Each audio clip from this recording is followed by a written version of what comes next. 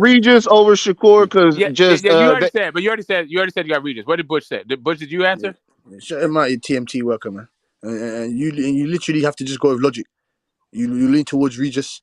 You know, if you want to say Shakur's the better he has the better foundation, the better fundamentals, the better technique, or the better skills, then I understand. But you get me, size is going to be a detriment in that fight 110,000%. We've seen Regis go toe to toe with Josh Taylor and the likes of Ramirez, Zepeda, all these other guys. We haven't seen Shakur Stevenson even go up against an A quality, A class fighter in the 135 division. So fuck that. Regis and Prograis should stomp out Shakur Stevenson.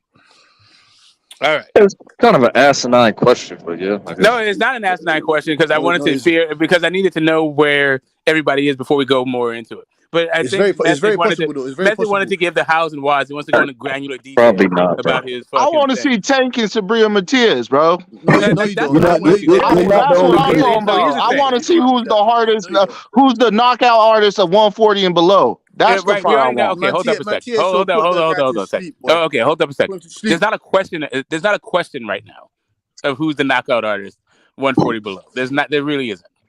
At 140, below 140, there's a question, but not at 140. Yeah. So can I get my why I said Shakur again? I've heard of Shakur and Regis getting some work recently, and Regis spoke extremely highly of Shakur. If they were to fight, obviously Shakur would be making that 140-pound weight limit, and I think if he don't want to get touched, he wouldn't get touched, and he'll get that unanimous over Regis. How the fuck is he not going to get touched against Regis Prograis when he got touched against Oscar Valdez and Conceição? No, I'm not saying And like Nakatilia. I'm not saying like not get touched of getting. He's gonna get hit. I just think he'd be effective at that time if they fought. He'd get knocked. So you think his power? So you think his power is going to carry you up to 140? It's not. It's like the same reason I said why Tank. It's like the same. It's the same reason why I said Tank beats Regis. It's how he throws his shots. Tank is very sharp. He's a sharpshooter. Based off the Barrios fight. Tank himself says he has a problem with like left-handers, and I think Regis is a way better fucking left-hander than Hector Garcia. And he said that Hector Garcia's southpaw position was giving him issues. Like if that's it, like what's an off fucking breath? Okay, like Tank Stevenson. Oh, sorry. Tank Davis has he has power that guys haven't seen at 135 pounds. But at 140 pounds, guys have seen that power. Tank does not have like otherworldly power for 140 pounders. Well, Mario Barrios kind of alluded to that. He did. I mean, you got Mario Barrios going up there fighting a welterweight, not getting dropped, and he said, to answer the question, I didn't even got to answer because you saw what the fuck happened, nigga. When I was at 140 with Tank, like who hit harder? You really got to answer that shit, nigga. So, I got you. And I mean, the proof's in the pudding, but they still don't want to believe it. So here's the thing: if I thought Mario Barrios could take fucking Regis Prograis shot, then I would be like right there with you. But I don't think he could take Mario Thurman's shot, bro. Hold up. Yeah, he was able to take Thurman's shot. Come on. Right. So anyway, like I was saying, I don't think that Mario Barrios could take Jeremiah Ponce's shot. But he can take a welterweight shot. All right, Smoke. Hold up a second. This version, smoking. Hold up a second. This version of Keith Thurman, I think everybody can take that shot. That's a lot of what Jose Lopez took the shots, bro. I mean, come on. Jose Lopez took the Lopez fought Canelo Alvarez, though, bro. And he fought me. He got blown out in 4 rounds. And he got blown out in 4 rounds. I mean, he still was in there with Canelo fucking Alvarez. Yeah, man, he could be in there, but now he wasn't in there for even half the fight. Like, whatever. Yeah, he got in there, and then I know for sure he didn't even last as long as Rolly. Yeah, but Keith folded up Danny Garcia, and we seen him hit Danny. We've seen him hit fucking Keith, Sean Porter, and the other guys. Wait, hold up a second. He didn't fold up Danny Garcia. That went to the cards. No, I'm saying he folded Danny up in the first 2 rounds. He made Danny do some shit. I mean, it was a well-fought fight, but that shit. But I mean, it was also a well-contested fight. Mario Smoke the shit hurt. Tank hitting hard, bro. But listen, Stop bro. Just so we get it correct, Tank hits hard for 135 pounds and below. At 140 pounds, Tank hits regular. I don't know about that. I don't know. No, I don't think that logic matches up, bro. Correct. You lot think he's taking out 154 pounders? No, he's not. No, he's fucking not. That's your opinion. That's your opinion. That's your opinion. I'm not going to argue your opinion. Those guys ain't taking his shots. Those guys are. That's your opinion. That's your opinion. Wait. So you're saying you don't think a lot of people can't stand up to Regis Prograis shot, but somehow Devin Haney's gonna do it? Come on, bro. Excuse me, sis. Stop capping, bro. Y'all cap. Does he have Pacquiao power or what? Huh? Okay, let me ask you this. Just so since we're talking about how Devin is going to stand up No, to Tank Smoke. power. That's just what you Hold said, up a second. bro. Hold That's up a second. literally what you said. Does he have Pacquiao power? Hey, Cisco, does he have Pacquiao power or what? Right now, I don't need any help.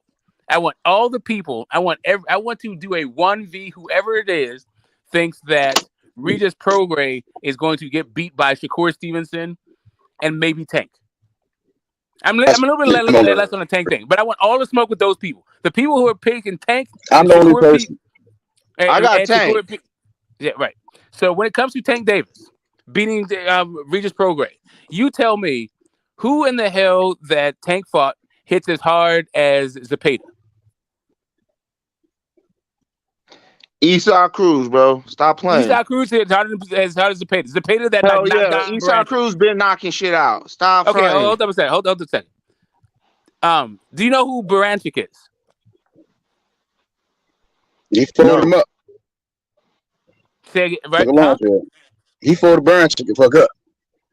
Yeah, exactly. Like knockout of the year. Like just so we understand each other. Like when it comes to the guys that Pitbull Cruz knocked out, either you don't know who the fuck they are, or they've been knocked out multiple fucking times. Yeah. Well, I'm not saying what Cisco's saying as far as power wise. I mean, that's a bit also for No, I Hank Lundy. just got questions for all you people picking fucking. All of a sudden, Prograis is going to lay down. But Smoke, what does any of that have to do with Tank, bro? You got a hypothetical because this guy beat this guy. But when we say the same thing about Tank, you be like, no, bro, no. Gamboa beat Orlando Salida, bro. What that mean? Listen, all I have for you is questions about your pick. Like my first question was, who hits as hard as Zepeda? And I think Tank wins because he's a better boxer puncher than Regis Prograis. Fact. I don't think Regis got enough firepower to keep Tank off. I don't want to put you backstage, but you got to stop yelling like while I'm still talking. You got to stop the yelling over me because you get triggered about shit. Like that's not gonna work.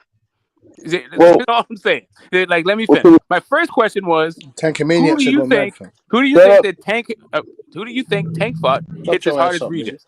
Your answer was Pitbull Cruz. Anybody else? Does anybody think that somebody that Tank fought hits as hard as Regis Prograis? Oh, sorry, hard as Zepeda. No. It's hard to gauge Zepeda's power. I mean, I think Zepeda got good power. Only issue is the Hank Lundy fight and Hank being able to relinquish some of that, take some of that power and steam up off of him to hang in there. Wait, hold on. Hank Lundy didn't fight Tank. I'm talking about Tank's opponents. I said he fought Zepeda, and Zepeda was hitting him, and he ain't knocked him out. I'm talking about Zepeda. No, I'm talking about Tank's opponents. Which one of Tank's opponents do you think hits as hard as Zepeda? But this is my thing, Smoke. What does you said? Who do I think hits as hard as Regis? And I said Zepeda. Cruz. No, you talking about William Zepeda, bro? I literally said Zepeda. He meant Zepeda. I think Rolly and Zepeda might have similar power. You think Zepeda hits as hard as? You think Rolly hits as hard as Zepeda? Anybody? I would have. I got Pitbull Cruz. I got Rolly. Anyone else? I mean, it's like if they land flush, and that shit fuck you up. I got you. I get it. Yeah, like no matter how you land on it, I'm just only talking about power. Like if they're just hitting the machine, like they did for like like they're just hitting a punch machine. Oh yeah, I mean, Rolly got that retarded strength, right? So you think Rolly hits as hard as Zepeda? You think Rolly hits as hard as Zepeda? We got Pitbull Cruz hitting hard as Zepeda. What else? I ain't saying Cruz. I think even Ryan Garcia, bro. I'm not trying to tell maybe even Ryan Garcia because hear all the names. Ryan Garcia. Ryan did hit Luke Campbell, make him run. He dropped put Luke Campbell down, bro. Come on. He put Luke Campbell down. Yes, Luke Campbell is a guy that's been put down by other guys, not named fucking Ryan Garcia, but maybe you think those guys hit hard too. Nobody hit Luke Campbell, made him run like that. That nigga Ryan hit him and he ran to the ropes. That shit was crazy. But Lenaz dropped him twice.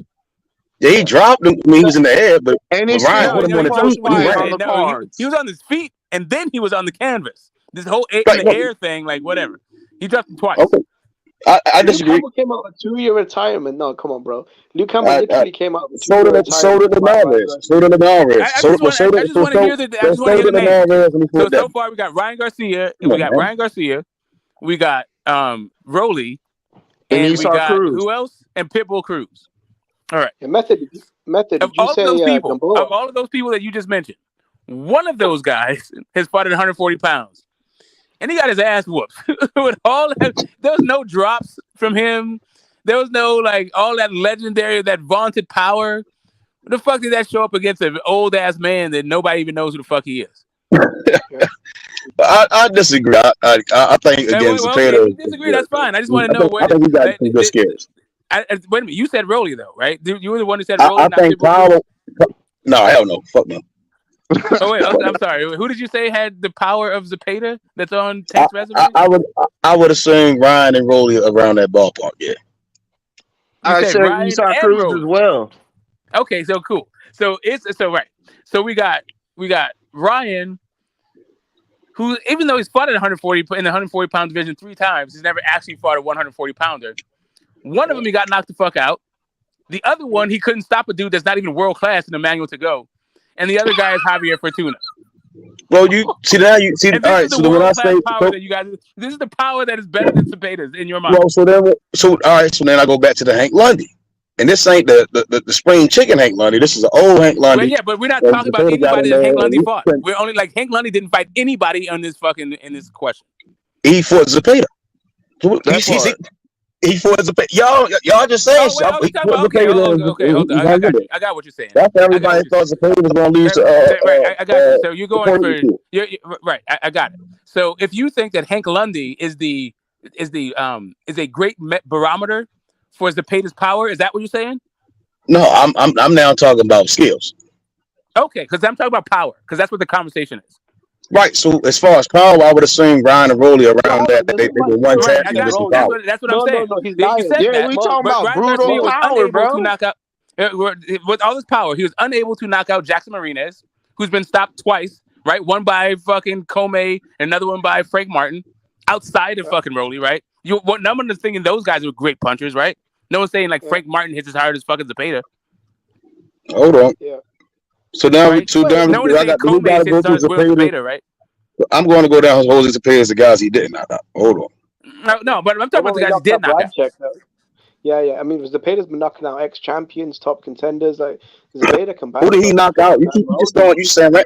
Who did he knock out? That's the champion. I mean, the thing that solidified him was the Baranchik fight, right? That's just what solidified the guy. Baranchik was one of the top guys in the division, bro. He's a former champion. You said champions. Who did he knock out as a champion? Okay, Rolly has never even fought a champion. Ryan. That's a different conversation. No, it's not a different conversation. You're the one who said Rolly and Ryan, and now you're trying to use a metric for Zepeda that Rolly and Ryan can't even fucking beat. Hank Lundy and Zepeda went 10. Zepeda just went 10 against Niraj Goyat. I don't even know who that is. Okay. He did not knock out Jose Pedraza as well. He did not knock out Jose Pedraza as well. Okay, I got Jose Pedraza. None of those people, all of those people that you just mentioned are better than the manual to go. Jose Pedraza also fought Zepeda, and he did not knock him out. Exactly. All of those people are at least world-class fighters. A manual to go is not. Tank knocked out Pedraza, Zepeda did not. Right. Hank Lundy is a world-class fighter. Fucking Moran, who the fuck is on the manual to go's resume? A bunch of Africans and some dude that fucking Devin Haney knocked out. Yeah. Again, Pedraza fought Zepeda. I mean, again, what you guys are saying sounds like a bunch of fanboy bullshit. And I'm trying to actually figure out how what you're saying is reasonable in any way, shape, or form. And now you're talking about Hank Lundy when your guy fought a manual to go and didn't knock him out. That ain't my guy. I just said they go. Zepeda's known to have some one. You picked Rolly and you picked Ryan. Somebody else picked Pitbull Cruz. So right now I'm just on Rolly and Ryan. You want to pick Hank Lundy like that's your big whoop. That's your big win. But your guy has fucking a manual to go on it, and another guy has Jackson Martinez on it. Yeah. Well, we'll go up Pedraza, man. They what fought for the Renee WBC. Avalero? Who? Look, I don't think Tank Davis. Listen, I don't think Tank y'all Davis beating around that Jose Pedraza and the T-Mobile Arena, man. I see a lot of people. We're gonna move on from this whole idea. I see a lot of people on Twitter right now saying that when I asked this question, I just wanted to see if you guys were at least somewhat tethered to reality with this fucking Shakur beats everybody, Tank beats everybody. Okay, if you want to pick them, you can pick them, but like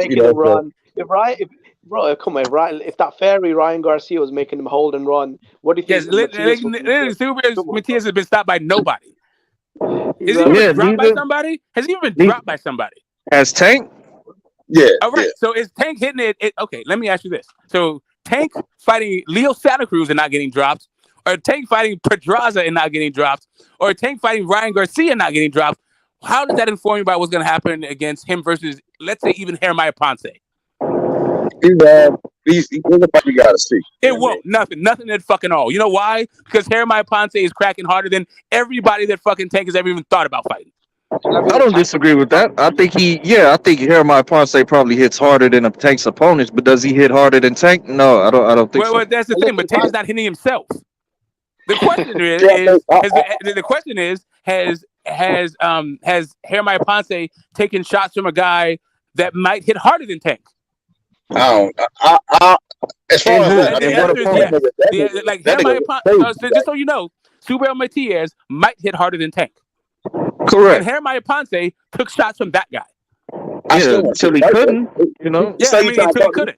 Are you talking me out the fight, or do you want me to stick? Because I still want to see the fucking fight. Like the way you saying is like I still want to see that fight. And I'm not talking about seeing the fight. We're talking about picks right now, not like what we'll watch. Oh, picks. Again, I think. At the end of the day, I think Shakur and Tank gonna come out on top. Yeah, I mean, Tank is never going to fight Matias. Tank's never going to fight Matias because that's not his MO. Nothing about his last 10 opponents would suggest he'll fight. If there's money in it, he'll do it, bro. It's no big deal. That part. No, he won't, bro. He won't, bro. He really I mean, won't. that's the fantasy. Okay, hold on a second. If there's money in it. Okay, who thinks there's money in a fucking Regis Prograis or Subriel Matias fight? What money? I mean, unless Eddie Hearn paying $50 million a week. Unless Eddie Hearn gonna pay them niggas $7 million. There's no fucking money in these fights. These are prestige fights. These are legacy fights. These are not money fights. Well, here's the thing. You said Subriel Matias is currently building his profile, and by 2024, 2025, he would have built up a name. So we only 2 years away from that. So it's a relevant possibility. We're talking about fighting next. We're talking about fighting. Well, obviously, it's not going to happen next. That's not happening. Going to happen next. The way so that now we're just being delusional. The way that they're talking about Prograis is that it could happen next. No, it's not happening next. Prograis has an opponent. Listen, I don't know if it is happening next or if it's not happening next. The way that they're talking about it right now is that it could happen next. In what context? What are you talking about? In the context of they both seem to be talking about fighting. Like right now, Devin Haney is a free agent. Right now, they're talking about Eddie Hearn re-signing him to fight Regis Prograis. He got to fight him next. That's what I said again. If they talking, they got to fight next. I don't want to hear none of that other shit. Y'all don't start jabber jaw and not fighting. Yeah, I mean, I don't want to. That's clout chasing. Y'all to fight him. Yeah. Well, I guess you can't do it. You can't do Tank. Huh? I mean, Devin Haney did do it at 135. It would make sense for him to do it at 140. Method is right. We don't want to see backdoor Isaac Cruz. No, Method, you're right. I don't want to see no backdoor Isaac Cruz or Rolly. No garbage like that, bro. If Haney, bro, he needs to be, man, he needs to keep that energy, bro. You can't. Well, Isaac Cruz is not a matchroom, so it'd be some matchroom dude. Yeah, no, what I'm saying is that with Method, he's fine when Tank Davis, he'll backdoor himself to an Isaac Cruz rematch or to Rolly Romero. But with Devin, Devin better. He better go. I don't see that. I don't see again. I don't see those things playing out that way. I think you jump to conclusions. I mean, we're talking about Jimmy. I mean, again, I'm trying across the board. I want all these guys. They're not fighting each other from what it's saying. So again, if Devin the Tank ain't going to fight, cool. All right, they go Regis. Let's get that. Yeah, I mean, take it. Course still at 35. Let's get that. Yeah, I mean, that's where I'm at. Yeah, I mean, once you move up to 40, we got Regis and Matias for you. Let's see these guys fight. Okay, so thanks to fight Matias and Shakur next year, according to you. Say that again. So Tank Davis is the fight Shakur Stevenson and Subriel Matias. Those are his next two opponents, yeah, according to you. Again, Keyshawn's at 35. Tank standing at 35. We gonna fight Shakur and Keyshawn. That's what I want to see. We stand at 35, bro. He said, "Well, the way I hear the team talking over there is they might stay at 135 for the rest of the career. That might end up happening. He might not move up again, bro." The Isaac Cruz rematch makes sense. Then I mean that is a Tank move. Isaac Cruz. I mean, yeah. He says 135 and everybody that's there, all the top guys, Frank Martin, Shakur, whoever the fuck, they just want to fight at that division. Isaac Cruz, Rolly, Ryan. All the top dogs. Rolly's at 140, bro. Jimmy, what are you talking about? Rolly's at 140. Hector Garcia, all the top dogs. And he went blind and went back down to 130. So what are you talking about? No, I'm saying he wants all the smoke. He wants all the smoke at 35. Hector Garcia's, Rolly Romero's, Isaac Cruz, the who's who, The who's who. So I mean, if they're going to 140, right? them guys still gonna be there. So the guys Tank already beat still Bob gonna be the opponents for Dev at 140 if he gonna be making these fights. Like, I don't understand the confusion, bro. I don't understand Well, the okay, so confusion. if you fought Regis, Because we well, just okay, literally let's had talk about guys saying fighting. they want to see Dev fight Rolly, bro. Like, I don't know what the fuck we talking about now. Who said that, bro? Who said that? Come on, bro. No one said See, that. now No Jimmy one. oblivious. Hey, fan, it wasn't the niggas saying they want to see Dev fight Rolly. The Who said niggas that, is bro? really saying it. I They don't been believe that, saying bro. that, bro. That's a I good don't fight believe that, for bro. Devin to get a belt. Nah, bro. All right, there you go, That's the Jimmy. difference with Dev, bro. That's the Cisco difference said with Dev. Listen, this is the difference between Haney and Tank, bro. Haney's talking about fighting it Regis, ain't no. and Yes, a fucking difference. Tank's talking Tank's about knocking niggas the fuck fighting out. Isaac It Cruz. ain't. We're talking about two different dogs, Yeah, bro. I We're don't. talking about two different. We're talking about two different junkyard dogs, bro. One guy's going for Lomachenko, who's Junkyard dog. exploding, Nigga, and get the fuck one out of guy's going for the here. Garcias. One guy's going He for the said two different Garcias with junkyard dogs. Hector Yeah, two different Garcia, junkyard bro. dogs. Yeah, you're right. The guy in the purse is the dog, bro. You're right, bro. The guy in the See, mink now coat you is the guy. get to take a personal The guy in Hey, high Jimmy, heels. you gotta stop You're that, right. Jimmy, man. You gotta All right. stop taking personal shots at niggas, man. No, I'm just saying, bro. The guy in high heels is the gangster. You're right, bro. I got you. Well, Ain't and Jimmy people nobody are is know. a trying to take a Tank personal hater. shot. That's Like, let what I it be noticed about funny and just Jimmy. like Jimmy not hates on Tank, disgusting and bro. trying to like people are like trying to make Yeah, it of course he fight and does. shit. I mean, he's got They pictures can't of the make it dude's fun and lips in fun. his phone, bro. Like, what do you expect? This guy weird, bro. Now, if you were saying like Errol ain't got no teeth, he kind of admits that he ain't got no teeth. Jimmy's a strange guy. You know, it is what it is. Yeah, I man. mean, you guys can have whatever fantasies you want, especially fandom. This guy does panel for panel, like making really strange, really strange comments towards me. So y'all don't want to see Yeah, bro. Tank versus Shakur. Y'all don't want to see that. Yeah, bro, like Yeah, I okay, want to see all right, that, okay. bro. So hold up a second. If we didn't see Tank versus Loma, what makes you think we're going to see Tank versus Shakur? I Why think would it's you not? we got Yeah, I Because Ron and mean, it's we you got talking Tank about Ron and versus Tank, Regis Loma. so and I think we Haney? better Come on, Tank bro. versus Shakur. So Bob, you said Bob wouldn't let him fight. Bob wouldn't make the fight. Bob literally said last week he don't give a fuck about Tank Davis. No, what I heard is that they asked for too much money. That's what I No, heard. that's not what. Okay, then maybe clean out your ears. What he said was, "Who gives a fuck about Tank Davis?" I'm not being excessively vulgar. That's what he said. F Well, Bob Yeah, all Dog. right. I don't So So know. you Give a now fuck admit about it's that Tank more. Bob Davis. been protecting, Bob been blocking Tank's fight with the guys at Top Rank. Well, Okay, listen, Tank. okay. So you Ron and understand? Tank, so you say we Bob get the fuck Arum out the way said, and make the fight. but Bob said this is what he said in totality. It's up to the fighters who they choose. We said I don't give a fuck about Tank Davis. It's up to the fighters who they choose. Hopefully, we'll put together a package where it'll be it'll be top ranked fighters. But it's the fighter's choice of who the fighter's going to choose. He is not interested in Tank Davis at all. He likes in-house fights.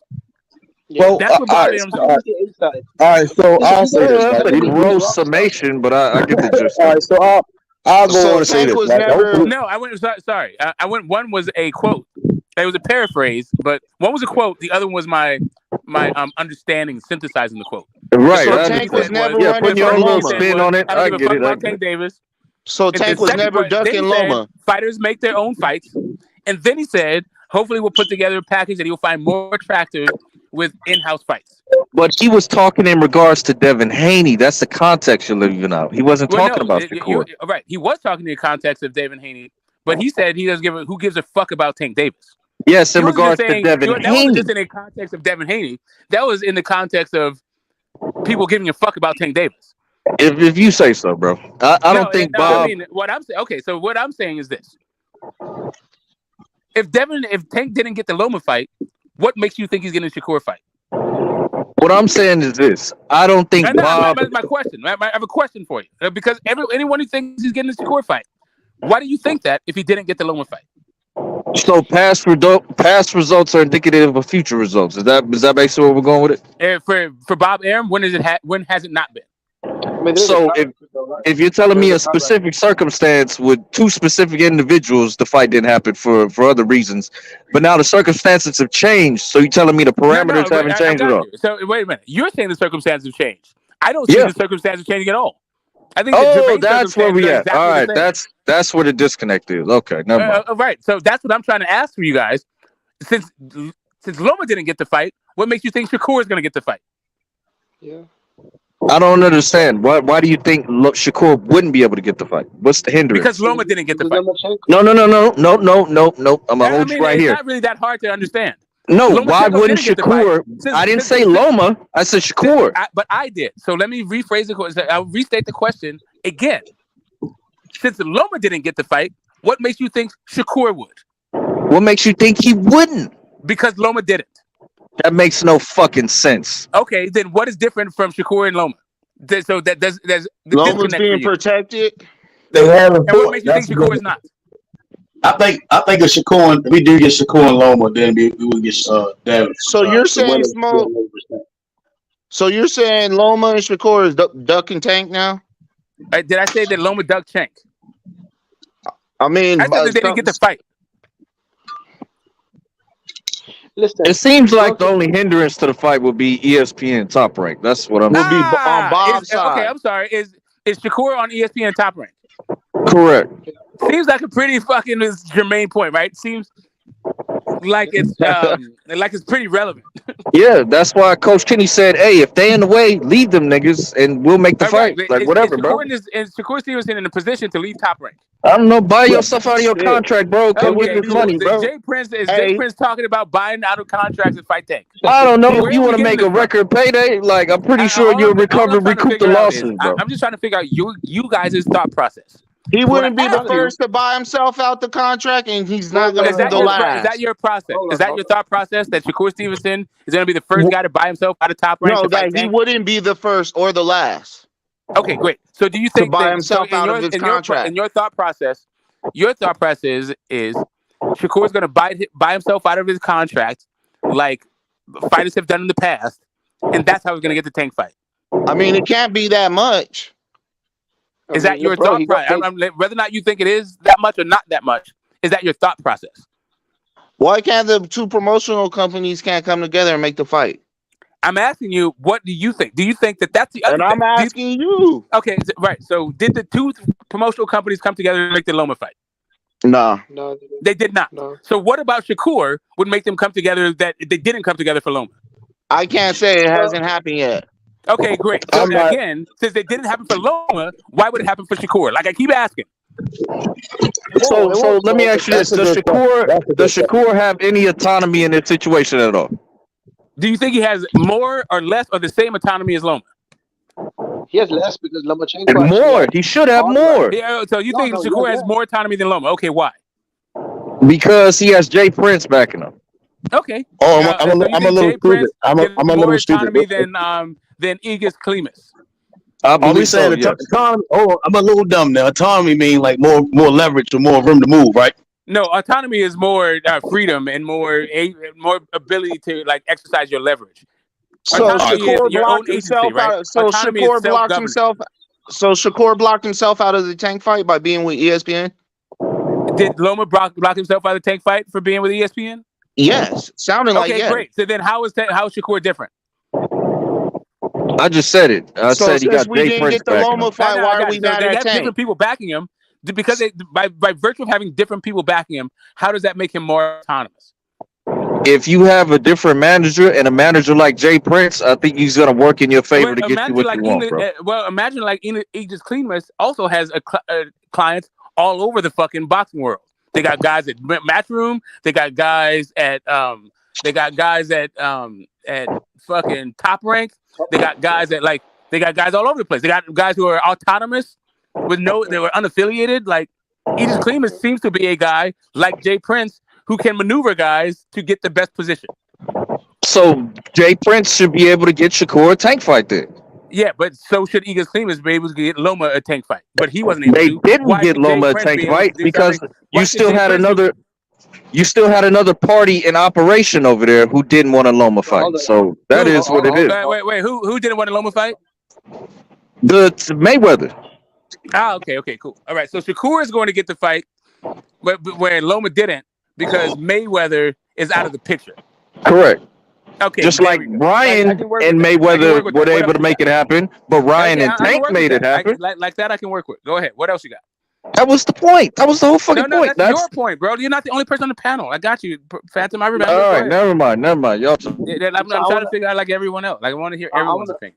My See, it's not actually my disagree question with is this: Shakur. Well, what's up, Jay Side? Jay what's up? Side's been here all fucking morning and hasn't said a goddamn thing. My Everybody shut the fuck up for Jay Side. my We're making this question is point. Go this: ahead, when it bro. comes to Happy Tank, Friday.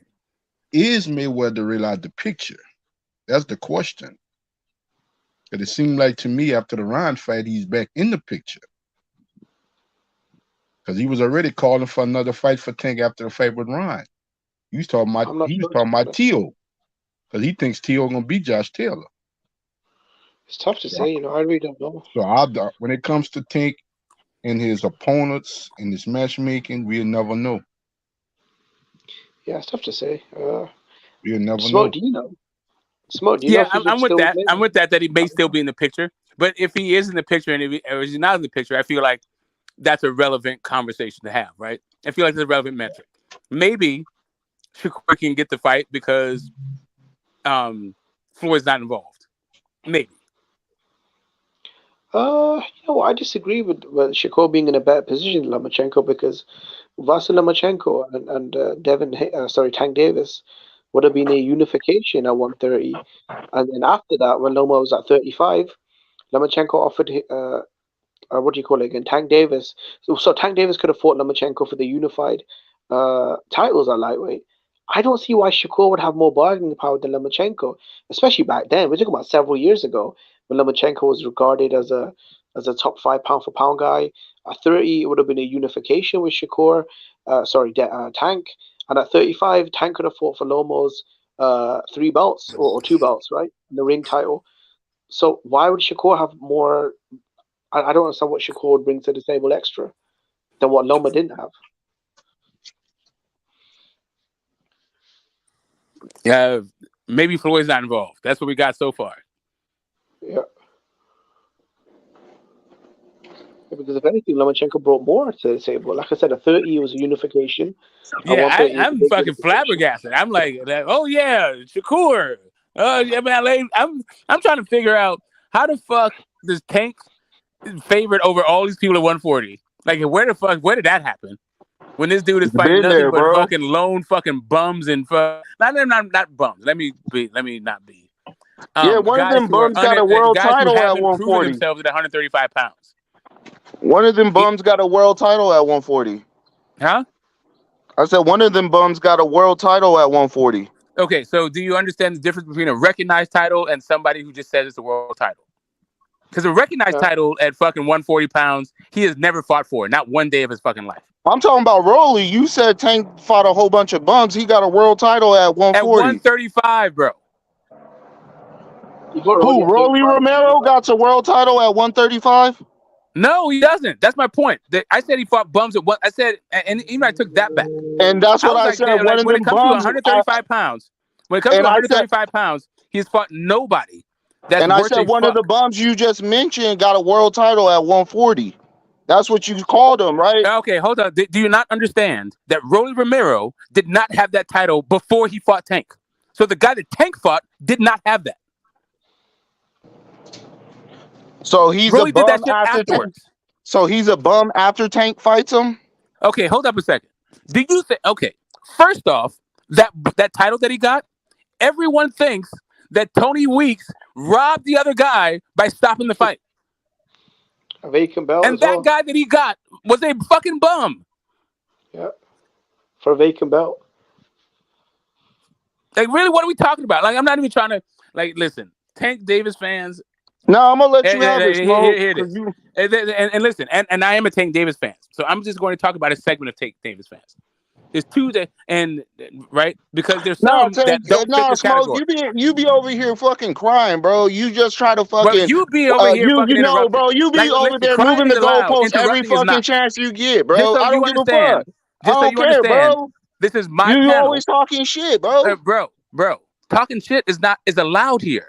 Crying is allowed here. Interrupting is the thing that's not allowed here. You always so here's crying, the thing. bro. You If can somebody cry. say something you can don't cry like, all you put you fucking want. backstage. Stop interrupting. Okay? Man, Let me fuck finish you, my Smoke. point. You's a bitch. Okay, great. So now I can being a bitch is allowed here. Interrupting is the thing that's the problem. You can be a bitch. I can be a bitch. People can be bitches here. Interrupting is the thing that's frowned upon here. Yeah. Thank you. Get through this fucking point. Yeah, it Like usually I goes was down saying. this time. Yeah, like I was saying. When it comes to Tank Davis, even at 140 pounds, the guy that he fought there had a title that was only recognized by the WBA. Nobody else. That's not a recognized title. The title that Rolly won, first off, people object to that being considered a victory.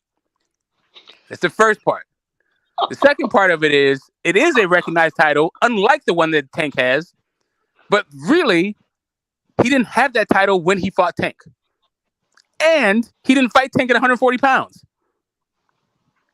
So I'm not quite sure how you're trying to bolster Tank's resume with what Rolly Romero got gifted with after the fact. Yeah. Yeah, but Tank fans really hate sorry, the way man. that Rolly fight ended. Look, I think with Tank Davis, look, man, he's a very talented fighter. I think he could definitely win some of these big fights, but yeah, man, I hope he takes him. I mean, I really don't have much faith in him because if you look at the way he's been moved, the two Garcias, and then Rolly and Isaac Cruz. I mean, it's not really. And now he's he's the run through the gauntlet at 140. He's gonna knock out Josh Taylor and Prograis and Matias. Like, what the fuck are Tank fans smoking? Like, how do you go from Isaac Cruz and Rolly? Yeah, I get it, man. Listen, if you wanna file a petition for my bitchiness or I don't know what else I was supposed to be doing that was supposed to not be kosher. Yeah, but you file a petition. The problem is you're gonna be filing a petition with me, and I'm unlikely to disagree with you. I might agree with you, but yeah, roll your dice. Yeah, roll the dice. Yeah, maybe you're right. I'm wrong. Fuck it.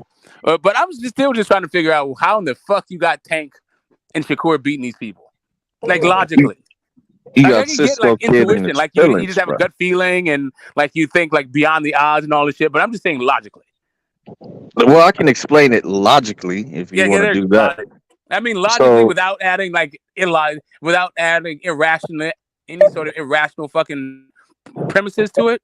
That's what I'm asking for, not like a logic with irrational fucking whatever emotional and irrational fucking thoughts. Okay, well, like I was telling you before, how the betting odds work, right? So when Tank and Barrios fought, I think Tank was like a plus 300 in that fight. So that's what I'm saying. Like, he was the favorite against the bigger man at a new weight division he never fucking fought at. Because he was the more. Do you think it's because he's better than Mario Barrios, or because they just did it because he's bigger in a new weight division?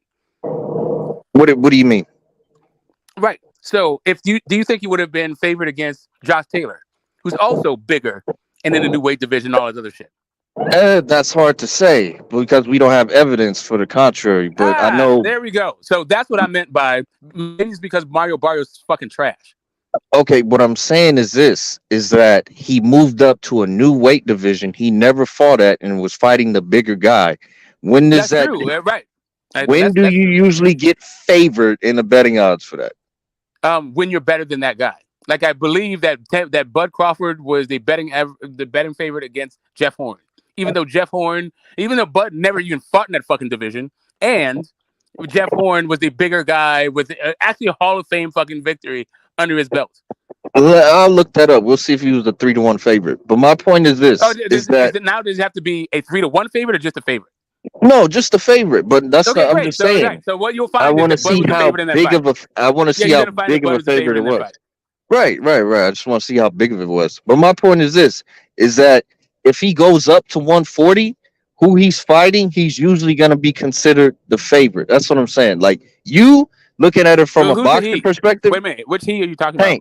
Tank. I'm saying if Tank moves up to 140, he's typically going to be considered the favorite, even if T.O. Why do you think that is? Because he's the more notable fighter. Or do you think it's because he also fought at 140? No, I wouldn't. I don't think that would be the case. You think odds makers give a fuck that he's actually only fought at 140? That's past performance is not indicative of future performance. What I'm saying is, do you think that that's not the thing that the odds makers are looking at? They could be, of course, as an indicator for future performances. Correct, but what I'm saying is this: any fighter up there, he's probably gonna be the favorite more often than not. Where I get you on that is because the dude actually had a belt, even though it was an intra sanctioning body belt, even though it was a minor title, he still had one there, which is something that Ryan Garcia never fucking did. Yeah, correct. My question is this: is Tank going to be the favorite because of notoriety, or what he produces in the ring? That's what I was leading. That's where we need to get bookmakers on here.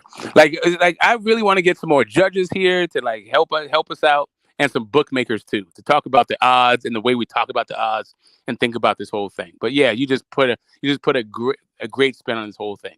Is it really just because Tank has a lot of fans that don't know what the fuck they're talking about? That's why he'd be the favorite.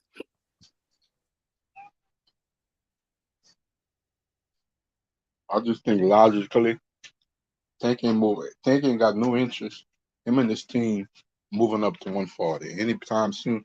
Or like Phantom said, he might be there the rest of his career at 135. Yeah, I think that's what it's leaning towards and what it's looking like. If he could keep making the weight, they said there's no reason to move up. Like, what's the point? Yep. Yeah. He got a lot of attractable fights at 135 if they could be made, like I said.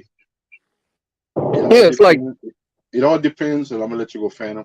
What Devin does. Is he officially listen, I'm amazed that people are talking about you running from Shaq and Tank to fight Regis. I want to say people are saying it. A person said that, and maybe since he said it, there's more than one person who agrees with him. I'm gonna go on a limb and say maybe he represents some other people, right? A school of thought. I don't understand that school of thought. I'm very interested in finding out, bridging that gap and coming to some kind of understanding. I don't get it. It's right up there with people talking about they have this foregone conclusion that Tank is knocking out Super Matias. Where's this coming from? Yeah, I mean, fighting flat-footed Latinos that are bigger than him is just kind of his bread and butter. But I mean, that's cool. What was your question, Jay Simon? I mean, it would be interesting if those flat-footed Latinos could punch like Regis punch like Super Matias, or took shots from guys like Ponce and Jukambayev. Right. Yeah, okay. But Jay Simon, did you have a question or something? I think you were trying to say something.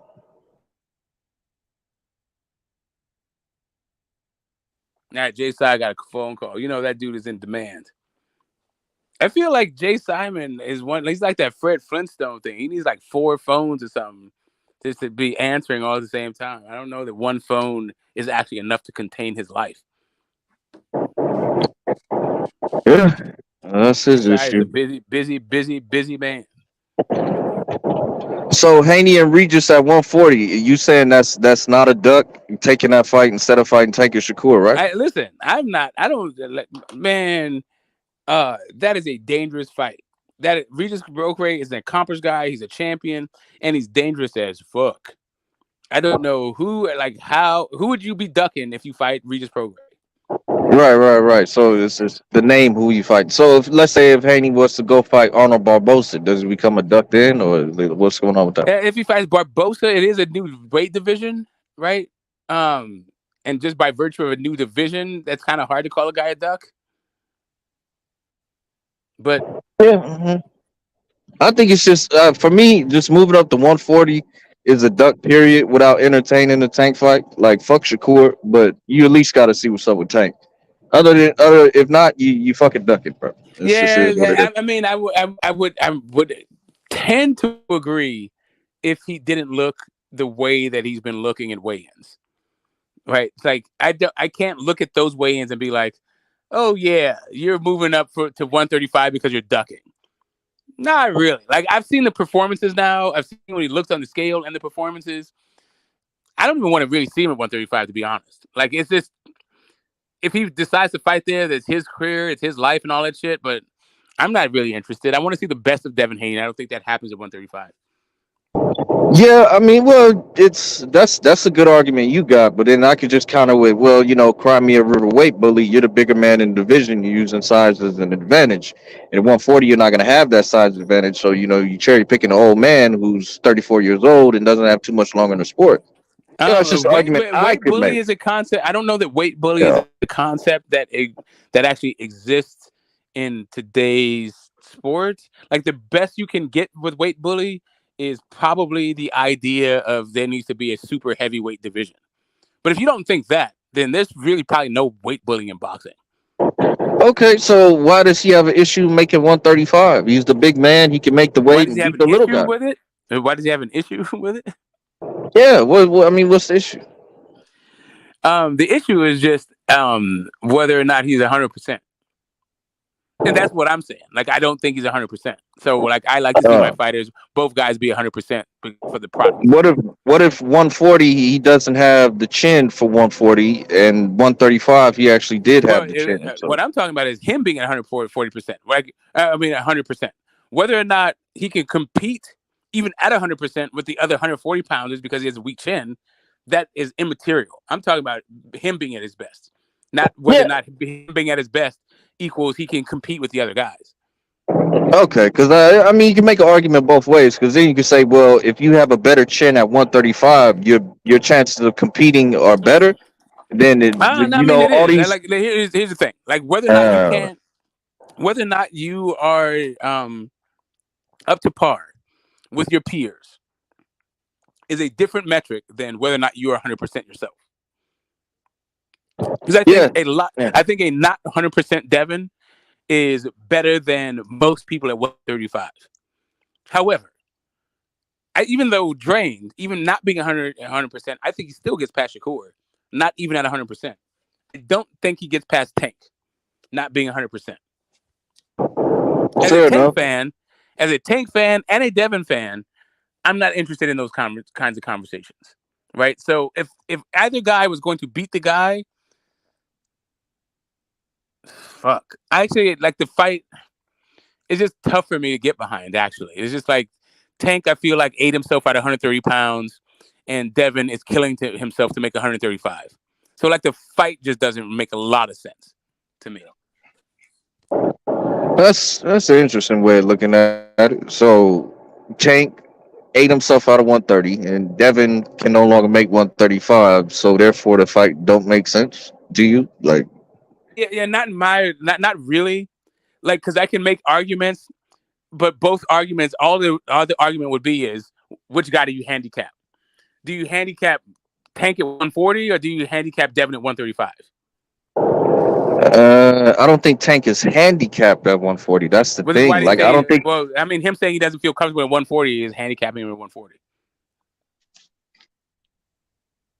Yeah, as his as an individual, but like you said, how you see it, just like you see Devin can no longer make weight. That's what I'm I say saying. makes weight fine. Yeah, This is how you see it. Yeah, I'm only talking about me. I'm not talking about anybody else. I'm just saying for me. For me, it doesn't make sense. Because you have to handicap a guy. Like, at 135, I think you're handicapping Devin, and at 140, you're potentially handicapping Tank.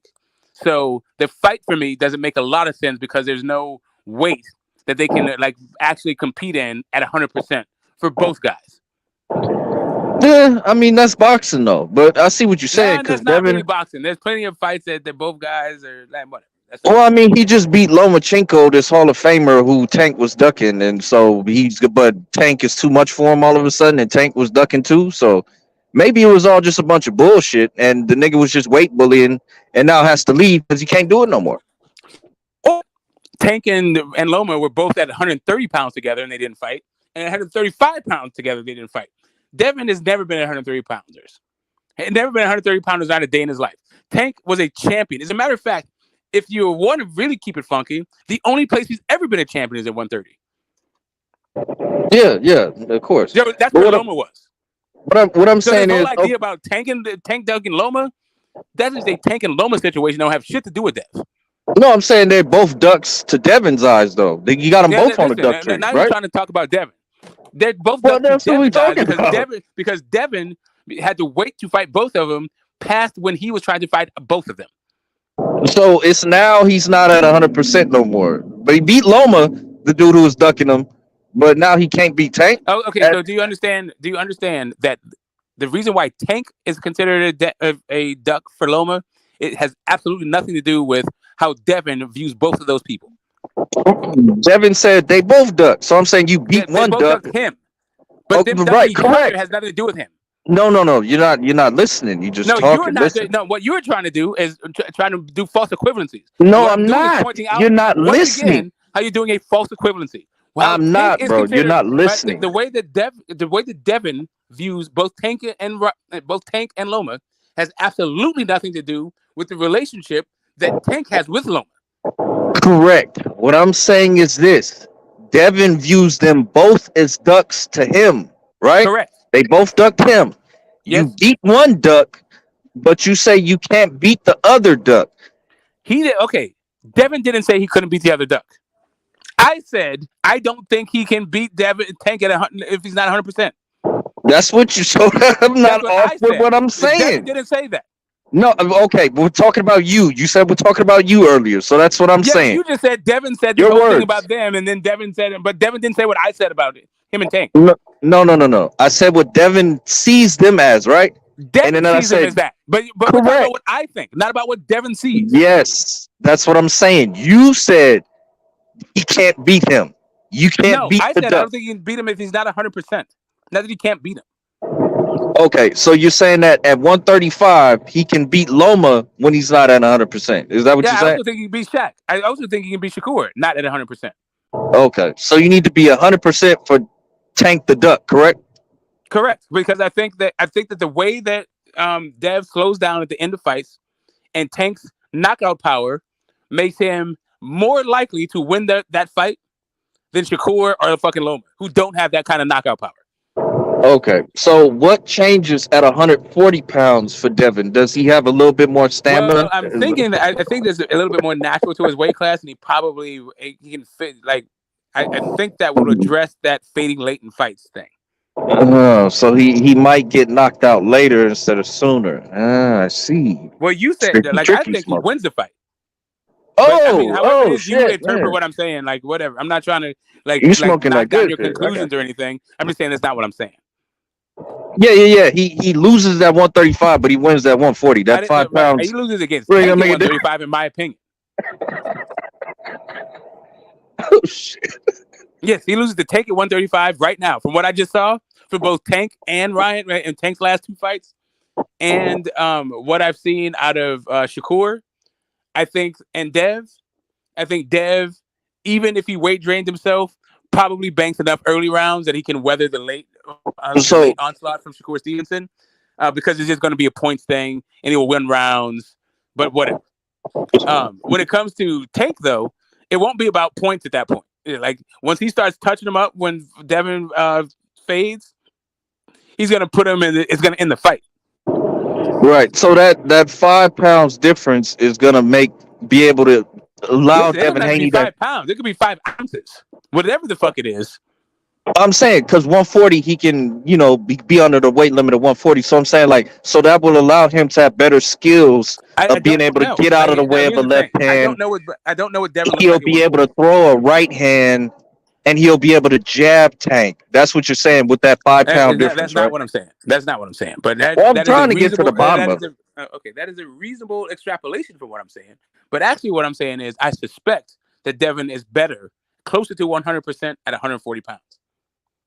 I don't think that he beats Tank fading the way he does at 135 pounds. Right, so that's what I'm saying. Like he'll be able to get out of the way of a left hand. His jab will actually land, and he'll actually throw a right hand at 140 pounds.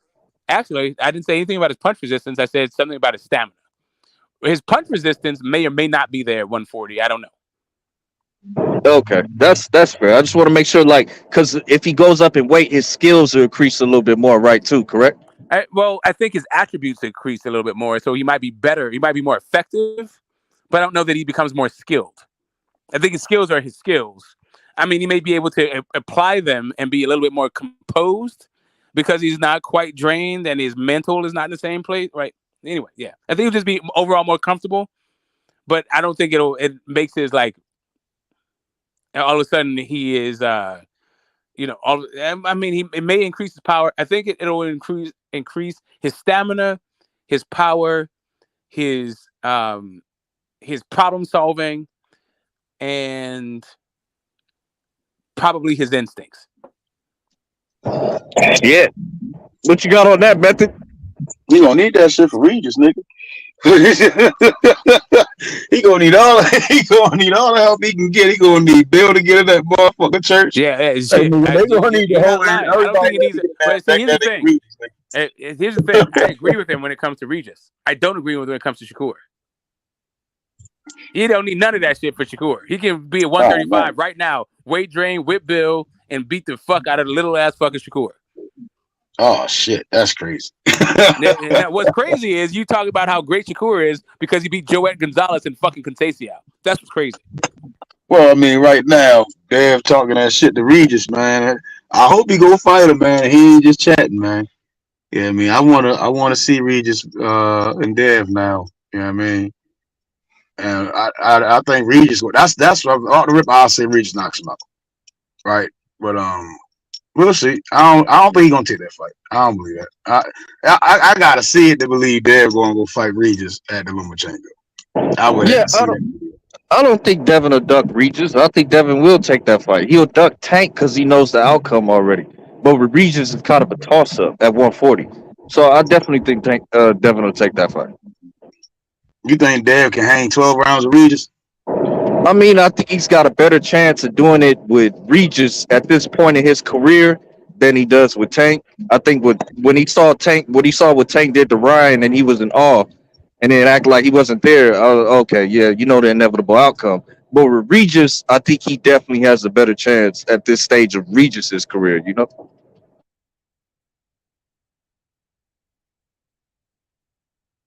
We came More than any other stage of Regis' career, maybe. correct. But Regis looked real good against Cepeda and might have got a rob. Like he might have just been unlucky in the fucking Taylor fight. Yeah, but we got to remember this is a 34-year-old man, and Devin Haney does have a good track record of beating older men. You know what I'm saying? Like it's a good track record. So what I don't understand is like, why do you forego the all right? And this is the me and you chopping it up kind of thing. The quality of your arguments. For whatever reason, you toggle between the specific and the general in ways that just undermine your entire fucking argument. Regis Prograis, being 33 years old, has absolutely nothing to do with any other 33-year-old, period. 34. 34. Not at all. Like, there's no... Like, Regis Prograis at 34 is coming off of one of the best fucking performances of his career. If not the best performance of his career. Is Dev gonna fight him, though? That's a good question. But by the time they fight, it might be 35, 36. You never know. Yeah, I mean, great. It may very well be. Not all 36-year-olds are built the same way. Yeah, I want that fight. Tune in tomorrow for that conversation. As I know Zone 6 is listening, tune in tomorrow for 30, when guys are in the mid-30s and what that does to their careers.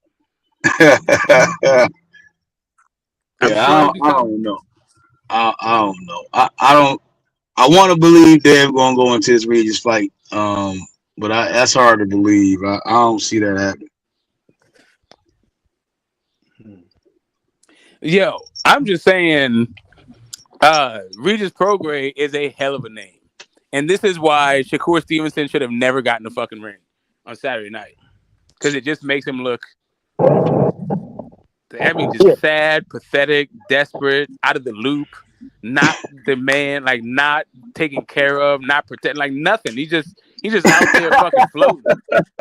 He's just out there trying to make a way for himself. Like, the fuck. I wouldn't go that far. It wasn't. I mean, it is what it is. But I kind of knew Devin was gonna go back to Eddie Hearn. I kind of smelt that in the air before the Loma fight. And I mean, there's good fights over there. You got Regis, you got Richardson Hitchens. There's some good fights over there for him. I'd rather see Devin Haney and Richardson Hitchens, honestly, to see, the bigger, better version of himself, just style on him and beat the fuck out of him. But if he fights Regis, I think it's a better. I think it's a better. You know what Regis is? Regis is a reprieve for fucking Shakur's persona, right? Because really, if you want to keep it all the way funky, Rolly is probably a better fucking fight than Shakur. This is a new division and he has a belt and all that other shit.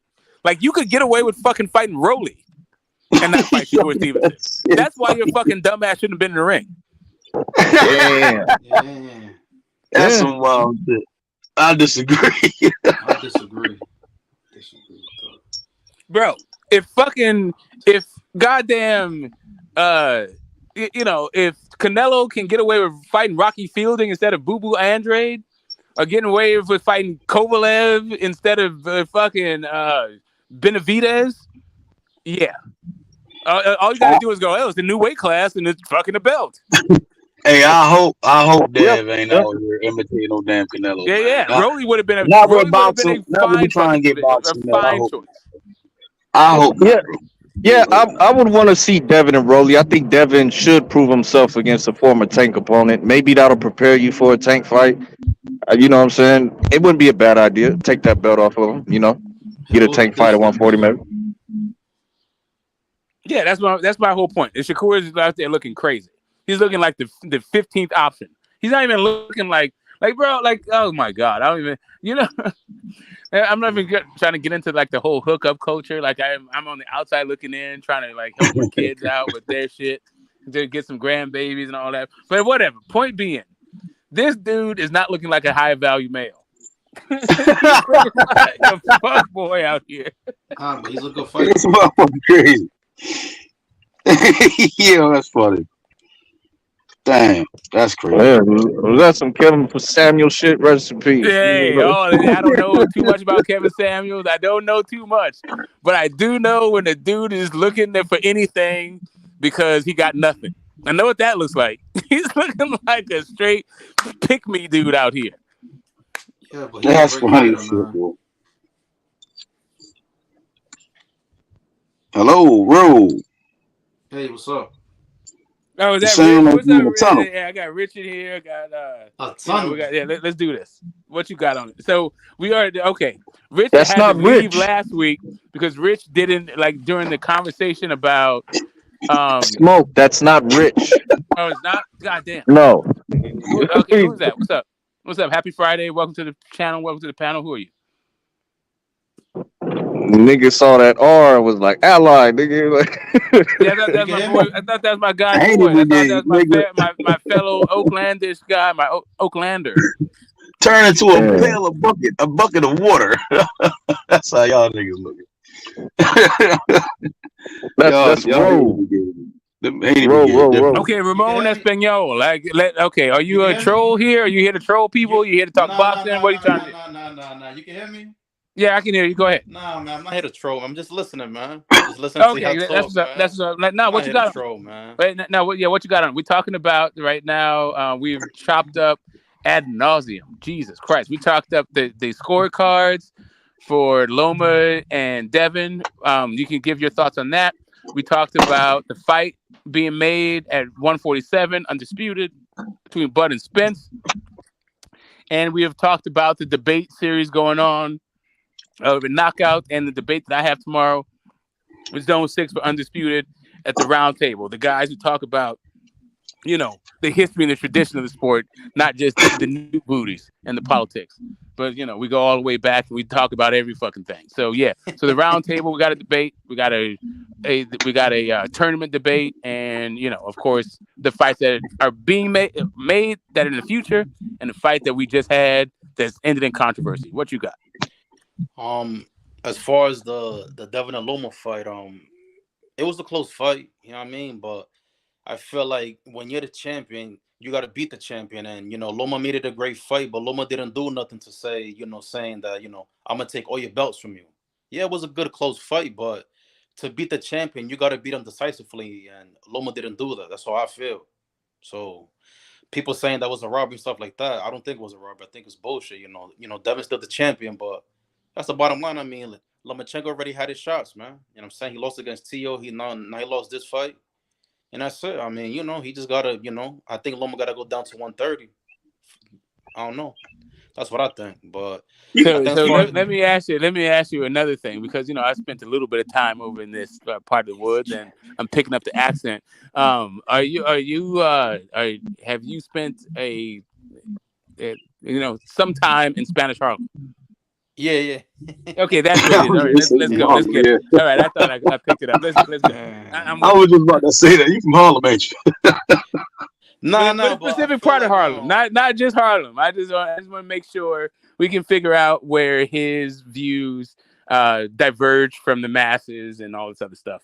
Welcome to the panel. Welcome to the channel. thank you, But thank you, yeah, thank you. as long as you're not trolling, No, I don't that it's troll, not even man. that. If you like, even trolls are welcome here. It's just that don't try to derail the conversation, and please Oh, yeah. load like dick pics and stuff. Like, No, Hey, no what was that pornography. nigga? He wanted to do some pop rock shit with you earlier. Smoke. What's that nigga? Like the pornography shit. Like, listen, I don't even mind that part of it. Like, as long as he didn't show like like naked fucking genitalia and shit like that. Like, come on, bro. Like, do that shit on your own time. We're growing over here. But Yep, anyway, yep. welcome to it. Let's chop it up. Lomachenko, and I feel like there's a couple of hot button topics that I could ask you about, and I will since you're new to the panel. Was Teofimo Lopez undisputed? No. He wasn't undisputed all the way. He There we had belts, go. but he wasn't undisputed. There we go. Yes, sir. Yes, sir. I think Yeah. you and I might agree more than we disagree, like on the major shit. Yeah. So yeah, we'll figure this thing out. Loma did put up a spirited fight. What you got on Spence versus Bud? Who you got? Oh, man, that's a good fight. They both great fighters, man. But far as overdue, but it's here now. Who I got? I don't know, cause the thing about it that Crawford, I feel like Crawford's more technical. Crawford's more. He has angles. He could jab, he could move. Spence Spence has a high output that could trouble Crawford. He punches a lot. He's a great inside fighter. Great body puncher that could potentially lower Crawford's output. Damn. I'm gonna go with Crawford. But yeah, I'm gonna go with Crawford. But Do you got Crawford by stoppage or Crawford by decision, UD? Crawford by points? Yeah, Crawford by points. No stoppage. I don't see no stoppage. You got Crawford on points. Wow. Yeah. How does Crawford pull it out on points over the busier fighter? I don't know. Cause you know what it is that I just feel like Crawford's special, man. He's a special fighter, man. I feel Crawford's a special fighter. But I like Spence a lot too, so I don't play favoritism, man. I'm a big boxing fan, but I don't do the favoritism thing. No, because a lot of people on YouTube, I see that like a lot of people on YouTube do the favoritism thing with fighters. A lot of people on this panel play favoritism. That's not the issue. Man. It is what it is. That part. I just want to see a good fight. I don't really care who wins, man. I just want to see a good fight, to be honest. All right. Wait a minute. Hold up. You thought Dev won? I thought Dev won. I thought it was a good fight. But I do believe Dev needs to move up to 140 because 135 is killing him. He needs to move up. Man, like listen, if you want to run the panel, apparently you have the same views I have. So maybe because you know what it is. Because you know what it is too. If Devin stays at 135, he's gonna lose. Because listen, when he had the weigh-in with Loma, he made the weigh-in at 9 a.m. That's not normal for a big fight, but he did that to his advantage. What is normal for weigh-ins? No, for boxing, like afternoon time. It was afternoon, like anything after 12 o'clock is afternoon. Yeah, like after 12, 2 o'clock, 3 o'clock, things like that. But when I heard that Devin was doing the weigh-in at 9 a.m, I was like, oh no, that sounds off. But I already knew that it was for his advantage because the weight. But he needs to move up, man. He needs to move up. Well, let me ask you this: do you think that he negotiated the weight? Do you think he negotiated the wait time when they found out that Loma wasn't going to be available until the end of May? Oh, I don't know. To be honest, I don't know. I don't know. I can't really answer that. Yeah. Okay. There you go. I'm not mad at it. But I what I'm trying definitely to think say, weight is because you know what it is an too. issue. Yeah, because you know what it is too. Because at 135, he's a weaker fighter. His body's weaker. But if he goes to 140, he's more comfortable. Devin's gonna have more stamina. So I feel like at 140, he's gonna be a better fighter than 135. Me personally. Yeah. No. Yeah. So far, it sounds like we're of one mind, actually. He needs to go to I think 140. that the weight is affecting him at 135.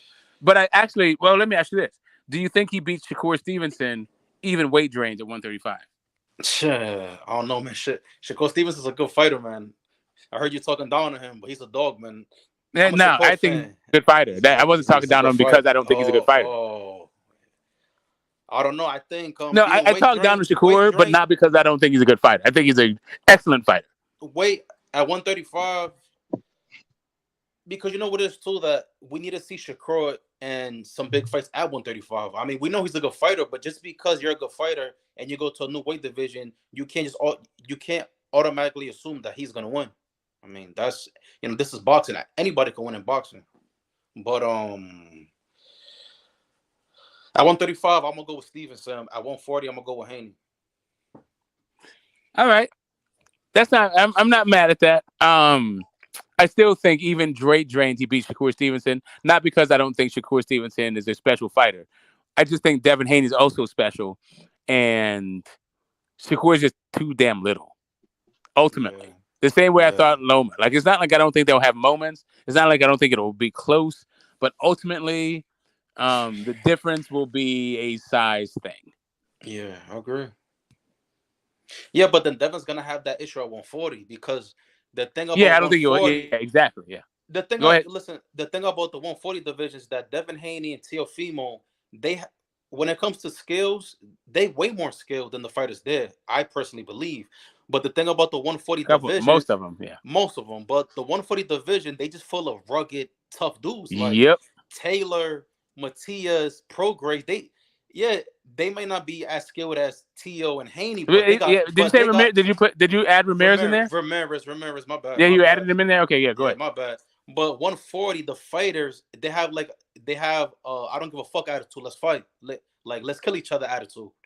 And I don't know if Teo or Haney have that attitude in them. That dog, because Regis, Taylor, Ramirez, Matias, they got dog in them. Hey, you and I don't really have too much to argue about. Yeah, you might have something to argue about with these dudes. Let me ask you this: do you think Tank beats everybody below 140 pounds? I don't know about Stevenson. I mean, he has the power. No, I'm talking about Tank. Oh, you don't think he beats Stevenson? You don't think Tank beats Stevenson at 135? I don't know. It's a toss. Oh, okay. Because you know why? Because it's a good fight. I mean, Tank has power. Don't get me wrong, but Stevenson, I don't know. I can't pick right now. I can't pick a winner for that fight. I can't. Well, shit. No one is going to accuse you. And listen, I am not. Maybe somebody else would, but I won't be accusing you of being unreasonable. Not based on what you said in your debut on this panel. You seem like a reasonable person to me. What's up, new guy? Hey, what's up, Walter? Are you the guy that Boo Boo Andre fought for his 160-pound champion? Are you the person that was inspired by Tony's hit song in the 80s? What's up, Walter? He dubbed off. But Smoke, you gotta if new niggas start coming, you gotta have an overlay because they will porn bomb you. You're gonna start getting trolls pretty soon. I got it. Here's Yeah. really what it is. Just for all you porn fucking people out there. A, I'm going to shit. I don't care. I've seen a lot of porn. B, I'm not partnered up, so you're not ruining my stream at all. It's not like you're demonetizing me. I'm not monetized in the first place. C, you're just wasting our time because everybody on here is grown as shit, and we've all seen porn, and who gives a fuck? Hey, grow the fuck up, guys. Come up here to talk about boxing. At a certain point, I might be big enough that I'm like, oh, you just undid all our good work. Now is not the time. So, yeah, it is what it is. If you're going to hit the link, chop it up with us about some fucking boxing. Or some other topic that we talked about, like trapping in East ATL. Know what I mean? But yeah. Is Jay Simon back? I'm back. Oh, I wanted to add to your question earlier, Jay Simon. I don't think Floyd is in the picture anymore. Leonard came out and said, "Yeah, they doing their own thing over there. We're just kind of helping out with this situation." So I think Tank is his own man, and he can, make his own fights now. Yeah, okay. I was just curious, you know.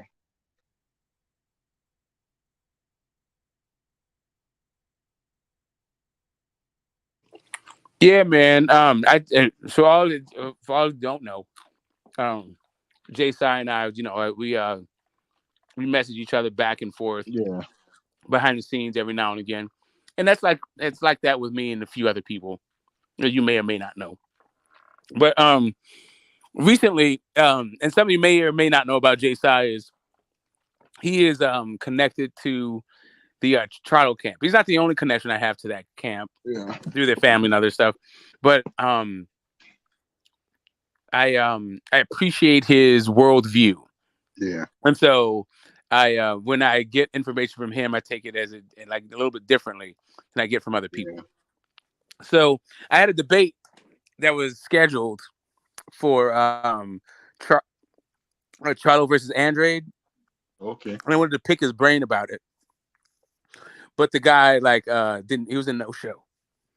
So And the for all guy you didn't. guys who don't know the legend of Willie Pep, Willie Pep was credited, and a lot of people who don't really know the story, they think that he won a fight without throwing a punch. But their actual thing is he supposedly won a round without throwing a punch. But even that is unverified, right? There's no corroboration for it.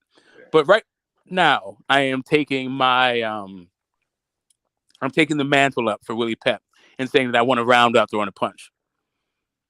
You know what I mean? Yeah. I'm Mr. Intuition in this fucking spot, Mr. Natural ability in this debate tournament. But I was trying to pick Jay Sai's brain for for my Charlo versus Andre debate. And I haven't talked to him since. What's up, Jay Sai? How you doing? All right. Charlo and Andre. The thing about it with me for that situation, stuff like that. Hmm. I think that situation was long overdue. You Agreed. know, I still don't know where Cholo Jamal is at mentally. He seemed like he's in a peaceful situation now. He made peace with the situation and stuff like that. Uh, but dealing with things in life is a whole lot different when you got to get back in that playing field. So I don't know where he's still at as a fighter. I think he might be, like I say, in a better state as a person, more so as an athlete. So I really can't say from what I hear, he's doing better. You know what I'm saying? He's back training, he's back working out and stuff like that. So I guess he was able to grasp what's going on in his personal life, and he's able to move forward. As for him being a fighter, will he be the same fighter? Because the thing about Jamal, as opposed to Jamel, I always felt that when it came to mentality and this mental aspect, I always felt that Jamel was stronger than Jamal. I think that's from a technical and tactical. I think Jamal was better than Jamel when it comes to that. But I just think mind wise, you know, if Jamel can get back to what he used to be mentality wise, not just physically. That's my thing with the whole scenario. And that's for Andre and stuff like that. Smoke, to be honest, I don't know what to say about Andre. I just, I don't know. You know what I'm saying? If the fight is long overdue, I'm assuming it'll be a good fight because we don't know what Boo Boo got left in the tank. We don't know where Jamal's mental is at. So I guess it's a even fight now. I don't know. Even though Jamal been out the ring for a minute, Boo Boo been all over the place with his career, and this would be a big step up for him because I don't think he's ever fought nobody on the caliber of a Jamal. And you can almost say the same, but I really don't know. I don't even know what they're doing with Boo Boo at since he's with the PBC. I don't know. It's like it's complete silence. It's like they could talk about Benavidez, they can talk about Plant, they can talk about Morrell. It's like there's no conversation at all about Boo Boo. Who he's gonna fight next? What is gonna be his next move? What is PBC got lined up for him? I don't know. I really don't know. You don't think? All right. Well, the Boo Boo and Maul Charlo are supposedly in talks, according Yeah, to Boo Boo, and maybe that's just him hyping up him going over the PBC. yeah. But yeah, I'm interested in that whole thing, the Charlo saga being rekindled. But I have another question for you. Like the part of the as part of the tournament, the debate tournament, like conversation. Hmm. I don't know if you watched the debates last night, but or I listened watched to a them. little bit of it. I watched a little bit, not There long. was a But point when they were talking about who needs Derek James more, Mel or Spence, and that question sort of I remember that question, and you reminded me of that question when you started talking about Mel's move to Derek James, like just Mel's thing. Do you think that Mel would be the same fight, or the same, different, or better or worse if he just stayed with Ronnie Shields? that's why I say it always goes back to mentality.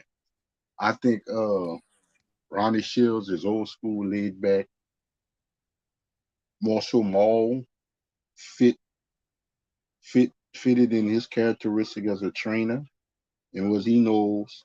And I think Jamel is what Derek brings to the table is a little different, which is was lined up, perfectly lined up with Jamel because I think as a trainer, Derek James was a great trainer and stuff like that. But I look at a lot of his fighters, the mentality is pretty much similar, and they're strictly straight offensive fighters. To whereas when it comes to Jamal and you got Ronnie Shields, it's more textbook. It's more textbook. Derek James got a lot of fighters that's fiery type of fighters. You look at Spence, he might be laid back as an individual, but in the ring, he's a fiery type of fighter. Frank Martin's a fiery type of fighter. We know Jamel is inside and out the ring. So I think it was a big must for him to leave Ronnie Shields and to go to Derek James, as so him staying with Ronnie Shields. I think it was a good startup with Ronnie and stuff like that. I just think that they was never on the same page once Jamel became champion and stuff like that. And it goes to that too, Smoke. What decisions, what those two separate individuals as trainers, how they look at it when it comes to their fighters. I know they're like, I don't make the fights. To whereas Ronnie Shields got a lot of input on who his guys fight. Not just as a trainer, he's more so like a manager. He has more input because you never hear Ronnie say, well, I don't make the fights. You always hear Ronnie say, if it's a makeable fight, if it's worth to do it, then we're gonna do it and stuff like that.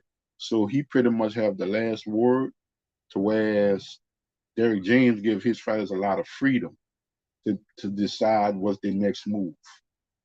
He's more in the I just want to be a trainer. I just want to do my stuff as a trainer, be in the corner to where Ronnie, because he's so experienced and been in boxing so long, he can play both hats. I can be a trainer slash manager. And that's something that he wants to do because he's been through it and done it. He's seen it all. He done been around the greats, all-time greats, the Whitakers, the Holyfields. He was with the Duvers. He was with the Georgie Benton. So I believe that's why I always go back to mentality. I believe Jamal is better suited for Ronnie. Jamel is better suited for Derek. Now, if he was to lose Derek,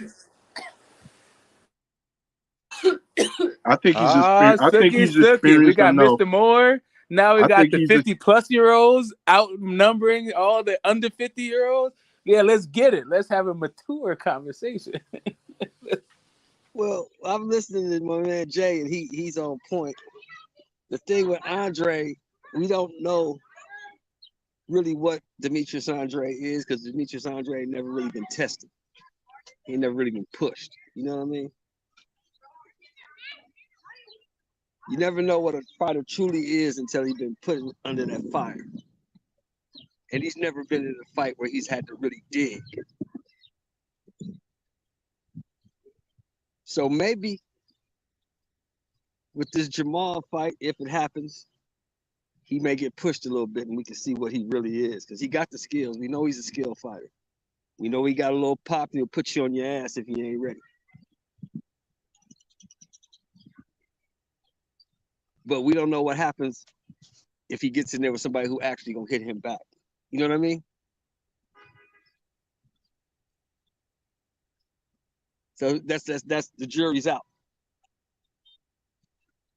Well, we'll find out if they make this fight, or if he takes a Morrell fight, or if he takes a Benavidez fight. I think those are the guys that can push it. Because let's face it, every fight we just seen Boo Boo in, we didn't pick Boo Boo to win. Am I right?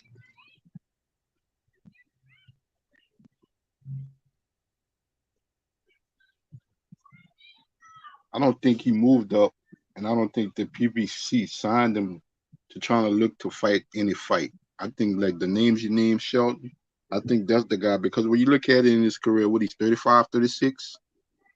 34, 35. 35. He's 35. Same age as Bud. 35. And then the super middleweight division. Him and Bud same age. It's not a. I'm not gonna say it's not a deep division. Outside of Canelo on the other side and stuff like that, and Caleb Plant just lost and stuff like that. It's not a heavy loaded division like a lot of these other divisions and stuff like that, you know. Right. And if he's with the PBC, you know what I'm saying? I'll just have to see what super middleweights they have outside of Plant, Morrell, and Benavidez. I would really have to see their roster. What they have on their roster. If he's not gonna fight anyone, if he's not gonna fight one of those three, I would have to see. What's that kid that just beat Gongora, Jay Simon? The kid that just beat Gongora. Say his name again.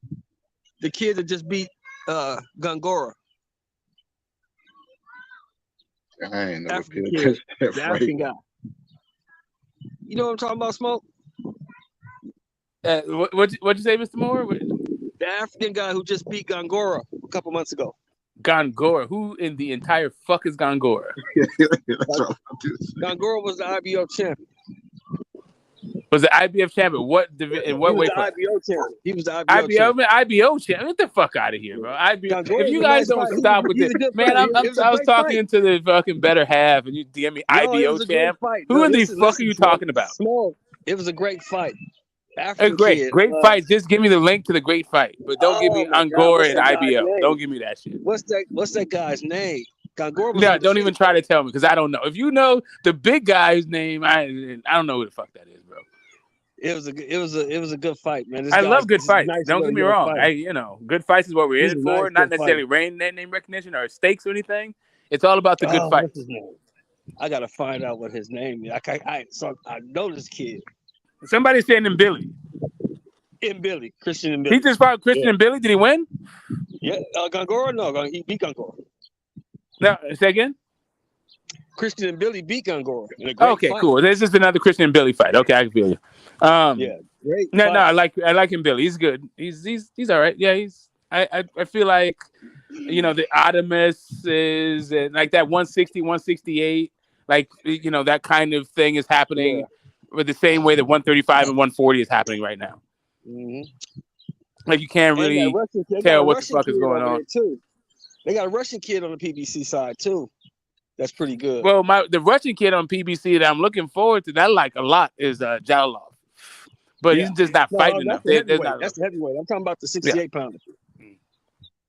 He's pretty good too. No, and Billy's all right. I'm not mad at him, Billy. I don't know who the fuck it is he just fought, but I don't know any of his opponents really. Yeah, Gongoros was a PBC fighter. He was undefeated as well. He was an undefeated fighter. PBC has a lot of guys though that just like they're all right. They have like something about them that like okay, that you put them on TV, but they're not. They're not ready. Yeah. But he can crack. One thing we learned about Gongoros, he can fucking crack. But he got cracked because in Billy, that guy got a gas tank. And he's a dog. He's just short. He's like 5'8", 5'9". No, I like him Billy a lot. That guy's he's good. I mean, not a lot. Okay, let me not put too much on it. He's a interesting addition to the division. Yeah. He can push some guys. If you ain't ready, he'll beat you. You come in there slipping and thinking you're gonna walk through this guy, he gonna fuck you up. 154 used to have those guys. Yeah. Like there used to be a J-Rock. There used to be a Rosario. They don't exist anymore, 154. Yeah, what's the other guy named Lubin? All those guys was like that at one point. Yeah, 154 is a wide division. Yeah, now it's just top heavy though. It's a lot of people that aren't the goods. Yeah, it's Tim Zoo, Jamel Charlo, and everybody else. It's an open division. Castano, maybe Castano. The rest of them Is anybody saying Brian Mendoza is the goods now? Like, nah, I mean, because nobody thought Fundora was well. The casuals and people who really don't know the sport thought Fundora was all that, but we all knew Fundora was an well, the thing is, we knew that it was going to happen to Fundora. Like, I just thought it was going to happen at 160. Yeah, I just didn't think it was going to happen at 154, but I knew it was going to happen. Like, we all saw what happened to Paul Williams. We knew what that style actually results in ultimately. Well, but I thought he was going to get at least out of 154 pounds. Well, I learned about Fundora when he fought Carlos Ocampo. I said, yeah, he's an accident waiting to happen. Well, I did see that, right? I saw that part of it. And also, we saw Lubin drop him too. So there should have been, like, I should have been better prepared for the Mendoza. I think I was pretty good prepared for the Mendoza, but it did come as a little bit of a surprise. I wasn't shocked, but I was surprised. Yeah, I wasn't shocked. I wasn't shocked. I was a little bit surprised because I didn't think much of Mendoza, but I was not shocked that he knocked this dude in the next week because that dude doesn't use his attributes. Man, goddamn, dude. Listen, just so you understand this, Mr. Moore, Butch is following you like fucking white on rice, like stank on doo-doo. Like wherever the hell it is you are, he's somewhere lurking, looking for that hundo. He wants that big face. He wants that big Franklin. Who? It's Butch. Oh, Butch? Yeah, I gotta get considered that. Butch in the fucking channel. He's in the chat right now. He's been on panel all goddamn day. Right now he's in the chat. OG Shelton. All caps too. Yeah, he's not even whispering, not even regular goddamn talk. I put my number in the chat like 2-3 weeks ago. I told him to send me his shit. He never sent it. So there we go. We're gonna get it worked out today. He needs your shit. Yeah. Put it in the private chat. Don't turn this into like no goddamn accounts payable stream. Yeah, I don't need for you to be going up there collecting debts and shit on my thing. But you can definitely hit the link and put your info in the private chat. Yeah, I don't want to hear too much from Butch because I shot him the number and he never called or sent me anything. Really, I'm not much of a bettor. Like the other channels, they are more into betting and shit, and so you might get better action than here. But I've never placed a wager with a bookie in my life. So that's just understand where you are. That's all. Yeah, but I think I put what channel was I on? I think I was on Q's channel. I put it in the private chat, and his ass never called or did anything. So I don't know what the fuck is going on with Butch. He got a lot going on over there in the UK, I guess. Well, you guys can now chat it out behind stage. You don't have to turn the stream into it. Salute OG Show, man. Salute Mr. Moore and that. You get me? You know OG Show, man. I got mad respect for your OG. You know what I'm saying to you? I'm never gonna be like, oh, OG Show knows me. I'm not gonna do that. I'm not gonna do that. You spoke to me. Yeah, You spoke to me about it multiple times already. You know what I'm saying? Obviously, you told me yeah, whatever. You told me, give me, send me, let me send me my deal. That's fine. You get me? I'm not gonna be on you. You know what I'm saying? I got respect for you. Respect yes, first sir. before any money. You know what I'm saying? Oh yeah, come on, man. You know, it's like You're a grown ass man, and that I can't. You know what I'm saying? I can't be. You know what I'm saying? It is what it is, fam. That's how I look at it. You know what I'm saying? yeah. You know, I ain't going nowhere. I'm right Yeah, here. you know, and for all you guys, I don't know what Costas Mandalore's little brother's name is, but if you haven't checked out the series, the Collector movies, where you got Scott Adkins and the Costas Mandalore's little brother movies, where Oh the yeah, debt yeah. I collectors, see that. yeah, you got to check Yeah, those out. If you haven't got those in your life, get them in your life. Go ahead, guys. yeah. But yeah, we just got to see. We just got to see these guys pushed, man, and you know, you can see them put to the fire, and we can tell what these guys are. You don't know what a fighter is until a fighter's been in a real fight. You know, when you fighting these guys that you're supposed to beat, and you knocking them down one by one. Number one, you don't learn nothing, and number two, you don't get no better. Boo Boo's a disgrace, man. How's he a disgrace? He's a big disgrace, man. I used to because I used to defend him one time. I met him one time. I went to go meet him years ago.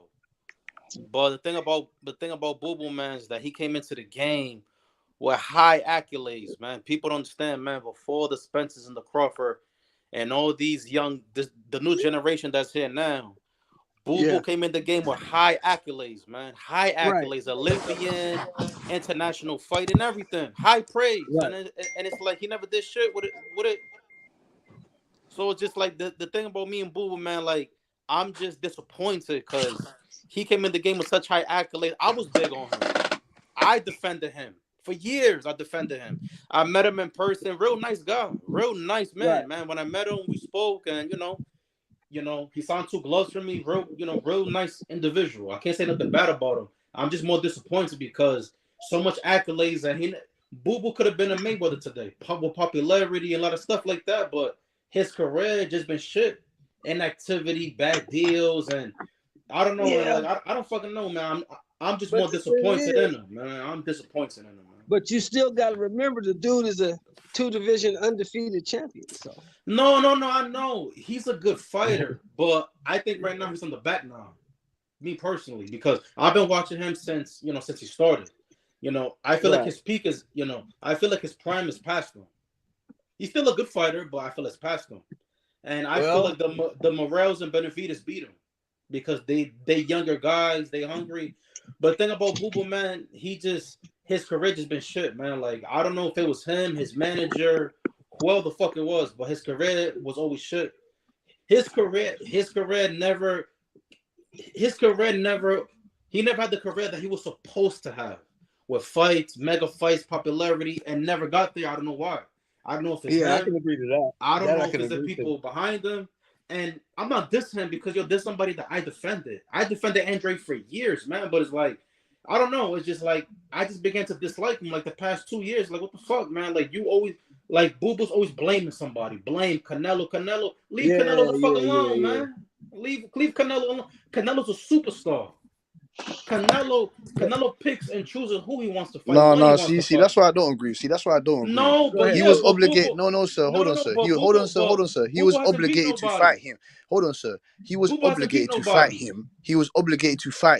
For Canelo Alvarez took franchise. Why did Canelo Alvarez has still got the franchise belt right now? Why does he still have that franchise belt? Listen, Boo Boo could. He went to his press conference and said, "When are we gonna fight?" He said, "Oh, he horrible fighter. Horrible. How is he a horrible fighter? You go in there. So since he's a horrible fighter, you go in there and fight the man. Then that's bullshit. That's bullshit. Because you fought Adrian, you fought Yildirim, you fought Rocky Fielding, you fought those guys. So what's going on?" I agree to disagree. I agree and disagree. But the thing is that Andre doesn't have a quarter of the resume that Canelo has. Not even a quarter. Andrade didn't start fighting at 16 years old. He didn't turn professional at 16 years old. Yeah, man, but that's his accolades. His first pay-per-view wasn't when he was 24 years old. Nah, man, listen, man.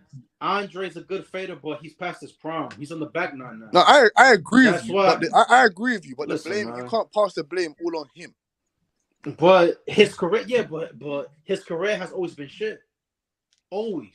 I wouldn't say That shit. I that's wouldn't not say shit. Canelo's fault. I wouldn't say That's shit. not Canelo's It's fault. better than a lot of other guys' careers. Some guys don't even get a title shot in their whole career. You understand that, right? Yeah, but it's not Canelo's fault. Hey, of course it's not It's not Canelo Canelo's Alvarez's fault. fault. Of Of course. course it's not. So It has nothing to do with Canelo Alvarez, but there was an okay, but opportunity. There was an opportunity where he could have then fought Andrade, who was a champion okay, at the but time and who was number one at that time, and he didn't. that's true. That's true to an extent. But why doesn't Andrade worry more about being active and getting certain fights to get to a Canelo fight? Well, are you? He's Wait, just wait, crying. hold on, sir, He's just sir. crying. All he Hold does on, is sir, cry. hold on, sir. It's like you're forgetting a couple things in his career. Are you Right. forgetting that he was meant to fight another champion, another undefeated champion, which he was in, which was someone that Canelo Alvarez then went to go fight, which was undefeated, which was Billy Joe Saunders. Canelo Alvarez got to Billy Joe Saunders before Andrade did. Why did Billy Joe Saunders not I fight agree. Andrade? That's Because true. he got That's popped right. dirty. That's true. Exactly. So you can't That's blame. There's true. other things that go into. You're forgetting stuff that evolve around the situation when it comes to I'm Andrade. just saying, man, the same way that we're talking about Stevenson, even though Teal lost to Kambosos, but Teal's still young, and the Haney and all these young fighters, the Belangas, these are all young fighters that came into the game with high accolades. Andre came in the game the same way these young fighters today came in, but his name just never took off. Like he just never, I don't know what the fuck what it was with him. But I don't know. I'm just saying, I'm more disappointed than Andre. That's all it is. I mean, I defended him for years, man. Even with Canelo, I defended him. But I just, at this point, man, it's just like, whatever. With that dude, man, inactive, don't fight. I don't know. I just don't defend him no more. I agree with you to that point. I agree with you to that point because when you was meant to fight Charlo, you don't sign contracts and then you wanna cut out the contract with a week to go to the fight. You know what I'm saying to you? I didn't agree with that. Allegedly he did that. You know what I'm saying to you? So I don't agree with those type of things. You know what I'm saying to you? Allegedly he's a hard businessman. Him and his father are hard businessmen. You get me? They're gonna turn the screws. They're kind of business first minded like people. Allegedly, you know what I'm saying to you? So Andrade, his career's coming to an end soon. He's And got then about two. Yeah. now he's in a harder division. 168 full of animals. David Morrell, he has more to prove, but he looked like a beast. Benavidez, offensive fighter. Plant's a good fighter. Even though Plant lost versus, but still a good fighter. But I feel like What is his 168. next fight, bro? What is Morrell's next fight? What's he got lined up? Well, I don't know. It should be Benavidez. It should be Benavidez in September. Right? Then we'll find out what he is because it's easy. You're right. He does look like a monster against motherfucking forklift drivers and Uber. No, you're right. But he's still young. Drivers. He's still young though. You know what I mean? So yeah, but you gotta admit, you can't take that away. He ain't fought nothing but forklift drivers and Walmart workers. Yeah, but what I'm trying to say with Boo Boo's in a harder division now. I feel like 168 is a tougher division. So for him to get a Canelo fight now, he will have to go through the Benavidez, the Morels, and those guys. Right. I get that, but I just didn't agree. I'm with Butch. I didn't agree with he's a horrible fighter. Well, if he's such trash, why don't you go in there and mop him up? You get in there and mop him up. You get in there and mop him up. That's right. That's true. That's true. Andre shouldn't have had that move from 54 to 60 to 68 to fight Canelo, bro. That's Can I that's ask you a bull. question? Can I ask you a question, Ro? This is the thing. What I'm saying is, if the motherfucker ain't shit and he can't fight and he's this and that, then go in there and wash his ass and prove it.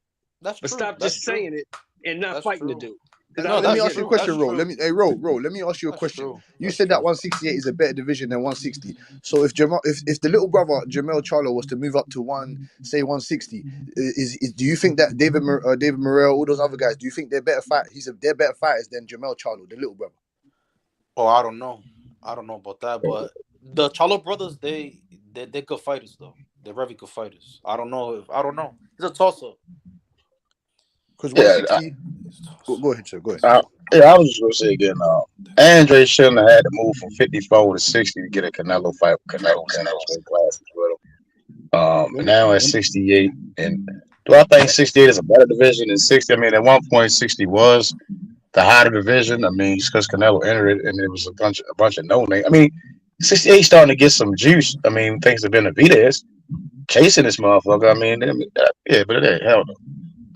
Yeah, they got to fight. Canelo got to fight one of these top guys, and not the third tier, second tier replacements. It's time for them to. At 31, 32 years old, it's time for that motherfucker to get something going. Here's my question, Method. If Boo Boo Andrade is signing with the PBC, you see a possibility he can go back to 160? No, No, honestly, Nah, I didn't like him at 68. I didn't like the DeMar Nicholson performance. He seemed how he looked like body wise. He might. I mean, he might depend on how hard he wanted. Yeah, I mean, if he go down to 60, him and Jamal make a fight. It Because depends the on how hard he reason why I want. say that, Method, 160, I wouldn't mind seeing him in a fight with the winner of Danny Garcia and Laura. Yeah, that's. I don't think him and Danny. I don't think him and Danny would fight, but I think Laura would he'll fight Laura at this point now. And I and, just and I feel didn't like like I didn't like when he said Laura was a horrible fighter. He took that away. He took that line from Canelo Alvarez. Oh, Laura's a horrible fighter. What the fuck are you talking about? Canelo Alvarez said that you're a fucking horrible fighter. So what are you talking about? You need to get your ass in there against Laura. I think I got. Oh, that's a toss up. That's a 50-50 pick and fight. Danny Garcia and Laura. I would lean towards Danny Garcia because it's a catch weight. It's a catch weight. I don't know what Laura's looking like at 40 years old. 40 years. Danny Garcia of this time in his career should be able to put away a 40-year-old Laura. You know what I'm saying? That's been in Ain't multiple wars. that his MO though, Butch? Ain't that his MO? Fighting old dudes? No, but he's going up to different weight Danny divisions. didn't put Benavidez away though. He started at Eric 140. Morales. He started at 140. He's a small Danny, guy. my boy, man. He's a small guy. I don't know anyone from 140 that's gonna go up to 160. That's his MO. He fought fucking Zab when Zab was 100. He fought Eric Morales when he was 102. You know what I'm saying? He fights old dudes. That's what he does. Yeah, he ain't put Benavidez away, so I don't know. Laura got some fight in him. He gave Hurd a So lot of you everything think he he's wanted. got some fighting in Method? You think he's got some Yeah, fighting? Laura got some fighting. He gave Hurd all he wanted. That was like 7 years ago. That's a long time ago. Yeah, that's a long time ago. That's right. Yeah, but he just knocked out that guy, that Gary O'Sullivan guy. Yeah, I mean, I know for sure Danny ain't knocking out no damn O'Sullivan. Who do you have in J Rock? Who do you have in J Rock? You mean the fifth tier guy? Adams. Mike J Rock and O'Sullivan? Carl Adams. A fifth tier guy? Yeah, but I don't think Danny will beat him. Who? I don't see Danny beating no damn Spike O'Sullivan. Oh my! He start wailing on Nah, Danny hands going in his pockets, man. You know, I think Danny's trash. You know that. You know, I've been telling you that since I met you. You know, I can't stand Danny, but Danny will beat shit out of Spike O'Sullivan. I don't see that.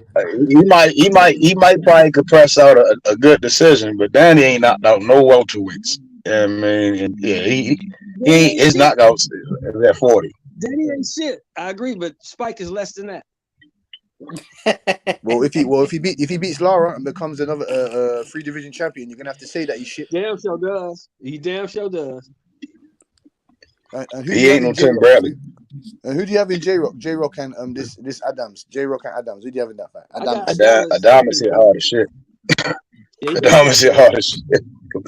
He's yet to be unproven though. He's yet to be unproven. We've seen J Rock in there against Hurd. We've seen J Rock in there against what's my brother's name? Rosario. We've seen him in there with a couple guys. Who has Adamas been in there? He fought E.C. Smith as well. But Adamas been in there with Derevyanchenko, and that was a good fight. Again, I don't think J Rock bringing with Derevyanchenko would have brought in the ring. His old ass about to fight somebody, ain't he? Yeah, Munguia. Munguia should knock him out. They dug him up from Munguia. Boy, that's another motherfucker. That's an old man bashing, a senior citizen bashing. Munguia is in bubble wrap protection. I don't know what the fuck they're doing with that guy. I don't know what the fuck they're doing with that guy. That guy. They're trying to strip Jamel Charlo and get him and Derevyanchenko to fight for a vacant WC. That's what they're doing. No. He needs to get his ass in there against Charlo. He needs to get his ass in there against Charlo. Derevyanchenko was retired. They got this motherfucker out of retirement, bro. Yeah, that don't stop Golden Boy from pushing that as a championship fight if they could get Charlo stripped. Munguia a bad boy though. I understand he ain't for a lot of names, but that nigga's a hard out. He's a hard night for anybody. That's a tough out. That motherfucker can hit. Yeah, you fight motherfuckers that's 50 years old. You're damn right. I favor Munguia over a lot of guys. I think Munguia Johnny Beck is a good fight though. You know, Johnny Beck gonna be getting some hot shit sit back at him fighting Munguia. But neither one of them ain't shit. Your boy, what's your boy name from the UK, Butch? My man, Denzel Bentley proved told you that motherfucker wasn't shit. No. He destroyed Butler. Denzel He good, destroyed man. Butler. He destroyed that Like Butler. Butch will tell you. Butch will tell you that I was on Denzel Butler. He was on my radar even before then. Like I like that guy. Yeah, I really actually like him. Him and Fabio He Wardley. showed I me like those two dudes for whatever it is. Like they like speak to, and also like I like Ted Cheeseman. I don't know what happened to him. When he got to the world stage, he just fucking crumbled. Hey, Ted Cheeseman's a warrior. Ted Cheeseman's the English Rosario. Ted Cheeseman's the English Gabe Rosado. Who knocked him out? Butch. Who are you speaking about of Mr. Shaw? Mr. Cheeseman. He just got knocked out by somebody. Somebody knocked him out. Oh, the dude that just pulled out of the fight. The dude that just pulled out of the fight with Regis. Oh, Liam Pardo. Yeah, knocked his motherfucking ass slap out. Yeah, he slept him, man. Liam Pardo's a good fighter. Yeah, but that Australian guy's the Australian guy. Decent fighter. Yeah, that's the Australian guy. That Australian guy's a decent fighter now. He ain't no bum. Yeah, he ain't a bum. Yeah, he can fight. He can fight. Yeah, he can fight. But I wanted to ask Mr. Moore. Hold up. Were you in town? Were you in Vegas for Loma and Dev? No. I didn't. I couldn't make it for that. I was gonna go, but I had to get this money, man. I couldn't pass it up. Yeah. I tell you. I'd have kicked myself in the ass if I passed this money. It's too easy. It just there's something about it. You know what? Finally, ultimately, like it turned out like something that was fucking around in the periphery of my mind. It was the fact that Oakland has not had a big fight since Andre Ward was here. He was fighting, right? I don't feel like I should have to get on a motherfucking plane to watch goddamn Devin Haney. I've already seen Lomachenko, and it was just driving across town. Like, why the fuck should I get on the plane to watch either one of these dudes fight? Right. Like I drove to see Lomachenko, right? I was home to fucking by dinner. Like, saw the whole fucking card. Like, what? Why am I? Yeah, it just hit me like there was some historical significance to the fight. It was a good fight and all that shit. It just kind of like that dude needs to bring his ass to fucking Oakland. No, I said this earlier, Smoke. I said this on another show, but I'm gonna ask you if you agree with me. Now, I said that if Devin is comfortable with his win over Lomachenko, he should move on to other things. But if he's listening to what's being said, and he feels, I'm talking about Devin Haney, if he feels I won the fight, but I didn't beat him, then he should fight him again. Man, look, bro, like, listen, I'm not looking at these photos of weigh-ins at 9 a.m. with sunglasses, like special weigh-ins, and then I'm not going through all this fucking nonsense. He's not a 135-pounder. That's right. The fact that he's not a 135-pounder showed up in the fight. We've seen it with our own eyes. Like, and you can attribute to whatever the fuck it is you want to attribute to it. But we all know that if you're weight drained, also you're gonna have you're probably gonna fade late in fights. Yeah, he was fading it. For the weight bully, huh? And if you say that's true in May, what is that going to be true later on in the month? Like, they were already trying to get the fucking fight earlier in the year because of how he looked the last time on the scales. Haney's lucky that Loma didn't jump on him like a dog in that last round, or the last 2 rounds. Did you ever? It's a good thing Loma ain't a dog. Did you ever think that maybe Loma didn't jump on him like that because Loma didn't have a gas tank anymore? Did you think about that part? I don't know how it's a disadvantage when you being a bigger man able to make weight. It gives you an advantage. I don't know. That's not the weight is the thing. So here's the thing: rehydrating. He's already bigger. So it's Loma is fighting at his walking around weight. Devin is not. And Devin's walking around weight is getting increasingly bigger and bigger as he ages, right? which is like a normal process. But also, it's definitely a normal process if you're an athlete that works out a bunch because of muscle, the heaviness of muscle. And then also like just like eating and just maintaining, you wind up gaining weight. That's just like the nature of the beast. And to make weight, what you wind up doing, because you're an athlete, there's not a whole lot of body fat on you in the first place, you wind up cutting muscle. Correct. So you That's make why the they weight, you think win the that fight, protein- but now you can't. Like it's an issue now. I don't get it. Well, the reason why you don't get it is because you have an idea about weight bullying being something that actually is a true thing. Like weight bullying, like I said, only exists if you think there should be a super heavyweight division. Otherwise, there is no such thing as a weight bully. I mean, stay your big ass down at 135 and make the fights, nigga. What the fuck? You made the Loma fight. Like I don't get it. It's Right. easier said than done, though. All right, that is if you don't understand or appreciate the nuance or respect the nuance of what it takes to be at the very best at this level. I'm saying them niggas we're staying at 135 for the rest of the year. Now what happened with that? I mean, if you want to say that Bill is full of bullshit or whatever the fuck you want, and this be a knock against his PR image or whatever the fuck, cool. I'm just talking about what I see. That's right. Hey, Phantom, do you know how many people go to the hospital and some people actually can die from trying to cut weight? I mean, Loma's the one that went to the hospital after the fight. Devin Haney was cool. Like I don't know, he was giving interviews, chilling, bro. Do you think he went to the not pound for pound? Do you think he went to the not pound for pound hospital? Do you think he went to the pound for pound hospital, or did he go to the not pound for pound hospital? I'm just I don't know what's going on here, but you know. You can fucking fuck your kidneys up. You can fuck yourself up. Devin Haney's a better fighter at 140. You think so?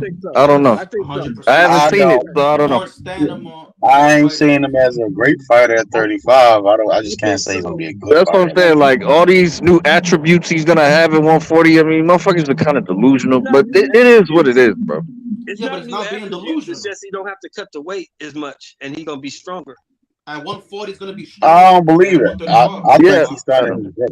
I think his growth. I think him being young and then quote unquote weight bullying, that shit gonna backfire, bro. You gotta give to get something. You see what I'm saying? So I don't think he ever gonna have no fucking power.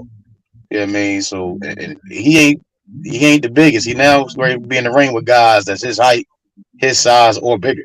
You know, so yeah, I don't see that. Number is always a birthright. I mean, it all depends on how he fights at 140. I just don't think it's gonna be any different than 135. Really, it's just that the guys up there are bigger and they hit harder, so you might have a tougher time. He gonna have a speed advantage. Yeah. Against certain fighters, like against Richardson Hitchens, hell no. Richardson Hitchens is faster than him. Yeah, fundamentally, yeah. He ain't gonna fight Hitchens though. Is he staying with Bob, or does anybody know? He talking about fighting Regis. Eddie Hearn, Matchroom. He going to Matchroom? That's what it seems like. Oh, cool. He can get that Regis fight. Well, that's the word on Twitter. They went and had the little back and forth. He said he called Eddie to make the Regis fight, or talk about it or whatever. And Regis offered him tickets to his fight. That's in 3 weeks. So. Yeah, but that fight's not happening now. Who did they substitute for Perro? I don't know. Some bum. Let me go look at it. That's a good question. Errol was getting out there anyway. You know what I mean? Regis great smash. Well, no, man. Listen, you got everybody beating fucking Dev. You got Dev being not special and all this other stuff. All I'm saying is, Tank's about to fucking fight Pitbull Cruz again. What I would just like for you to say, like at a certain point, what you need to do is start recognizing that your guy is fighting fuck all, and my guy, our guy, is doing the fucking most. And you know what's so fucked up? Yeah, fighting 35. People is actually gonna watch that shit too. I'm not even gonna watch that shit. I don't give a fuck about that fight. For all you ageist people who keep referring to what year my man is born, that dude is the champion. What you do to a champion whatever age he is you go beat his fucking ass up and take what he has and then you're the champion. This is boxing. This is not whatever the hell it is in your mind you think it is that whoever's the youngest guy should win a fight. Yeah, I'm just too weight drained for Tank. But hey, Sheldon, he's fighting Daniel Zorrilla at 140, but in place of Liam Paro. Daniel Zorrilla. That's good. That's cool. That's cool because Barboza wasn't trying to get there. Okay, do you know who Zorrilla is? Do you know does anybody know who that is? No. Yeah, Barboza fought. He made Barboza. That guy before he just said that name. He made Barboza do a nice little dance when they fought. He was fucking Barboza up late in the fight. Was that the last fight Barboza had? No, didn't Barboza just fight did he fight Pedraza? Somebody. Did he fight Pedraza? Yeah. Was it before the Pedraza fight? Yeah. Yes. Danielito Zorrilla, that's his only losses to Barboza. It's his only loss. Danielito Zorrilla. Was it the fight right before the he's an Italian. He's an Italian. Okay, yeah, I remember that fight. He's an Italian Correct. He fights on ESPN and that. He made Barboza do the chicken dance. He's an Italian fighter. He fights on ESPN and that. He doesn't really. He's bring too he's much. nobody. He's gonna get his ass kicked. Yeah. Okay. Regis gonna stop it. Light touch for Regis. Okay, that's cool. Regis should knock him up. Yeah, you gotta stop this dude. Regis need to run it back with Taylor. It's the other way around. Taylor's supposed to run it back to Regis. Taylor's got nobody trying to hear that old shit in order to slip out of fight, especially if that old dude has a belt and his last fight was a knockout of a guy that was not a slouch, not a can, not any of that stuff.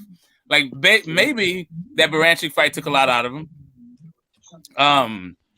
But yeah, he still showed that he had something for a lot of dudes, especially dudes like Rolly Ramirez and fucking Ryan Garcia. You talking about Jose Cepeda?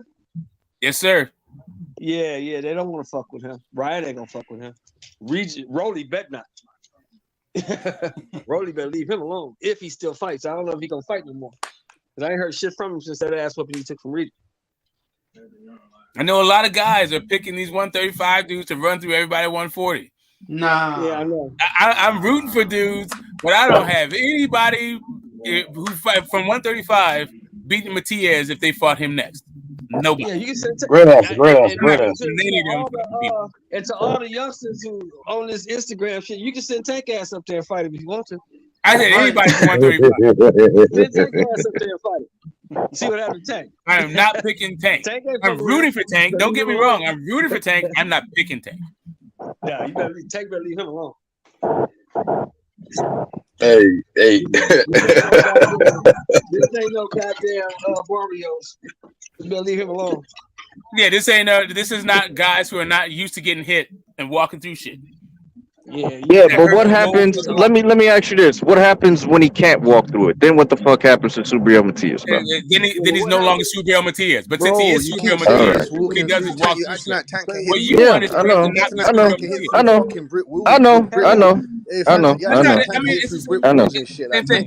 It's okay. I know. Hold on a second. Just a quick question. What are you talking about? Just really, for real. What happens when George Foreman couldn't take shots? You got fucking stop. What else is there? No, he could always take shots because he's George Foreman. His entire life, he could take a shot. What happened when that Ali fight there? He could still. He took a shot there. He got tired. He pushed himself out. Yeah, he pushed himself out. You think so? And he could still take a shot. Or were those punches having some accumulative effect? Hold up a second. Yeah, Ali there, he just smashed him. Yeah. And when's the next time he got knocked out? Never. Never. Right. So this whole idea is what my question to you is this thing that you're saying. When does a guy stop being a guy? That's it. If you know that the dude can take a shot, he might be able to take a shot his entire career, like George Travalo. You could always say, what happens if George Travalo can't take the shot? He could always take the shot. Yeah, but he hasn't taken.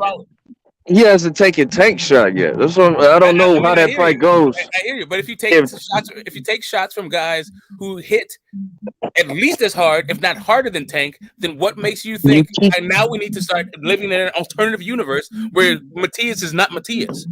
You keep saying that. My point is this: if they fight, I think it comes down to who can take whose shot, bro. So we'll see. Well, actually, I think it comes down to more than that. Let's say both of them could take each other's shot. Yeah, then I think who's the more active fighter? So Phantom, do you think that Tank can take Matias' shot? I think Tank will hit Matias with some hot shit he don't see coming, nigga, and it might not look the way you think it's gonna look. But what's your question, Butch? I want to answer your question. What's your question? I asked you, do you think Tank can take Matias' shots? I don't know. I'd have to see it. I don't think anybody's taking accumulation of Matias' shots, but I think Tank is defensively responsible enough to neutralize some of his offense. Now, the question is, do you think he is defensively responsible enough to win on points without dropping Matias? I mean, Matias got a high work rate. We see that, right? Yes. But who knows? Who knows if Tank hit that nigga with some hot shit? If them hands is gonna be flying as freely as they are, I don't know. I got you. You're talking about Tank's a puncher's chance.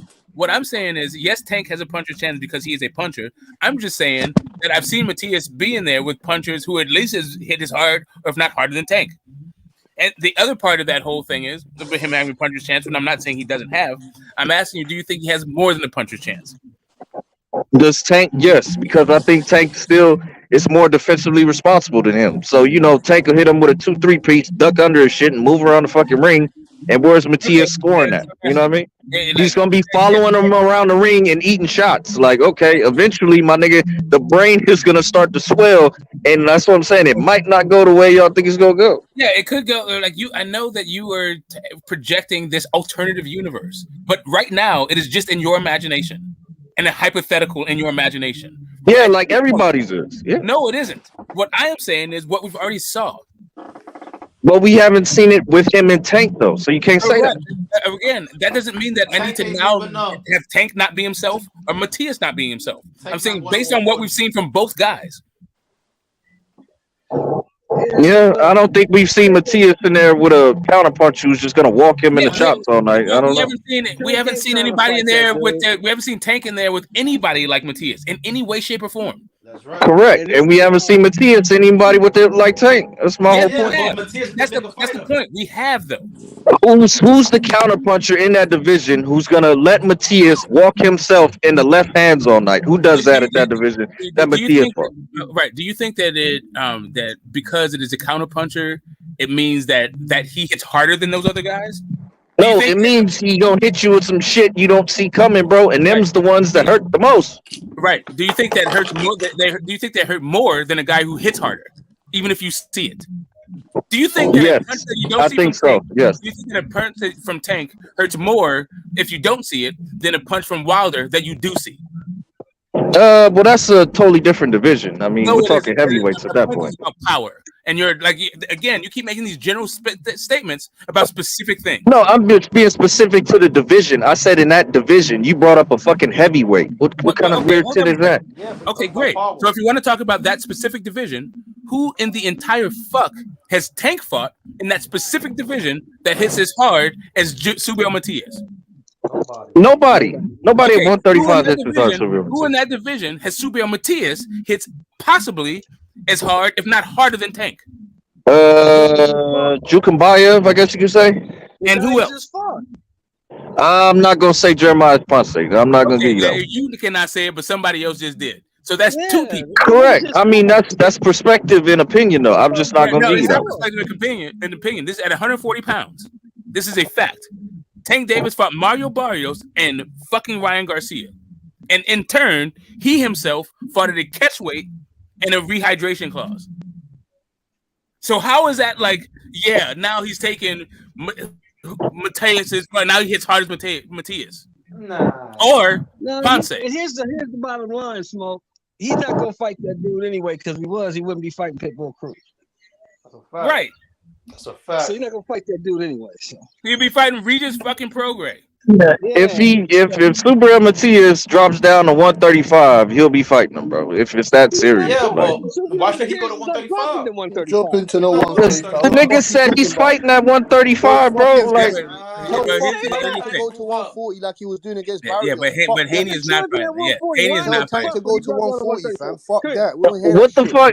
We What don't he hear got to that, go to man. He go 140 down to for? Like, 135. he's the that's 135. Devin champion. Haney's mission 135. He now. fight Tank. Devin Why you going to Haney's mission is 135 to to fight fight the Tank? Subriels, the Regises, the No, Hitchens. Fuck that, That's man. his mission, bro. Fuck If that Tank shit. is Why do you fighting want him, everyone to Tank come down still to got 135? unfinished business at No, 135, bro. no. So why'd you go to 140 to do No, what, wait. man? Go back to Why'd you that go to weird shit you 140 to just do said. what? Why you trying to give IBF champion. Devin Haney's work to Tank? Wait. Hold on, Phantom. Why would the IBF champion at 140 pounds drop down to 135? For what? Well, exactly. So he should be fighting his peers in his division, right? He's the Which Okay. isn't champion. Tank. What are you Wait, talking about? Hold on a second. But don't you have Tank beating Prograis? What does that have to do with it? Okay, then drop down to 135 then. I mean, for what what? the Okay, fuck? hold on a second. If you I have got a Tank beating belt. For Prograis at what? 140, why would you drop down to 135? Because I know that nigga's not going up to that division. He's staying Okay, at his division of but why? 135, bro. So then why do you So have him Because beating? they don't So then care the about question that is, dude. so then the question becomes, why do you have him beating Prograis at 140? Okay, I might have Spence beating Canelo at 168. The fuck does that mean? Yeah, but Spence is going to go up to 168 to fight Canelo. That is the difference. They're gonna be at a catchweight. No, that was what they offered. no At no catchweight. point did Spence say, I'm only willing to do it as a catchweight. Okay, but the offer was for a catchweight, right? That's what the offer was for. That doesn't mean whether or Okay. not Spence will fight him at 168. You are the one saying that Tank that Prograis should go down. Nobody's suggesting I'm that saying Canelo if go the down. fight is gonna be made, that's the way it's gonna have to work, bro. I'm not Well, delusional. if you think that's the way it has to work, why do you pick Tank to beat him at 140? Is my question. Because I pick him in the fight at 140. But I'm saying if the fight were to be realistic, it's gonna have to be at 135. Okay, no, you're not asking, but you just said you do because you do. My question is, what methodology do you use to arrive at that conclusion? If you don't think, why are you more confident than Tank? How about that? No, I'm saying that's my pick in the fight. If they were to fight at 140, I pick Correct. Tank. I understand that. You keep reiterating that. I already said that in my question. You have him beating him at 140. Why? Since you're saying that Regis Prograis needs to come down. If Regis Prograis needs to come down to make the fight, why do you think Tank needs to have the fight at 135 if he can beat Regis Prograis at 140 and get We're his just belt? going around in a big circle here. I don't want to keep repeating myself. Yeah, because you're not No, answering. no, I'm just Phantom. asking you Don't to try answer and the get out of question it. instead Don't of try and get out of it, Phantom. repeating You it. got Instead No, of we're trying to going in a answer. Don't circle try and get because out. I've No, told no, you no, I'm being no, no. You realistic. just no. You If the going Phantom, to fight's you gonna just can't happen, comprehend what he's you saying. going it's You to just gonna can't happen at comprehend. You 135. just can't I comprehend what understand. he's saying. Okay, my question is why? You're not comprehending what he's saying. Why is that? Why do you think that is realistic? If Tank it will beat him at 140. Bro, this are we being realistic or delusional? No, Because if I'm you want the asking delusional why. answer, No, all you're right, the you one want the saying realistic. delusional answer. You want the No, delusional answer, right? you're the one talking about realistic and delusional. This is all just your answer. Whether or not you Okay, think that's it's what I'm saying. realistic Because or there are two delusional, ways to I'm answer asking the you as one question. no, it's just your answer. However it is, it is. It's not somebody else answering it. So right now, you say that it is realistic to happen at 135. Why are you saying it is realistic that it happens at 135, even though you think he beats him at 140? Because, bro, if he's the A side, why the fuck am I gonna go up to your division if I have my division and you can come down here? Like, what the fuck? Oh, He's wait a minute. trying to Why? fight Okay, hold fighters on a in second. his division. If he wanted to pull that nigga down, then come your ass down here. If not, then stay in your division. It's that simple. Okay, so what you're saying is that Tank. So you're saying that Tank requires people to weight drain themselves in order to get fights because he can. If they're at 135, they don't think they have to weight drain themselves, Okay, do they? That's why Devin Haney should stick around, or is he weight draining himself? Is that what's going on? I believe that we're talking about Regis Prograis, who's a 140-pound champion. Correct. He's not in the lightweight division, is he? Right. So the issue is you pick him to beat Regis Prograis at 140 pounds, the champion, and at the same time, you say that it is only realistic for the fight to happen at 135.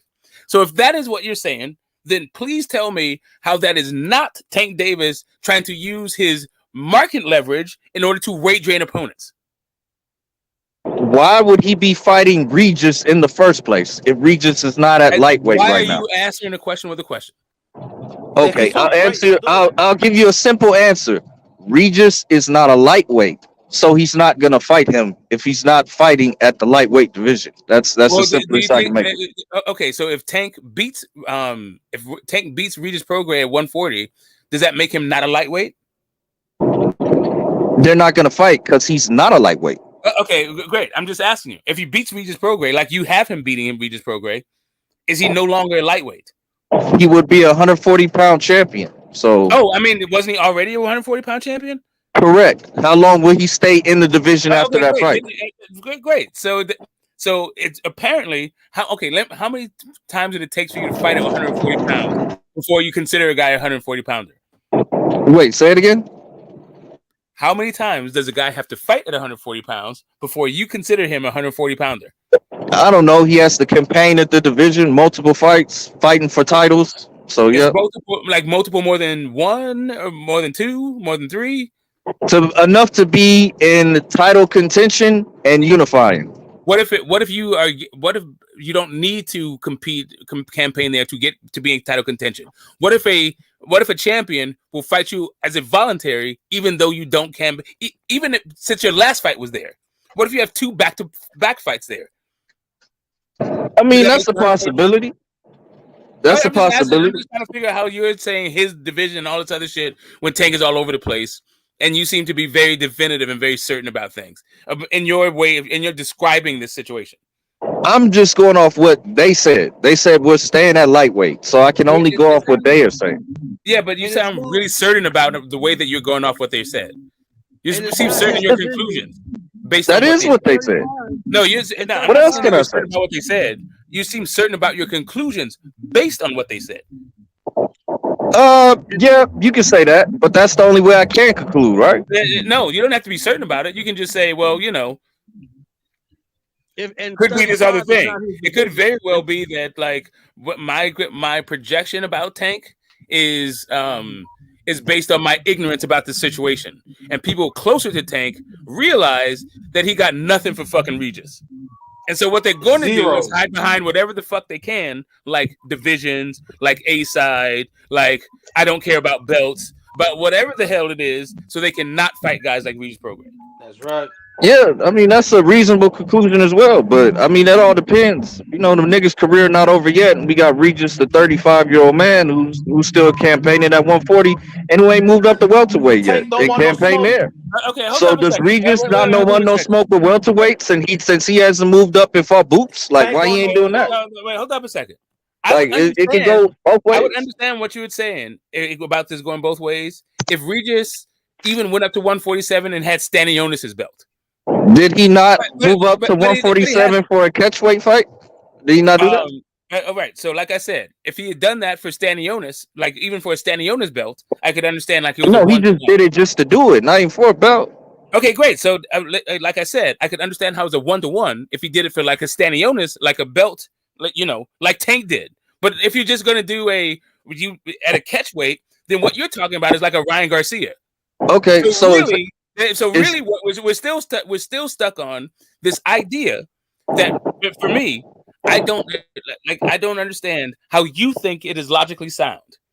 So Regis it is only realistic for Tank to weight drain Regis Prograis in order to fight him at 135, even though he's a champion at 140. Even though you personally think that he beats Regis Prograis at 140.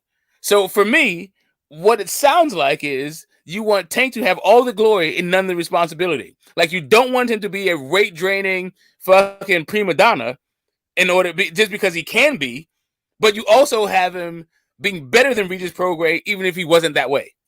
Tell him. No, I just see him fighting niggas at 135. But Regis fought at 147 before, so is he a welterweight?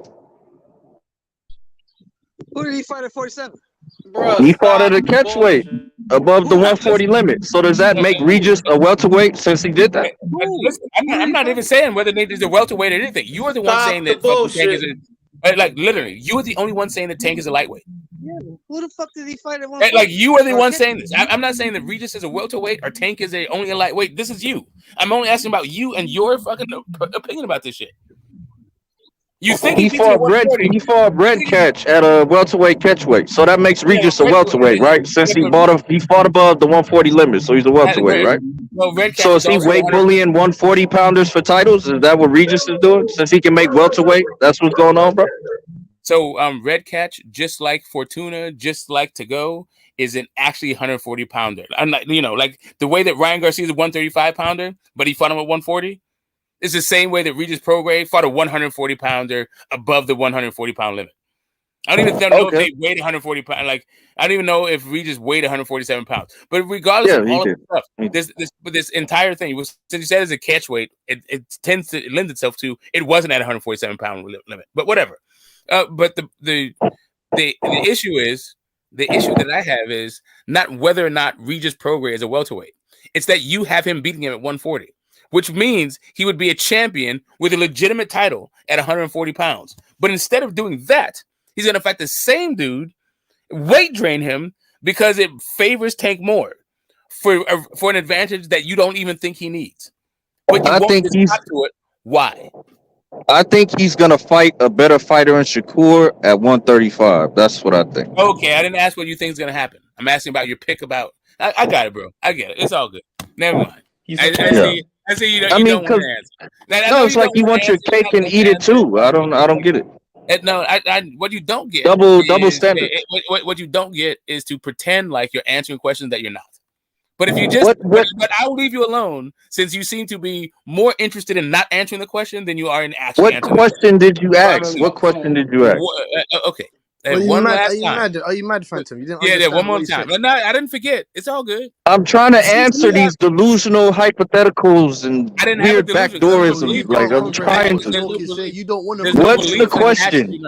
What's the hypothetical question? Why are you the only one that doesn't? What's the hypothetical question, bro? Okay, there you go. So maybe somebody else on the panel can pose a question. I just want a question. I'll answer it if I could get a legitimate question, bro. Why are you the only one? Okay, hold up a second. Hold up a second.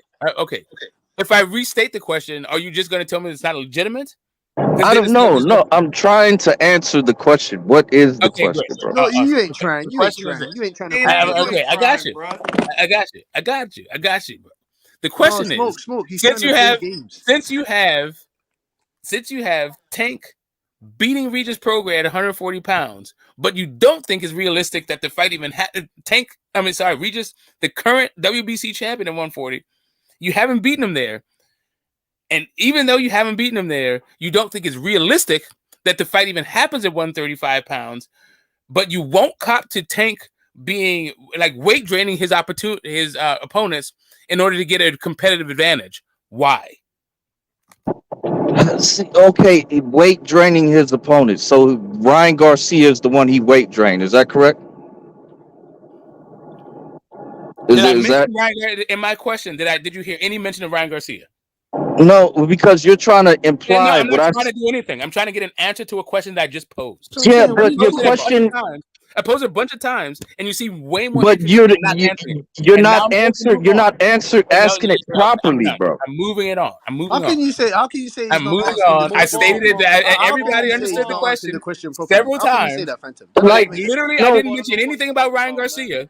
And you started talking about Ryan Garcia. No, because you're double speaking. You're double speaking, bro. What I'm saying is, when I'm being realistic, the way the fight can happen is at 135. But since Regis is a 140 pounder, the fight's not likely to happen. But I said if they fight at 140, I would pick Tank. Like, I don't understand why this is so complicated for you to understand. Like, is your comprehension level shrinking? I don't understand, bro. Okay, my question isn't that. Both of those are inherent in my statement, in my question. My question is, why won't you cop to Tank weight draining his competition? How is that advantage? If Regis, I'm just saying the fighter themselves, fuck with weight division. If Regis was at 135, the fight would happen. Just like Shakur, he's at 135. The fight's gonna happen. We already acknowledged that the fight is not happening at 135 or 140. We already talked about the realistic fucking thing. The question is, why won't you acknowledge that Tank is weight draining, giving your picks? Tank is weight draining his opposition to gain a competitive advantage. Okay, let me ask you this: if Shakur and Tank fight at 135, is he weight draining Shakur to get a competitive advantage? Let me ask you this: why are you answering the question with a question? No, I'm asking You my posed like question. You've been 15 times. questioning me this whole I time. got it. Answer You one of my questions. Okay, How here's the about you thing. answer one of my questions? Okay, If I'm going to answer Shakur your and question. Tank fight at 135, is Tank weight draining Shakur and trying to get a competitive advantage? Yes or no? Okay, so I'm going to answer it like this. We're moving on. All right, Whatever there the hell you it go. is you got going on, we're Yeah. going to move on from this. Yeah, it's simple. And It's simple, bro. I got it. You don't need to rebut. You don't need to get the last word in. We're moving on. He a 135 pounder. Yeah, Hey, it's Phantom, simple, you isn't don't it? want to compare Yeah, he's a nothing. 135 pounder. Simple, isn't it? Yeah, I know. I got it. Canelo moved up. Why Tank No, can't no, move no up? more. You No can't more. comprehend nothing. You don't want to comprehend anything, No Phantom. more. You don't want to comprehend a damn thing. We're good. I mean, it's simple, bro. We Why get are it, you? bro. Why are But you the we only get one it. that doesn't We understand what Smoke is saying? understand. This is what Why are you happens the with only one that Shakur understands what and Smoke is Tank saying? fans. Or at some point, like you know, you just it is what it is. He's a I'm tankomaniac, not man. trying to break anybody's Phantom's a brain or anything. tankomaniac. I'm just He's a like trying to get. tankomaniac, man. I'm trying to get some like straight answers to straight questions. And Phantom, why is it that you are the only one that doesn't understand what Smoke is saying? You don't want to understand. I Because understand completely. He's no, you just don't. being a little bit facetious. That's all it is. How is But how is he being facetious? How I'm is he being talking to facetious? Butch. I'm talking to Butch. My point is this, bro. I'm not being If facetious. Tank fights Shakur, is that a better fight than Regis at 140? What does that have to do with my question? I'm talking to Butch. Is Tank fighting Shakur at 135 a better fight than Regis at 140? No, it is. No, it is not. Okay, that's your opinion. It's not my What can I opinion. argue against that? It's a fact. It's a fact. Okay, Regis I mean, Prograde if Regis I Prograde is a more don't think dangerous. Tank has fought Regis anybody that's Prograde been is a over more 30 years dangerous. old. But if you think fighting a 35-year-old man and then beating his ass is impressive, cool. But I'm just saying, hey, fighting in your peer group What, in to your take the belt? division, To take the that's cool WBC belt? too. I To don't take know. the WBC All right, belt? all right, To hold take up, the hold up. WBC belt to become an No actual more being champion obtuse for in the like. Let's division. just What are you like talking calm about? down in the You take obtuseness for like WBC belt. 1 second. Just chill out for 1 second, Butch. Let me get Big Blunt's boxing like caught up to what's happening. This dude in his willful ignorance and whatever. I'm like whatever. Live in your fortress of impenetrable fucking. Yeah, Tank just beats everybody. Fuck it. Big Blunts. We were talking about the fact that Devin Haney apparently is in talks with Regis right now through like Eddie Hearn. He might be re-signing to Matchroom and fighting Regis in the near future. So yeah, we're talking about like Dev moving up to 140 and fighting Regis, and now you know all these dudes that haven't done shit are now needing to attach themselves to a win over the opponents that Dev is fighting while they fight absolutely fucking nobodies. But they would beat Dev. They would beat those guys anyway. Like they would have beat Cambosis, but none of them was talking about going to Australia to do so. Yeah, I guess. I don't know. They would beat Loma, but they had 4 years to do it and didn't make the fucking fight. Well, it don't sound like Dad really want to fight Regis. I don't know. It sounds a hell of a lot more than fucking Tio or Tank wanting to fight Regis.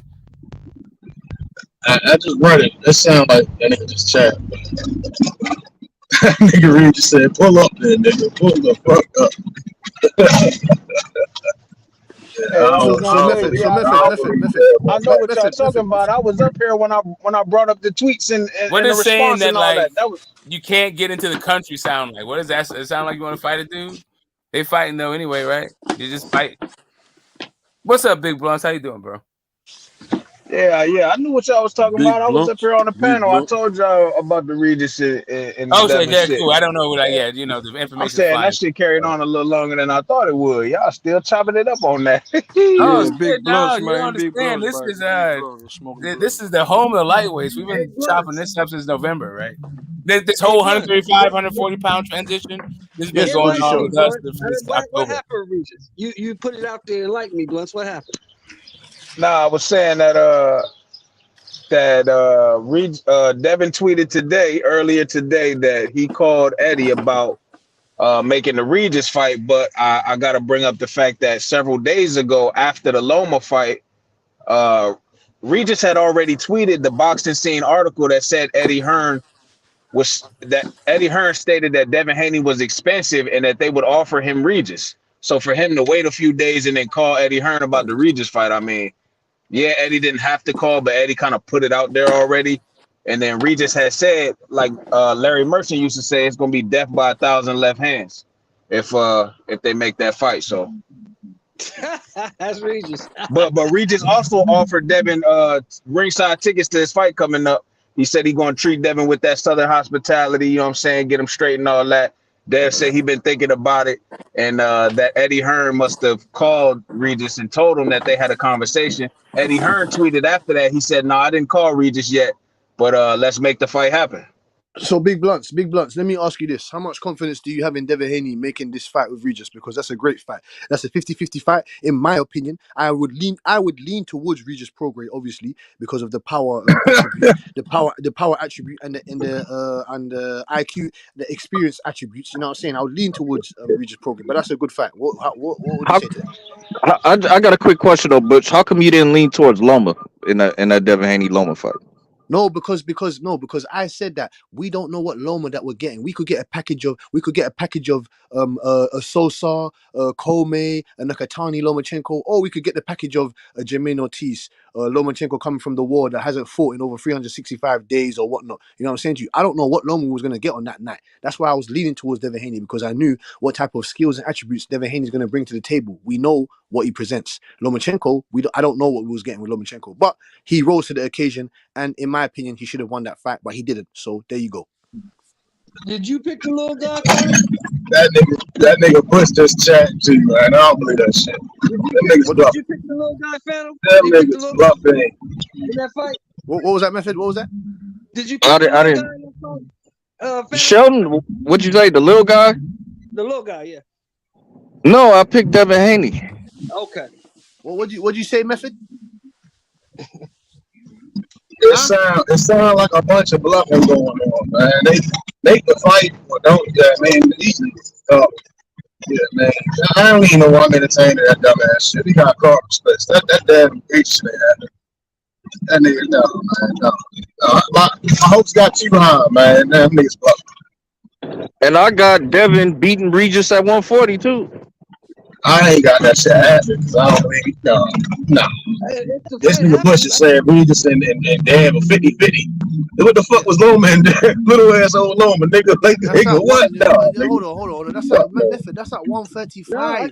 140. Devin Haney's gonna be looking stronger. He's gonna be looking more healthier. He ain't gonna have no. He ain't got no fucking power. He ain't got no power. So did you think Hey, can I answer that question that Butch had asked me real quick? Go ahead, bro. I'm gonna go with I before I make my decision on how Dev will handle the Regis fight, I want to know what Dev's plans would be going forward. Is he gonna, hold the belts at 35, fight Regis, and then go back down for a tank fight, or is he going to drop the belts, go to 40, and campaign at 40? I feel like that kind of matters because it would change how I look at the Dev and Regis fight, because Dev's coming off of fighting an elite southpaw over the age of 30. He'd move up at a heavier weight, see how he feels, fight another elite southpaw over the age of 30. And then if he's going to go back down, I would like to think that, that experience alone would help him in a tank fight, at least to survive to the end, take it to a decision or something. So I just want to know what Dev would do, moving up and doing that. But at that, until I know, I gotta say it's 50-50, man. I don't know. I think that boy might feel strong. He might feel, faster. Crawford moved up. It sound like y'all. It sound like y'all being sold a dream, bro. It sound like y'all being sold a dream. That nigga gonna fight Barbo's and steer top right, man. That nigga ain't fighting fucking Regis. I wouldn't be surprised. I don't believe it, bro. You almost got me, Blunts. I almost believed it, but I'm like, hell the fuck no. Like, I almost got sold the dream, man. That shit is that's cap, bro. He ain't fighting no fucking Regis, man. Hell no. They could be going back and forth for show on the internet, but I could tell you right now, all of boxing Twitter is saying if Dev moves up and fights Regis first, they don't care what nobody say. That's some legendary shit. I don't see nobody on boxing Twitter having a problem with them moving up and fighting Regis. They all giving them the respect. They all saying what Smoke said. They was like, I saw a few tweets that said we don't consider that a duck if he doesn't fight Tank or Shakur and goes up and fights Regis. I saw several tweets that said that. So a lot of people are on the same page, and I feel like if Dev makes this move, it's gonna be a way for him to get his respect from motherfuckers. Because I heard a lot of motherfuckers after the Loma fight saying he ain't ready for the niggas at 35 or the niggas at 40. I'm trying to tell you, like, it's looking bad for Shakur. He's gonna be fighting Devin and Loma and fucking leftovers. That's it. Yeah, and I saw a couple tweets tweets. and motherfucking Ortiz and Nakatani. Hey, get the fuck out of here,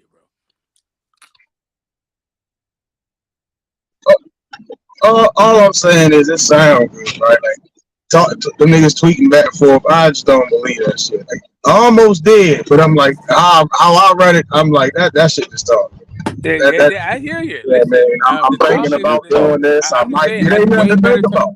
Let me ask you this: Would you rather have like Regis, Eddie Hearn, and Devin talking about like coming together to make a fight, or would you rather hear Coach Calvin and Coach Kennedy talk about how many options they have not named Shakur or fucking Devin? I don't know what Eddie Hearn and Devin niggas talking about. They Oh, you don't know now. Okay, now you don't know what we're talking about. Yeah, he doesn't know now. Yeah. Method don't know. You don't No, like y'all trying to sell me a dream, bro. Like you And I'm can't not sell gonna say me this a about dream, everyone, man. right? And not even everyone that fits this group, but the people that come to my particular panel that are representing fucking Tank and Shakur, you guys got to find a way to keep it a little bit more down to earth.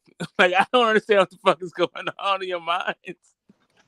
I mean, I'm from Maryland. Like I like to think I keep it down to earth. You know what I mean? It sounds like you have, for some reason, you have a completely one standard for guys that you like and a completely different standard for guys that you don't. And when I mean by like, I don't mean personally, like you think that they help old ladies across the street or cats out of trees and shit. I mean, like as fighters, like in the ring. I mean, all we got to go on right now is tweets. You know what I mean? And that's good that they're talking, but Tank and Devin have been tweeting for years now, and now I'm seeing, oh, well, Devin's weight drain. He can't fight Tank or he'll lose, so he got to move up. That's way but better now than he I wanna goes talk back and about, forth right? with, Regis Progress for a day, here's the and thing. now niggas is like, yeah, we got a Regis fight. No, Okay. I'm not saying we have a Regis fight. My thing was if we get a Regis fight, no one's going to be worried about Shakur, which is why he looks like a complete jackass in the ring, wondering where everybody went after the main event was over. You almost had me smoking. You almost thought Dad was with that shit, man.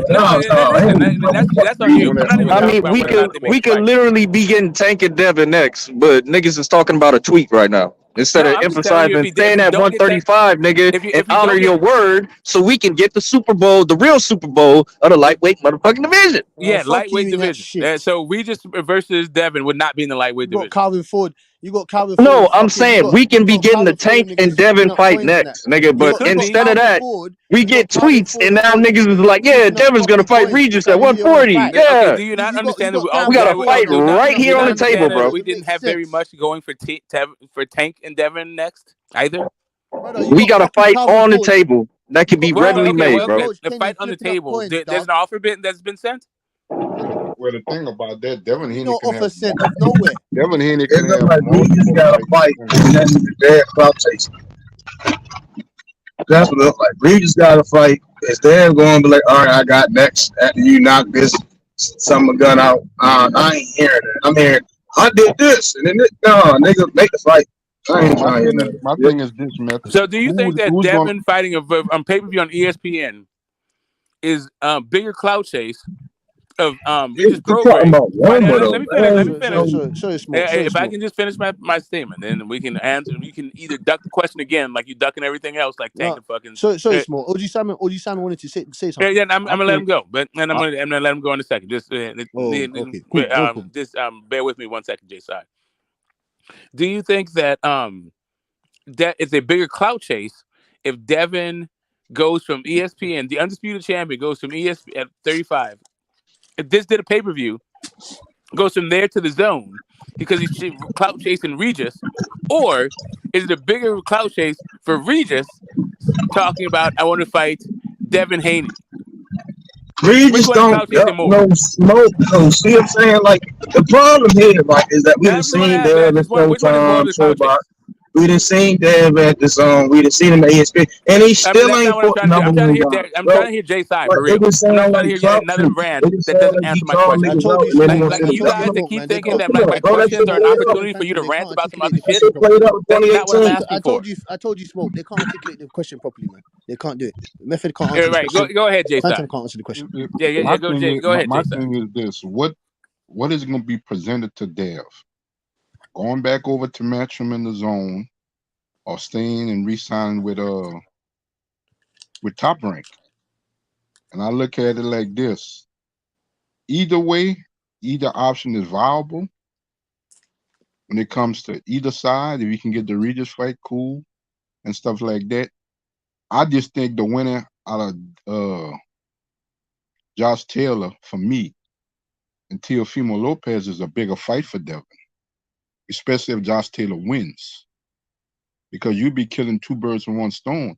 Instead of going crossover and fight, which is a good fight with Regis, I got the opportunity to be the number one guy at 140, plus beat the guy that beat Regis. OG Simon, when to me, in my opinion, a factor to me, when Josh Taylor destroys Teofimo Lopez inside that ring, he's gonna move up to 147. So then that belt will become vacant. Well, in the interview the other day, I seen the interview Josh Taylor, and he said, "I'm not overlooking Teo, but I'd welcome that Devin Haney fight at 140." So I'm just going by what the man said, Butch. Now that can just be talk, but he said, "I'm not overlooking Teo. This is an important fight. Everything works out and I'm successful, I welcome the Devin Haney fight." Yeah, they starving for names up there, huh? God damn. And Everybody want a piece what of was it? How Dev much now. credit? How much credit? I wanted to ask you. Yeah, How of much credit? course, bro. Of course, it's been Look, years like this. Yeah, go Smoke. ahead. Go ahead, Yeah, Hold Push. on, OG niggas, Sam and Phantom. niggas Yeah, see a go ahead, snack, Push. bro. How much credit would you give Josh Taylor to go around and do undisputed once again? So beat Regis, beat Matthias, and beat Rolly. How much credit would you give Josh Taylor to become two-time undisputed in the same weight division? Not off of no fucking Rolly. Matthias and Regis, lots. Lots. Beating Well, Rolly, like nothing. Like, come I on. think he earned a Rolly fight if he does it again. He Like said he if earned the that's the Rolly last fight. fight, he earned that. Wait a minute. Who's the he that earned the Rolly fight? Josh Taylor earned the Rolly fight. If he go through Okay, Regis and listen. Subriel I Matias think. first, hell yeah, nigga, what the fuck? Listen, I think Shakur Stevenson earned the Rolly fight by beating Joey Gonzalez at 126. Like everybody who's done anything has earned the Rolly fight. Like, what the fuck? I'm just saying, if that's your last touch, yeah, get that easy touch. You know what I'm Like, saying? bro, like who hasn't earned the fucking Rolly fight? Bam Rodriguez earned the fucking Rolly fight. What the fuck? Oh shit. I got a question though. Is Shakur a better fighter than Regis? No, not at this moment. How can there's no way that it's impossible for you to say that. We've seen Regis in there with pound for pound What you fighters. mean by? We've seen Regis in there with pound for pound fighters. We haven't seen I'm Shakur in just there with I'm any just pound for talking pound about fighter. pure skill set and what they bring in the ring. No. Like See, no, who's you better? can't see. That's not. See. We can't say that. Yeah. We can't say it. That's like saying a Yeah, prospect a I prospect say in college. opposite, right? No. They That's like saying a already got prospect some in work college is in, better than and a normal NBA Regis player. was saying, No. Regis spoke extremely highly of Shakur, so he gave him that work. So yeah, Nope. so I think Regis knows even that Shakur is a problem That too doesn't about it. fucking mean Not shit. That saying doesn't that mean he be shit. saying that I don't know no coward shit. You know what I mean? But Shakur is one of them guys. Well, he's yet to. You can say what you want to say in sparring, but it's yet to be proven in the ring and for accolades. So fuck that. He has to fight an A-class caliber fighter. Simple. I'm just saying what you see in the ring, like the skill set. Just judging based Yes. off that. Like, who do you think is the better fighter? That's all. Boots and these guys, they look magnificent. But when you're in there with A-class caliber competition, you're not going to look like how you're looking against all the regular opposition. It's as simple as that. Simple as that. I've seen Regis in there with Zepeda. I've seen him in there with Ramirez. I've seen him in there with Josh Taylor. I ain't seen Shakur in there with nobody. I don't want to hear about Oscar Valdez. I don't want to hear about Joey Gonzalez. I don't want to hear about Conceição. I don't give a fuck about I Jermaine mean, Henry. Those guys Yeah, are what it's is that not even supposed synonymous. to? My man's That's been not at synonymous, Baranchik, though, bro. Postal. You know what? Shakur's been in there with a bunch of Ahara Daviesies. Like I'll give Oscar Valdez even better than Ahara This Davies. eye But test and skill shit is jarring. The best need yeah, to get in it's there like with the but best. It's as it's simple as about that. Baranchik. I don't know that he's been in there Guys with are the not meant to competition lose. better What than the hell? Baranchik. They're not meant to lose. Those guys are. They get. It's all about matchmaking. They're I'm not I'm meant to not saying lose. you're wrong, but that's not a synonymous statement you're making. Like you could get in there with another elite fighter and then just completely outclass him. Like it's But it Yeah, hasn't you happened yet. It could, hasn't but happened first yet. it has to It has happen. not happened yet for Shakur Stevenson. It right. hasn't happened yet. That's the whole I point. I I agree. So Oscar Valdez, you wouldn't consider elite. No. No, didn't you just see this guy do fight this last weekend? We just saw him fight. What did you think about him versus Adam Lopez? Did that seem like two elite fighters to you? I mean, could they say Canelo's elite and look what the fuck he looked like? I He Yeah, mean, is elite. I got He you. is Yeah, he elite. looked elite to me. He is elite. He is elite. He looked yeah, elite to me. Like even in a loss, Canelo, he looked elite to that's me. that. What the fuck? he good, man. He Even is like elite. even in Remember, he's b-ball, like elite. that He's elite. b-ball fight, He's that 100 dude times showed better to than the me normal elite average level fucking 168 defense. pounder. What are you talking about? Of course he's elite.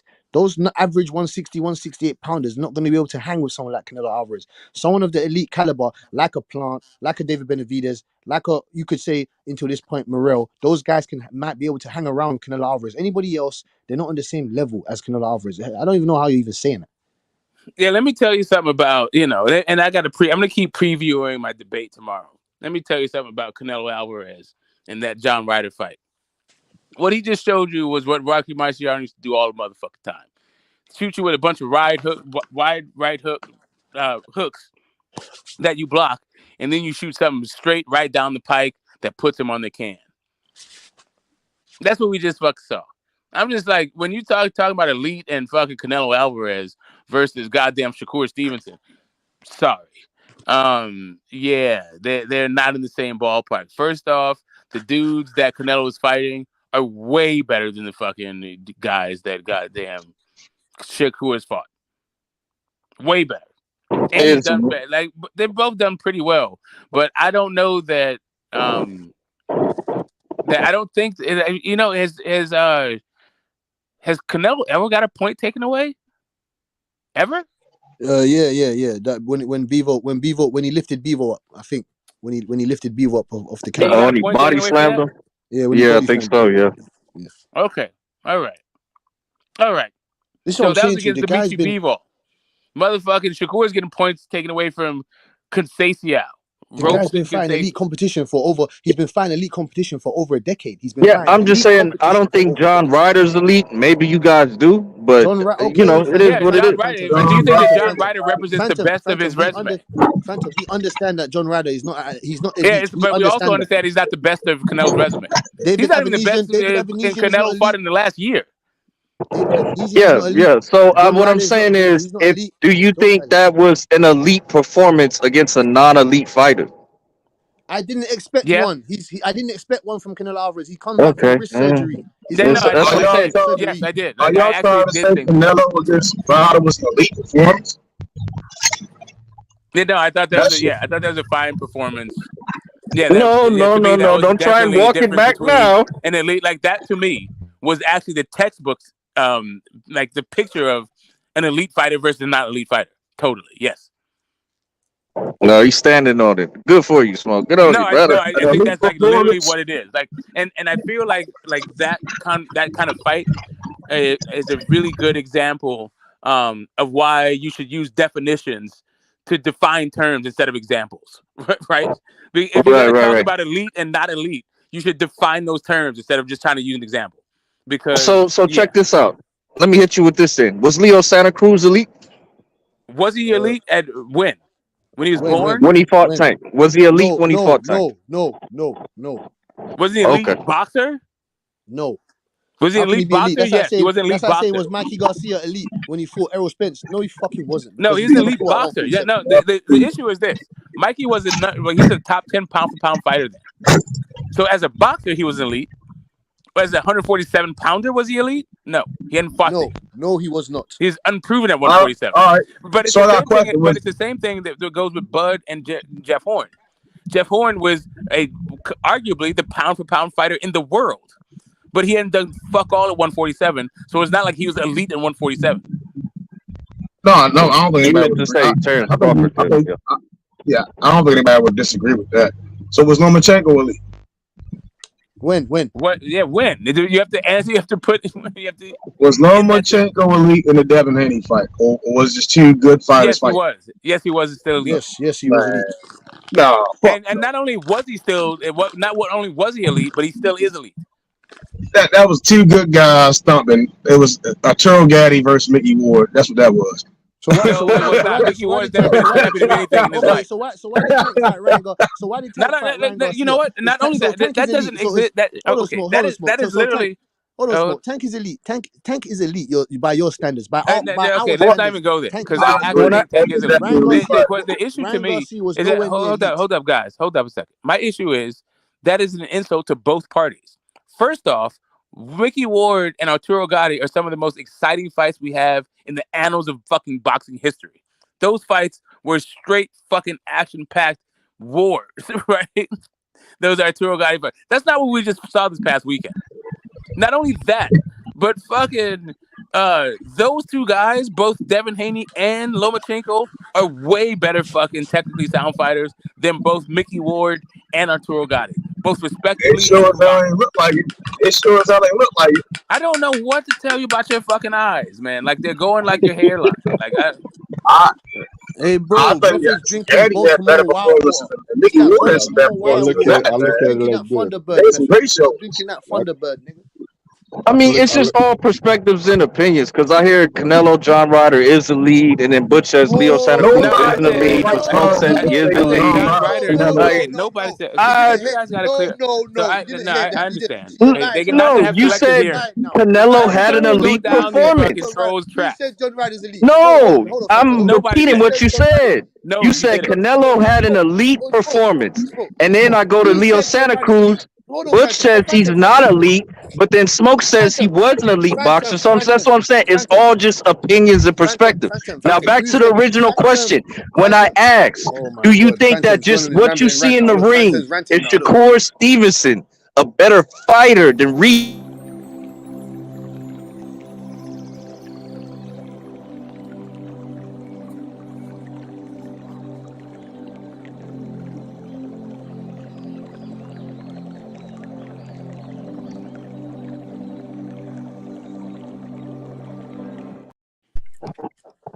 Yeah, we got to go old school set the standing 8 count. Okay.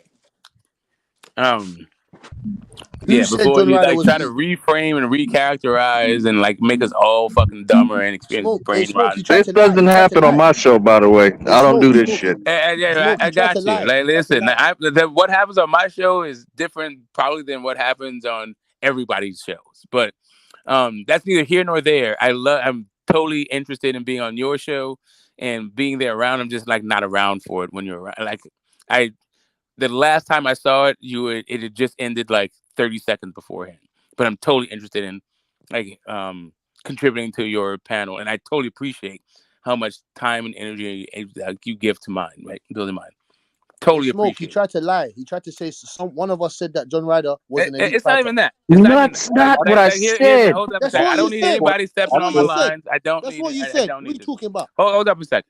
Regardless of what he said, whatever confusion there might have been, or whatever's lost in translation, what was actually said was what John Ryder and Canelo was an example of was an elite fighter versus a not elite fighter. That's what that fight showed. That's what the statement was. That was the claim. Now the question became, when it comes to Leo Santa Cruz, it depends. When you say elite against Tank Davis, was that an elite performance? The question becomes, are you talking about two elite fighters in the sport of boxing, or two elite 130 pounders? Okay, my thing broke up for a second, but I didn't mean to mischaracterize what you said. When I said Canelo John Ryder was elite, I meant the fight, like the performance, like you said earlier. That's what you said. No, Canelo had an elite performance. I'm an elite versus a non-elite. Right, Canelo had an elite performance, though. That's what you said. No, that's not what Smoke said. Versus a non-elite guy. That is what he said. You said he had That's an not what elite I'm saying. Okay, performance. hold on a second. Hold on a No, second. it is not. Hold on a second. Let me tell you the difference. If you were to say it was elite performance, an elite performance could be that he stopped John Ryder. An elite performance could be he dropped John Ryder every round of 12 rounds without stopping him. All of those things could be examples of elite performances. That didn't happen in this fight. So what actually did happen in this fight was Canelo showed that he was an elite fighter. And what also happened is what you can see when an elite fighter goes up against a non-elite fighter. It You wasn't said really it was an combat. elite performance, right? No, I didn't. You keep saying that. You keep All right. reducing it to that, even though I said a whole bunch of shit. I'm Even gonna though play the this shit third back. time I said even more things, That's you what I'm still keep saying, going back to Phantom. You something don't that I didn't understand or say. what? You don't understand or what? You don't understand. Smoke never said that. So where did you comprehend that? How did you comprehend that in your brain? It's not even how. It's just like it didn't. Regardless of how, you're just mischaracterizing and misinterpreting what I'm saying. And in order to be like But he overly keeps doing it. reductive, I He don't even keeps know what doing it. point you're trying to make. Really, He keeps doing it though. Why do you? Yeah, Phantom. Yeah. Standing 8 count. Standing 8 count. You're yeah, done. that's what. See, back in the day, we used to do they said it's fighter safety to stand at 8 count, but basically you're just gonna give your guy more punishment over time. Yeah. So no. Now the standing 8 count is just if you get drops, they must count to 8. Some different rules, right? Just so you understand, standing 8 count used to be different back in the day. Standing 8 count was when you got your ass fucked up and the ref was like, okay, you fucked up but you didn't drop. Let me help you. Let me help you out here. Let me give you a breather. And they just count to 8. And that would be a 10-8 round automatically. But yeah, it is what it is. I'm sure my man's phone just died or something. I know he's in it for the fight. Yeah, them old school wrestlers let your ass die in that motherfucker there. I'll be watching them black and white boxing films and shit. Man, them boys that get knocked down, ref just pick them right back up. I seen fights the ref just let them niggas get back up on their own. They keep fighting. That shit crazy. Back in the day, it was crazy. Yeah, well, the Marcus of Queensberry rule says that you're not supposed to, but you're supposed to get up unaided. Right? So, yeah, like fights where but yeah, there was, it used to be, like, what's crazy about these days is the neutral corner, or the lack of neutral corner back then. Like, the fact that you can just hover above a dude that's just on his knees, as soon as he, like, as soon as one knee lifts off the canvas, like, or both knees are off the canvas, he just takes another right cross, left hook, like another combination. Like, no, these dudes can't fucking. Like, Tyson Fury would have been dead in the 9th round of the first fight.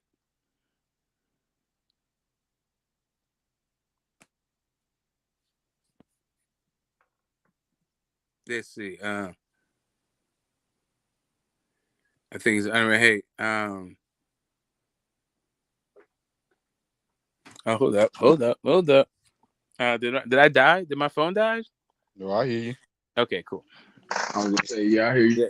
Yeah. What y'all think about the Artur Beterbiev and Callum Smith August 19th going down? Knockout. For Beterbiev? The 100% knockout streak continues. Oh shit.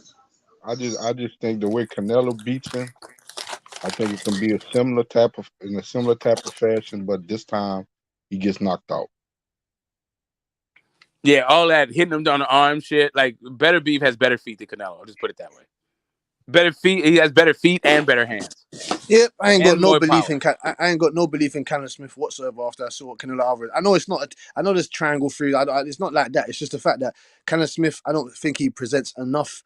If he can get Beterbiev respect on the inside, because not even on the inside, on the outside also, but Beterbiev is he's a dangerous, vicious Viking warrior. This guy is a Russian Terminator.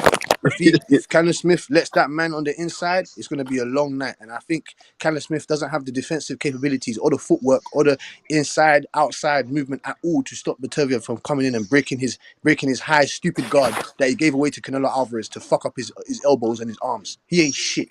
If Kovalev had anything left in the tank, I would pick Kovalev to beat Callum Smith. I don't like So- after the Hassan and Dom fight, I was just all the way out on that dude. The So George just for Groves with his clarification, fucking shoulder for the world boxing, I was like, That's an okay, but George Groves had a fucked up show. Let me see what's happening. Then he fought that and Dom fight. I'm like, get this guy the fuck out of here. Then John Ryder. But now I'm good. Get this guy the fuck out of here. So, just for clarification, Smoke, did Canelo have an elite performance against a non-elite fighter?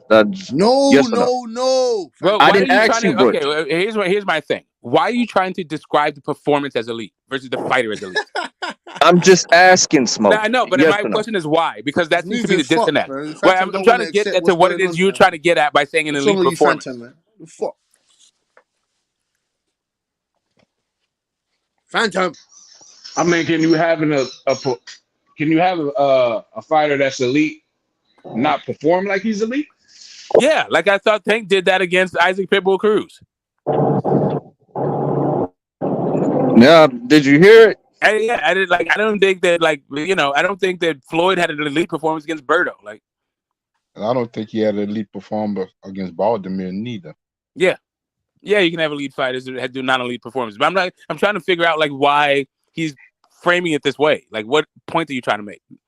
Well, I'm just saying. You said, yeah, it is what it is. I don't really care. No, I said he's an elite performer. It was an example of an elite fighter fighting a non-elite fighter. Phantom. Yeah, you do. No, Just you like said it Baltimore was. was, and just like these other ones with Floyd fighting. Okay, I don't want to play It wasn't word necessarily elite semantics. performances, but it was definitely examples of an elite fighter versus a non-elite fighter. I don't want to play word games. I understand what was said, bro. Yeah, No, I don't you know, don't. but you No, said no, you that don't. we No, said no, a you thing don't. that No, we you never don't, Phantom. said. But anyway, it's all good. Let's move Yeah. forward. Yep. Let's move on. And So, towards that move Phantom, forward. Yeah. Phantom, you got Tank beating Regis yet? Yeah, he's something. Yeah, I pick him in a fight. Yes, I pick him in a fight. Did you get the car keys? So do you have anyone beating Tank at 140? Anybody? Richardson, Hitchens, Richardson Subriel Hitchens. Matias. Richardson Hitchens. So you got you Yeah. don't have Regis beating him, but you got Richardson Hitchens. Okay. No, because Father Time is undefeated, bro. Like it is Father what it Time is is. undefeated. So did you tell that to Beterbiev? Did you tell that to Usyk? Did you tell that to Crawford? Yeah. Do you think Better BF's gonna be fighting at 47? No, he's going to be fighting when he's 39. Okay. Didn't he have Didn't he turn pro later? Correct. Okay, so Well, his you have a career is locker. not as extensive as somebody else's who turned pro earlier, right? But you said Father Time's Okay, so undefeated. whatever So you You need a said his Father locker, you Time's can get. undefeated. 37 isn't the same 37 as What do you need a the locker average for? fighter. Okay, so why What do do you you need call a purse for? Lomachenko an old man then? Because he is the little old man for 135. Light heavyweight's a bigger No. division. Why do you call him an old man then? That doesn't make any sense. He started his career later, Yeah, and Better his be is an old man too. What I'm saying is it's two different divisions though. two different divisions. Okay, They both old Russian men, bro. It is what it is. fair enough. But your phone is not going to be in your locker anyway, so it doesn't matter. Fair enough. And Hey, it's funny to think that you actually believe that Tank, Shakur, even Devin Haney to some extent, you think these guys are going to go undefeated in their whole career. You think they're never going to lose, or you think they're not going to face some type of adversity. Do you believe that? well, we just saw that with Devin Haney. He faced some adversity, but passed the test with flying colors. So that's why I got him beating Regis at 140. I think he's got a good track record for beating old men. You know, did it to Lomachenko, Linares. He hasn't lost the old man yet. Yeah, but So I got him. Floyd is beating up old men. I don't understand. What old man? What do you mean what old? What do you mean what old men? What old man was he beating on? When did you become old? Was it while you're still a champion, or no longer champion? Okay, wasn't Nonito Donaire a champion when he fought anyway? Yeah. Yeah. Okay. What happened? I mean, Inouye was a champion also. Those are two champions. Yeah, and Devin Haney would be the former undisputed champion at the weight class below. Yeah, but Linares was not a champion, and neither was Loma. So what does that have to do with anything? Because you're the you one have who the said he has a belt, track you record of beating reverse up old men. age. So I'm trying to figure out what you mean by old men. Like the way Wait, Bush said. does the At what point do you become an old man? Does the WBC have Benjamin Button powers when you get it? Like, does it start to reverse your age? So you're saying that the champ back to give me a definition instead of talking about like the examples. I don't understand. Like when we talk about terms, you want to use them but not define them.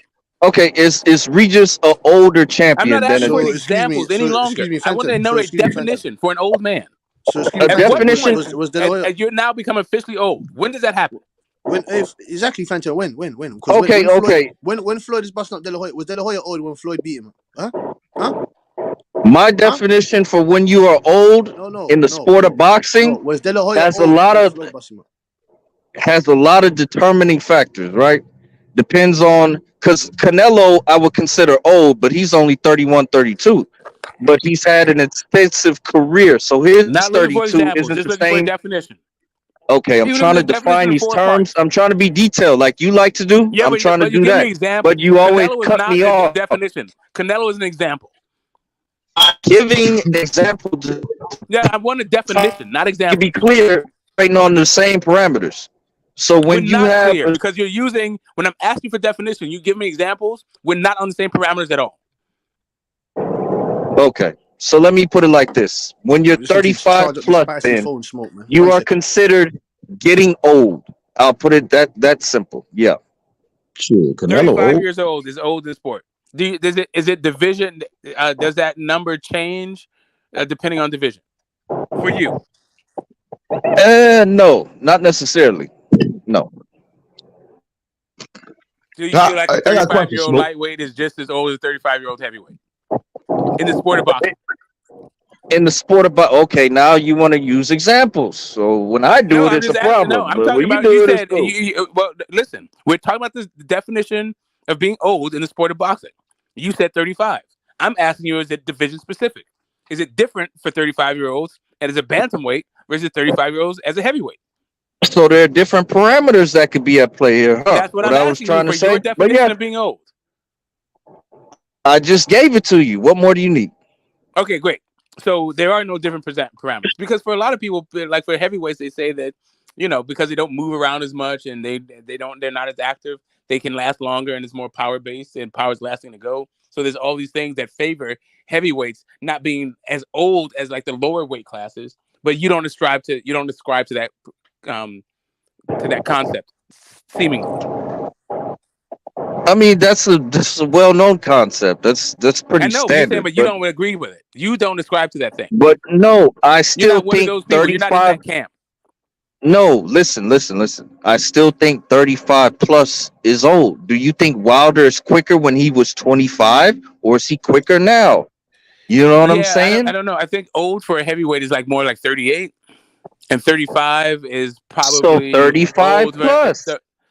Well, 35 plus is not what you said. You said 35, but I said 35. 35 plus. Okay, then I I missed did it. say 35 I get plus. it right. So 38 specifically, not 35 plus, but 35 is older. Is old for I think every weight class until you get to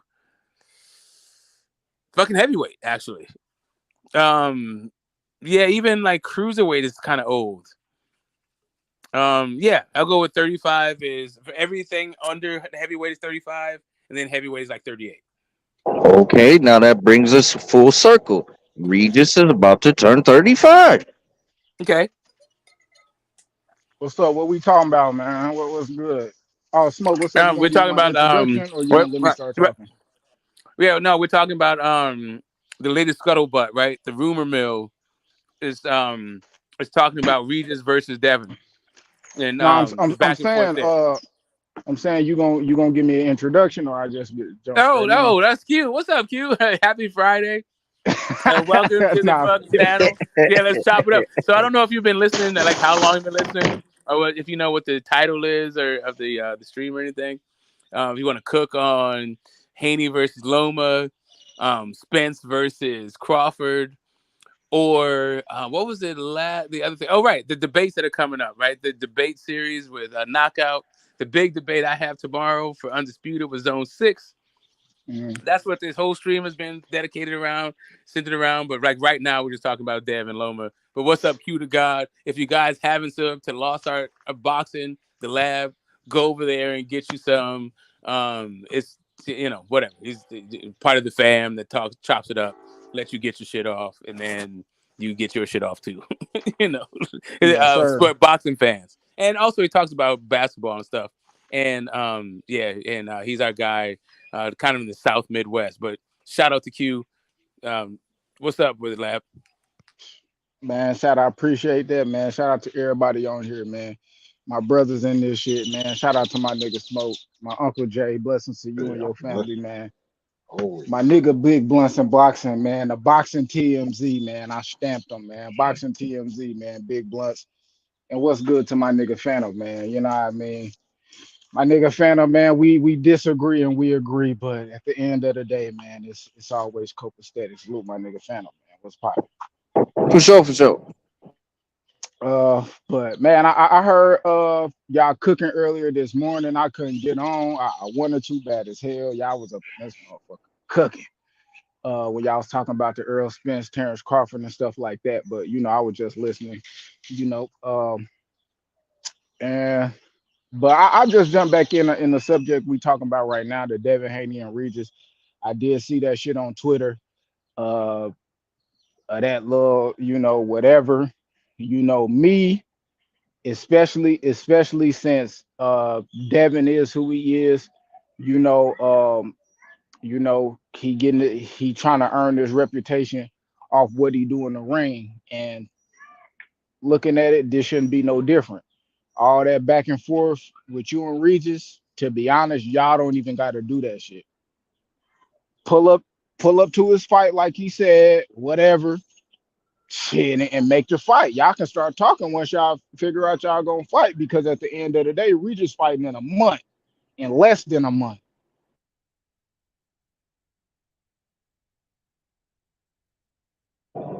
Yeah, I remember Q calling for this, so yeah, I'm with it.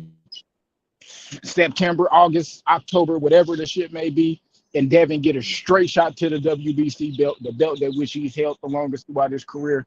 And I think it's a great fight. I seen Bill Haney, man, like 2-3 years ago, back when niggas really wasn't trying to fight Devin, and Devin didn't have a belt, and they asked Bill on the boxing, Bill and Devin on the Boxing Voice, what you gonna do if you don't get a shot at a title at 135? They said they'd go up. They said who would be the first person you will fight when you go up? Bill said Regis. And this was before Devin got his belt, fought JoJo and all that shit. And this was before Regis got his title back at WBC. Now that shit just is perfect. So I think it's a great fight for him. If Devin, looking at Devin, he feel like he confident, run that shit, bro. Undisputed champion against a two-time 140 champion, bro. I think that shit great.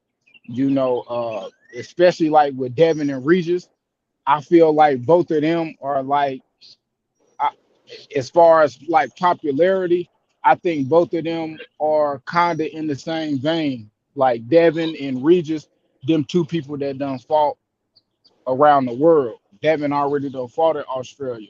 Regis done fought in the UK. Regis done fought in Dubai. You know what I mean? So I like this fight. I think it's a good fight. I think that's another fight that of Devin that I would pay for. You know what I mean? So Devin could be back-to-back pay-per-view fights that I would be satisfied with, man, and shit. Kudos to Devin. I don't think that shit a robbery, even though I felt like Lomachenko won. I feel like the belts is with the person that, deserve them. You got to beat the belts off the champion. And, at the end of the day, Loma didn't make it that decisive, even though I felt like he won. It wasn't a type of win that is 7-5 Loma and that's it. Like, no, that shit could have go either way. So I don't feel like it's a robbery, even though I feel like Loma won. I feel like Devin still did his thing. And, I don't feel like 135 is his home. I feel like he needs to make a home at a different weight class. And if he want to do that shit at 140, then do it. Regis a perfect scout. You know what I'm saying? So I like it. You know what I mean? I don't want to be all long-winded, but that's my little spiel. That wasn't long-winded. I don't know if my you guys are on my headphones right now, so my sound quality might be poor. But I think it's a good fight. I like it a lot. Regis is nobody's scout though. I don't know how the fuck Regis is now Yeah, right. Yeah, I don't know. I feel like he is the elite of the division. Yeah, I I mean, agree. and Devin feel like he's in elite in boxing. Once you know, like I feel like once Devin got to talking and as far as like people feeling like or him saying himself that I'm top 5 pound for pound or number 1 pound for pound, then Regis is the type of guy that I envision you fighting moving up. You know what I mean? Just to show that you really that. Whether we feel like that fight with Loma was, because I do feel like it was, gave some tell signs of things Devin may need to work on.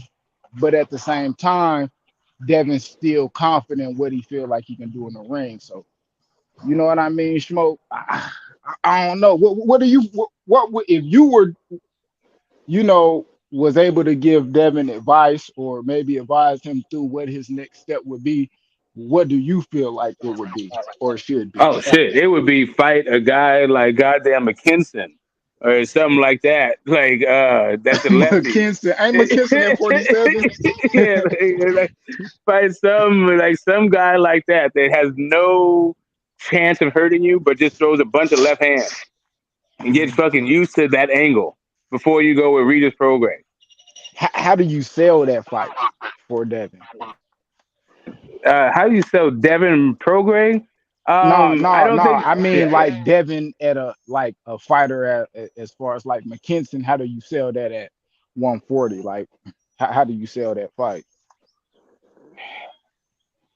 Oh, by saying the Regis fight's already made. Or like he's Okay, already like okay, moving up. He's gonna yeah. like go to the championship shit. Like you're fighting for the championship. It's like the same way you sold the Ryan Garcia fight with Hector Garcia. Same way you can sell Hector Garcia to people. Okay, Because yeah. there's a bigger fight on the horizon we already got done, and this is just like a stay busy acclamation, yada yada shit. Do you call Regis not Regis, but do you call Rolly in the midst of that? Do you hit up Rolly like, "Man, let me see what the fuck they talking about? Trying to scrape that belt off of?" You could, but you might want to build that fight a little bit. And like make the belts worth maybe more than they ought to be. Um, you know, because basically fighting Rolly, the only prestige you're gonna get from it is the only boxing prestige you're gonna get from it is the belt. But Rolly can sell a fight, Yeah, so it's gonna be a huge boon to your pockets yeah. to get that Rolly fight. So Oh, it's a low risk, it's a kind of a low risk, high reward fight. see, Smoke. I really don't think Devin Haney really needs. Someone's got an echo. I really don't think Devin Haney needs like money wise. He's been doing really good for a long time. In the Cambosos rematch, it was reported he got paid 7 million. That was in the rematch, the second fight, right? We got paid 5 million here, and before that, he had a huge contract with the Zone. For a guy that a lot of people say isn't a ticket seller, he's probably one of the best paid fighters in the sport, all things considered, and he's not even 25. Um, I feel like the Zone are begging for him to come back. ESPN are happy to keep him. So, uh, and this event, I mean, it looks like a success, right? Sold out Las Vegas, huge media firestorm on social media, mainstream media. I don't know what the pay-per-view numbers are. There's multiple reports. Some people are saying 300,000. Some people are saying 150. Some people are saying 225. I don't know what the numbers are. Um, but whatever they are, I mean, if the whole world, I mean, for God's sake, you got ESPN and Fox Sports in America covering it, and you got Sky Sports and Talksport in Europe covering it. So clearly, there's a lot of media there, right? Celebrities are talking about it.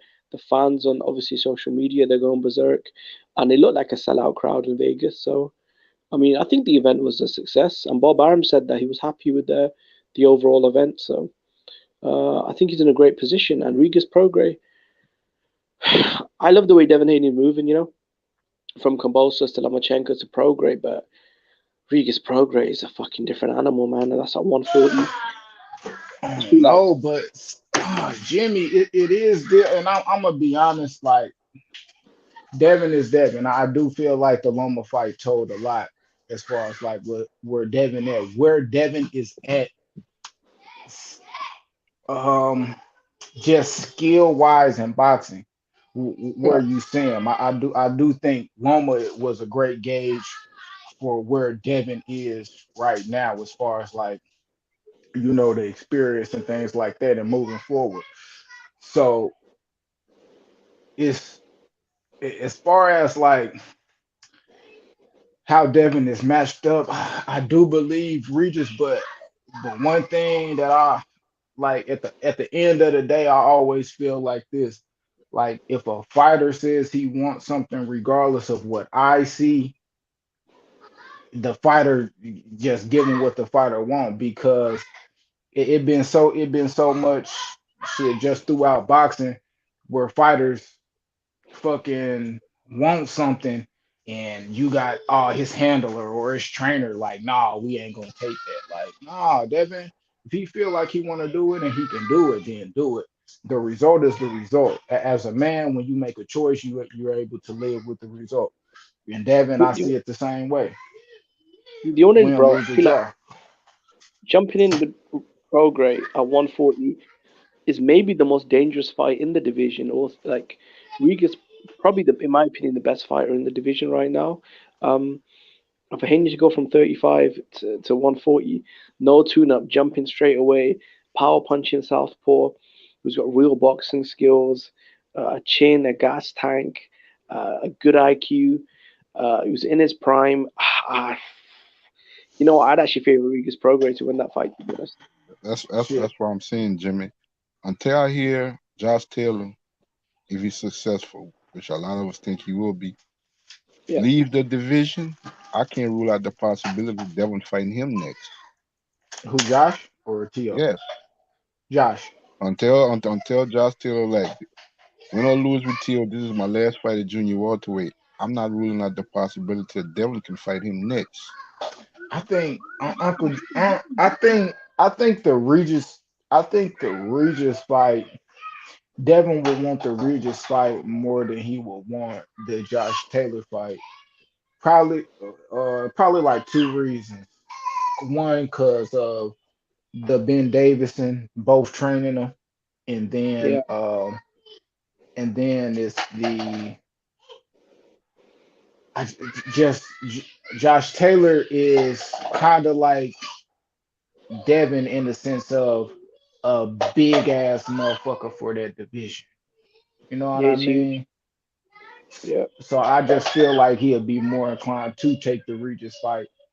Um, just saying, as though he may have a few more advantages over Regis than he may have against Tia. I mean, against Taylor, which I don't know until they really get in the ring, because I haven't really, I never really looked at Devin and Josh Taylor as a matchup, for the simple fact of the Ben Davis and shit. Like I The just reason felt why I like say they that, they too, I'm won't just fight. going by these last statements. He loved Top Rank. He liked being with Top Rank. He loved being on ESPN. He loved the exposure and stuff like that. Either direction, either way he goes, whatever he decides to go, is a good decision. But I just see that Top Rank long term, to me. I don't know how much money, like Jim said, he made money. He just 25 years Yeah. old. He done made a whole lot of money so far in the sport of boxing at a young age. Yeah. I would I think mean, it'd be hard for him to leave a platform like ESPN at Top Rank that gave him his I'm not. first pay-per-view, that's giving him to me better exposure than Match him in the Zone. Mm, yeah, because I do think just ESPN is just get more exposure just for what they are. But I mean, damn, bro, this man, I don't know. I That's how think right now, I look bro, at it like this, Q. That's a what's good that? fight, him and Reed. Josh Taylor's also a good fight, and get past him. I'm the number one guy at 140. Plus, I beat the guy that beat Regis. Josh Taylor Yeah, I is have the to be guy honest. until he relinquished being a junior welterweight. He is the guy at 140 until somebody knock him off, which was Yeah, supposed to be Calderon, but he's still considered the guy at 140. yeah, and I we think. are argue with a lot of and we are argue with a lot of people off that statement alone, Jay, because I feel that same way you say. Even Yeah. though it may not still be in that same little realm because at the end of the day, Regis is active and he did get that belt back. You know what I mean? So it's hard to be like, damn, Josh Taylor is number one. But the fact that the guy that I think is over him, he beat, is like, yeah, you know, he's still Yeah, Josh Taylor is still that number one guy. You know, yeah, in but some you only power see, ranking shit, then Regis is. But yeah, but I don't think Josh Taylor would beat Regis in a rematch though, bro. And it's not neither. just because of the situation that Taylor's in, bro. You're talking about a guy coming off injuries, surgeries, a layoff, struggling at the weight. He looked really bad in his last fight, and this guy's been struggling with drug and alcohol problems for a very long time in the UK. It's all over the media. I think Taylor might be on the slide, bro. And I feel like a guy like Regis is at the height of his powers. So I think the Regis fight is probably more dangerous right now uh, But than the off, Taylor fight. That's what I'm off saying, Jim. That's what I'm saying, Jimbo. He beat Tio. I think Josh Taylor could be a winnable fight for Devin. A very likable, winnable fight for him. I'm not saying it's going to be an easier fight, but I think that can be a winnable fight for but Devin. what It's just about something that I feel that he could beat Josh Taylor. I just feel he can beat Josh Taylor what right as about of right Tio now. though? What about Yeah, Tio though? Like, cause I mean, I haven't. I mean, Josh Taylor himself, he did, speak on the just the comfortability of being undisputed, him partying, just you know getting yeah. out of the boxing bag and just being himself, going out there drinking and that. Do you feel See, there's like a problem. that will take any? Well, what's his chances of beating Tio? What would you get at on a percentage? Oh, I Jason think he Lane. loses, bro. Can I be honest, bro? I think this is actually an upset. I think Teofimo's actually gonna pull off the upset. I think Josh Taylor's been struggling really bad with a lot of injuries, surgeries, a layoff. He's coming off a near 2 year layoff. Um, I thought he lost to Castro. He's been struggling with a lot of drug problems as well. And from what I've heard, he's struggling at the weight. The problem with Josh Taylor is I actually think he's kind of completed his goal, bro. Because his goal in life was to become a world champion and make money. I think he's actually overachieved, winning the tournament, unifying all the belts, creating a Hall of Fame level resume at 140. I think he's kind of overachieved, and in the tournament he made a ton of money, bro. I think he got paid like $15 million in that tournament, and then he made obviously good money in undisputed. Um, I just think Josh Taylor's kind of happy with his like he's kind of like, it sounds crazy though. You got guys like Canelo and Bud that are still chasing and Inui, but a guy like Josh Taylor, bro, I mean, he's done way more than he's ever wanted. And anything else, this is what he said in the interviews. Anything else from here after becoming undisputed was just extra. So Yeah, I feel like mentally, and then like with Josh Taylor, he don't have like the thing. Hey baby, hey, come get this door. Yeah. Get this door. Uh, but So at yeah, the I actually But like what you just said, I and think the way that you still managed to both criticize Josh Taylor and big him up and sing his praises, give him his flowers, makes me think that yeah, you actually think T.O. beats him. You're not just hedging your bets. I just think it's a win-win. If Tio upsets Josh Taylor, I think it's a win-win for Devin because he's still be in a good position with top rank, and that's another fight that's long overdue.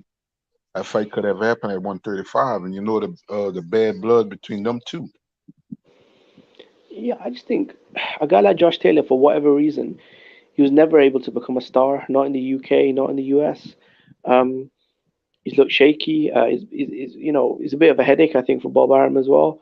With the layoffs and the injuries, and I just think a guy like Teofimo, who's a young, American Latino, who's got at least 10 years in the game. I feel like if it's close, he's gonna get the decision in New York. Just I'm because like of this. I'm politics. like I'm like this, Jimmy. I'm Yeah, pro Regis. Regis is from my home state, and I always yeah. wanted the best for his career.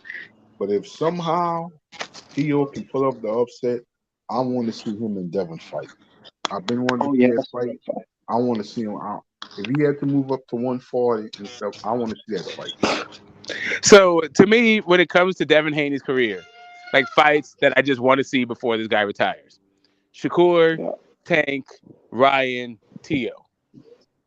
Anybody else is just like, okay, he fought those guys too. He could fight Subriel Matias, Josh Taylor, fucking Regis Prograis, all back to back to back. It'd be like, I would be like amazed and all that shit, but I still need to see him fight all those other dudes. Could you imagine Smoke if Tio would pull an upset? The theatrics. Devin, Tio, Bill, Tio Speed. Oh, listen, there's gonna be no living with Teofimo. The Teofimos, if they beat Josh Taylor, oh my God, then they can actually attach their name to Undisputed in a different kind of way. They're gonna be like 2 division Undisputed, and he's only has 2 more fights with Bob Arum too. Yep. I personally don't think the Haney fight's that easy to make. You're on the spot. I just feel like that's such a good sell though, because you'll have Bill and Tio Senior going back and forth. They've got their kind of banter rivalry.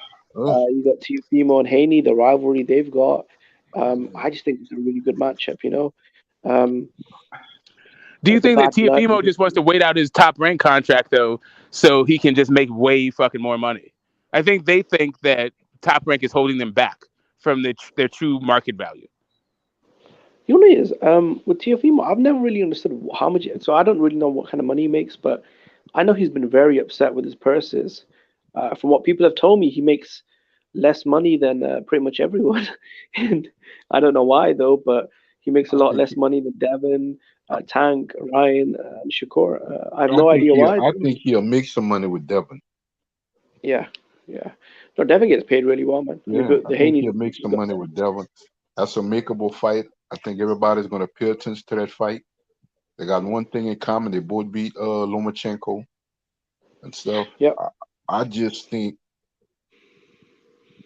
he has to win, Teofimo. No, actually, it's a great build-up, though, because I think he has to win. And I think that could be the fight. That's just my opinion. I think that could be the fight. Tio could say, all of it, like whoever Devin fights, his first fight should be at lightweight. Should be either junior welter. Should be either Rolly fucking Romero and collect the belt, or some left-hand dude that it does not have knockout power. But what do you think about here's my thing. Here's my thing, Smoke. What is they gonna offer Devin, the PBC, a one-off?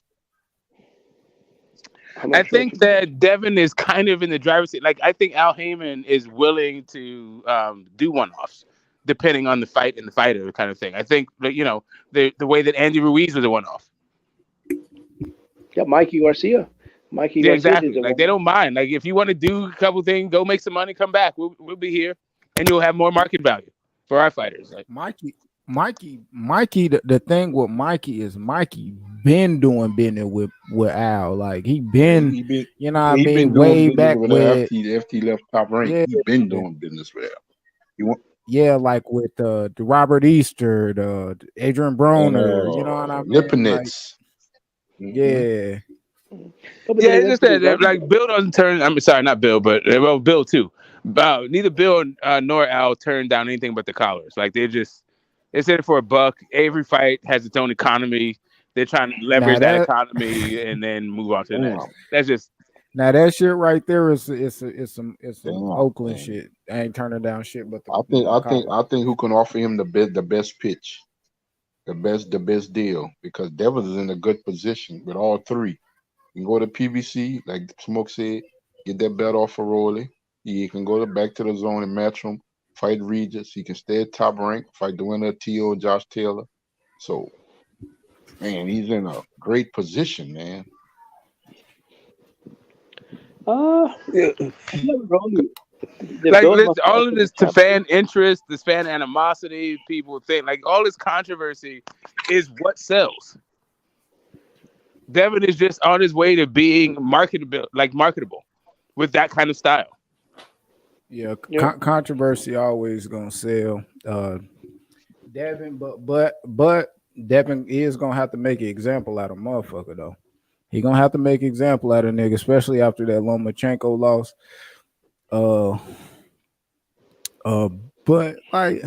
But like I say, man, confidence shit. In my eyes, it mean a lot depending on who it's coming from. You know what I If mean? all Devin needs to do is not fight on Top Rank in his next fight, and a lot of that bad will just goes away. Because a bunch of people were just talking about how he got the decision because he re-signed to Top Rank, which turned out to be maybe a Not rumor. true. Not Yeah, true. I mean, I don't know. I don't know if it's true or Devin not. We won't said know fuck until he no. fights to his next fight. But Devin said no. I know Devin said no. I know what everybody said. I know what people were talking about, right? I know the rumor versus what people came out in public to deny. But we'll know when he fucking fights his next fight. Or if they come out and say we're now in talks and then they re-sign and do a whole fucking, song and dance about it. Smoke, are you surprised? Smoke, because when I watched the fight, right, I personally thought Number edged it, but I would have been cool with a draw, or even if it went the other way. I mean, look, man, it's not the worst decision, man. I mean, look, I thought it was a close fight. It was a really good fight, and that's the one thing a lot of people don't highlight. That was a tremendous fight between two high-level operators. I mean, you're talking It's about fun. elite-level skills. Yeah, it was great.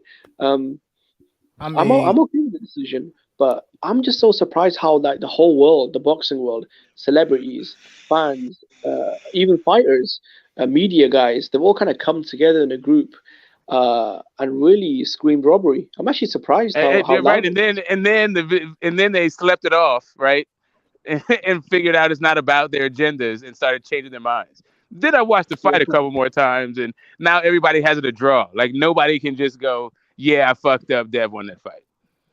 because the reason I don't think so is because it's really one of them type of fights that, I mean, if you see Devin won, like I put it like this: nobody wrong unless you screaming robbery.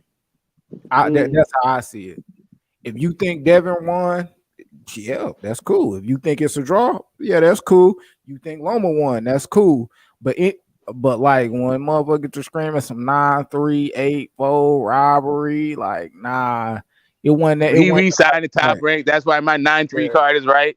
yeah, that's bullshit. That's Zap bullshit. Judah said. Yeah, Even Shakur said. yeah, that Shakur, like, I mean, Tim Bradley said. yeah, like, nah, I understand it in the sense of the whole Devin re-sign with Top Rank is a fucking lie. Just so you guys know that shit, 1000% false. Yeah, that's Black and brown. Salute, bro. Salute to my boy, Get the Smoke. I had to hit your link one time, bro. I don't got much time. I just want to say salute to you, bro. I got nothing but love for you. Straight out of Oakland, California. My boy Jimmy, my boy Quay the God, and Jonathan Simon. Salute to you guys, man. me with that Quay. My boy Quaylo the God, Dirk Banks changed his name live on Free Smoke Friday.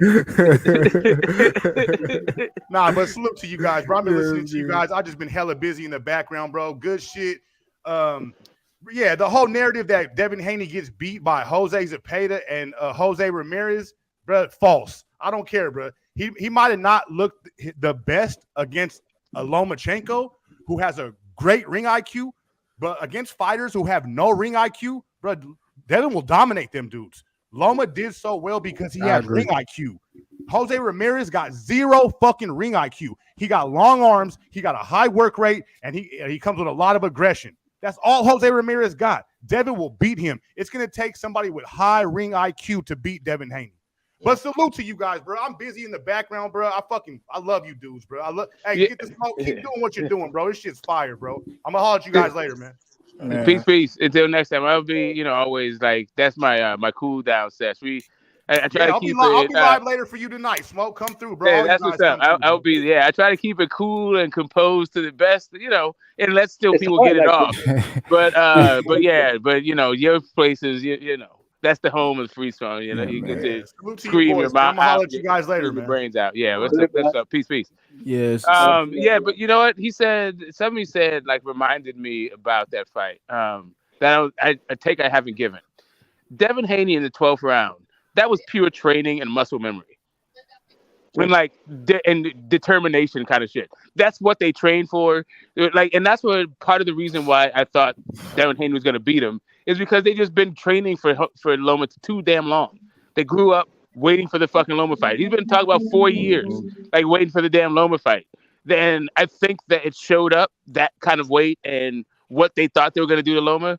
That's how he fought him in the 12th round, which ultimately I think, two of the judges' scorecard gave Haney the fight.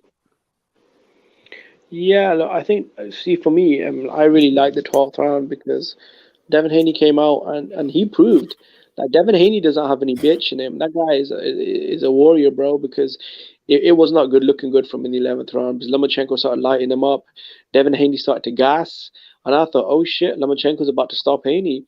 And then in the 12th round, Devin Haney came out strong and took control of the fight again. And you know. It was a really good fight, man. I actually really enjoyed the fight. Shout out to Bill Haney. I thought he gave his son really good instructions. He woke his son up, man. And man, they came out and they finished strong, man. And obviously there's controversy. But man, he finished the fight strong. These things happen, bro. You're talking about, a undisputed champion in his adopted hometown city, right, Vegas, getting a close decision. I mean, it's not the worst decision I've ever seen. I'd say Jack Cattrall versus Josh Taylor was way worse. But as far as controversy, But it's not even the worst robbery we've seen this month. Fucking Rolly and that old ass dude was worse 2 weeks ago. Like, fuck, you have to go historic fucking robberies. It's not even interesting for this year. Well, I can't think of an It's one of international them. outcry. It's like fucking. What's the boy name that got beat up? What's his name? Lil B Hop and El Rayo. Like that. Yeah. Oh, you talking Hector Garcia? Yeah. So like El Rayo and Chris Cobra, y'all remember how that fight was? People were screaming rivalry and this and that. Somewhat kind of like that in the sense of the fight being close, minus a knockdown. The Cobra got his ass dropped, but I don't know. I think that's a great fight for Devin. I wish he could rematch it, but I seen that tape, bro. Devin, he don't even need to think about 135. Fuck a Tank, fuck that Shakur shit, and that's why the only reason I feel like Devin should have stayed right there in front of Shakur and told him I'd let get Shakur the mic, let him do his little bitch ass call out, and after he called me out, I'm gonna look at him in his face and let niggas know I'm a 140 pounder. You would never see me at 135 again. But if y'all bitch ass motherfuckers got balls, meet me at a higher weight class. You know what I'm saying? 140, real shit. Like, cause I seen Devin at that weigh-in. Not that one that they put on for the top ranking shit. The real one. The real joint. Hell no. I seen Devin. Fuck no. I wouldn't even look back at 135. I'd gave them motherfucking belts that same night. You Like, know what did fuck it for that. me, Q? When Shakur stepped in the ring, and when Devin looked at him and said, "I'm number one," I just looked at Devin. The first thing came to mind: this young man can't stay at the weight class no more. If he just went life and death with an older fighter, which Lomachenko is a great fighter, but a smaller fighter, and went life and death, and looked the way he looked after the fight, because Lomachenko was beat up, but Devin also looked beat up too. Yeah. And I ain't never really seen Devin Haney at 135 after a fight look beat up like that. He looked beat up. And it's not just the fact that Lomachenko is an excellent fighter. I just think that he done squeezed everything out of himself to maintain at that weight. Yeah, it's over with. It's over with. Well, to me, like, both of those dudes got exposed. Both of those guys think a lot of their IQ, their ability to like problem solve, make the right decision in the right circumstance and all that shit. And both of them lost their composure. Devin during the fight, and then I guess Loma just got too full of his own legend or whatever the fuck, and in the dressing room. But both of those guys broke each other and exposed one another, really. Oh yeah, I mean, to be honest, What you mean exactly, Smoke? I mean that I think we've seen how fragile Devin Haney is. Like, he needed his dad to like reassure him, to edge him on, like to tell him what to do in spots. Like, he is heavily reliant on his dad for some things Yeah, that just yeah, grown men aren't. yeah, Yeah. yeah. But I remember you said something the last week, Smoke, leading up into the fight, and we was on your panel, and I think Method might have made a comment because he the only one that had Loma to win, and you made a statement and made a lot of sense, and I thought about that, and as I looked at the fight, you said something. Even though Devin Haney is undisputed, he still is not where y'all think he need to be. Everybody kept saying, "What you mean by that? He's undisputed." It was like he still is not there where he needs to be. Yeah, Even at Yeah, though he's an 24. undisputed champion, he still At is not 24. where y'all think he needs to be. Yeah, he's still developing. He's still Yeah, at becoming the 24. fighter he's going to be. yeah. And they kept Yeah. arguing you, they kept arguing against you with that and stuff like that. I didn't say nothing, but I understood what Smoke saying, and it made a lot of sense. But not too many fighters are like Lomachenko. You know? It Devin ain't Haney is it. a good 5 years away from his peak, I think, as far as optimal, technical, athletic, everything, experience, IQ. I think he'll be in his absolute physical height of his powers between 28 to maybe 32, right? I don't think he's anywhere near his prime. I think this is a kid that didn't have a deep amateur pedigree, that didn't really have a lot of professional fights either. He's only 24. He's still young. He's still green, and fighting an experienced, top level, a Hall of Famer, a guy like Lomachenko, a legendary amateur champion, one of the best pound for pound fighters of the last era, and someone who a lot of people still consider the number two lightweight in the sport based off credentials, resume, accolades, etc. And I think this was a great learning fight. Going 12 rounds with a Hall of Famer will do Devin Haney the world of good. Yeah, I think Devin. I think Dev. Are you was going to Smoke? Yeah, just if you can just remember for a second, because I just wanted to say, because maybe it's not so much that Devin is fragile, but Bill thinks he is. So Bill felt the need to tell him what he needed to tell. Yeah. Bill felt the need to tell him he was winning the fight when he was getting his ass handed to him.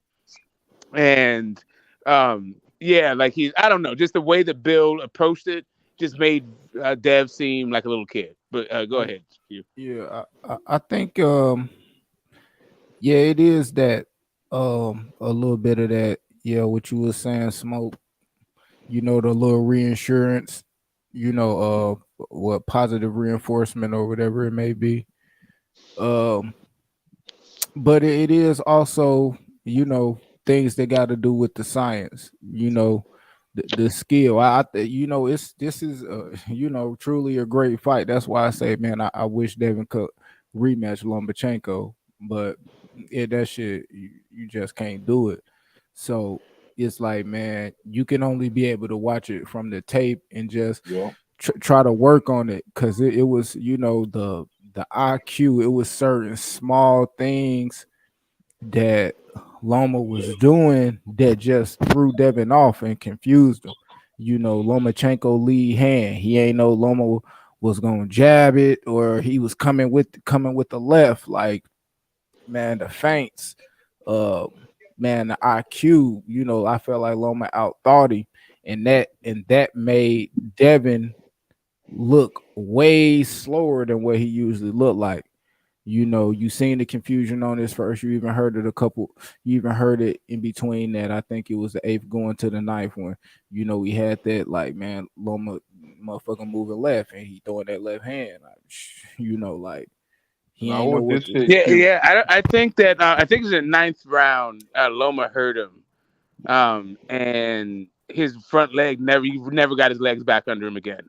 Like the way he dug out the 12th round was just Straight wheel. shot out to just Straight like wheel. Yeah. what everybody was talking about, to do like all of the like attributes, training, everything Devin had versus what Lomachenko no longer He has and Yeah. never did have De- at this Like division. the Dev division defied right? Dev defied the odds in that 12th yeah. round, because Like the old Boston cliche, Q. Mm, He had to bite down. He had to dig deep yeah, to yeah, get that's a that 12th round to get the yeah, decision. That's what he did. He bit yeah, down and was like, you know what? I gotta just go get it. I'm the yeah. champion. If he don't want it, but then I'm gonna take it. And that's why, like, man, that's what, man, this shit's so crazy. And that's why I always said, man, Loma is respect to Loma. He an amateur at heart. Yep. Just the Devin turning it on. Devin actually getting served in the 11th round and still having the will to come out in the 12th and turn it on. But Loma to actually think he broke Devin and thought he was going to be able to coast through a win in the 12th. Yeah, see, that's an Like amateur the trade. same shit. That's amateur. Same shit you go do with Tio. Oh, I'm gonna let him shit his load because he gassed out. He gonna gas out, and I'm gonna turn up in the second half. But you got your ass blasted in the first and couldn't even turn up or nothing. So it's just that amateur ass shit, bro. I'll be like, bro, he amateur at They heart. teach you, Q, they teach you that in the Olympics. Build a lead and then you protect the lead. That's what they teach you. Once you build a lead, you protect the lead. And that's what Lomachenko tried to do. I think he tried to run the clock out in the final round because he felt like he built up a massive lead and he didn't want to, I guess, gamble, Yeah. But I've been saying this, that Lomachenko, he lost the belt as a fighter. And the reason why I say that, from his skills and his reflexes are pretty much still intact. Probably not where it was at his peak. I see, but Lomachenko mentality is different because 3, 4, 5 years ago, he'd have never let Devin off the hook. Yeah, he was more of a. Let Devin off the hook. But then again, he had more of those. Like he had more rounds like the 10th and 11th in him 4 years ago. Yeah. Yep. I bet I got tank. Yeah. Yeah, but I don't know. But see, it still might be them motherfuckers at 35 is them elite, them top. You know what I mean? We talking about the he did it in the Tio fight. Yeah, that's what he led the 12 round. The same thing. He did it in Tio. We talk about. Like boxing is one of those sports where the next generation is looking at the generation above them, like just licking their chops. Like once your fucking ass get old, this time to be on your ass. That little shit you doing, that little shift you doing on his shoulder, turn. You see how Dad was just turning with him? He's lifting. He turned with Lomachenko so hard once. The turn lifted Lomachenko off the fucking ground. And he was a little slow too. Like even with a couple times Loma was, just ahead of him with the turning, like probably turning Devin a quarter. Devin was there, but when he had turned, he had just pivot a little bit on that angle. Oh my God, that was killing Devin. He couldn't. But then Devin would Devin would make him pay to the body. So then it was a thing where he had to. Yeah, it was just you had to fight. There was a certain point where all that stuff that Lomachenko used to win rounds off of. Just the fact that he was doing whatever, like fucking Kazakh, like Russian dance he was doing. And that's where Dev shit he was on. Like he used to win rounds, and he's not doing that against these dudes. And that's where Dev and them had the advantage, because when you start doing that, once Loma get past the I'm using the angle, give you your couple shots, then you gonna have to engage with the bigger man. He never wins that. That's why when Devin did though, boom. Now you got to reset now, huh? You know what I mean? It was, like Devin lost the technical, but then bam, you got to get physical with that shit you trying to do right now. And it's like, I think so. Devin definitely adjusted well. When Lomachenko took his jab away, what did Devin Haney do? He started using right hooks and he started digging to the body to stop from Lomachenko kind of, I guess, railroading him on the inside. A good clinch game, good body shots, and a very sharp right hook, So Devin Haney definitely showed his full tool chest. Hey, but I hate to change the subject. Speaking of, just the younger guys and the older guys, man, did y'all see this nigga? Y'all see Gilly try to call Boots in, man, and get exposed by Terrence Crawford, man? Y'all see Billy, you said? Gilly, the $1 million worth of game. Gilly. And then so he called Boots on FaceTime with Errol, so he could be like, so I guess Boots was trying to say Bud ducking or something. Nigga, Bud, like, when you call me? When your daddy called me to make a fight? Boost like, man, 2018, this nigga Earl started, this nigga Bud started dying. Like, what?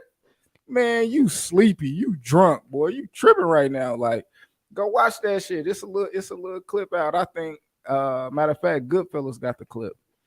It's You know what? on. Boost He kind got of a little exposed short of him. that shit. He kind of broke face to face with Bro, Bud. Boost, Bud, like, bro, you ain't called me for shit. What you talking about?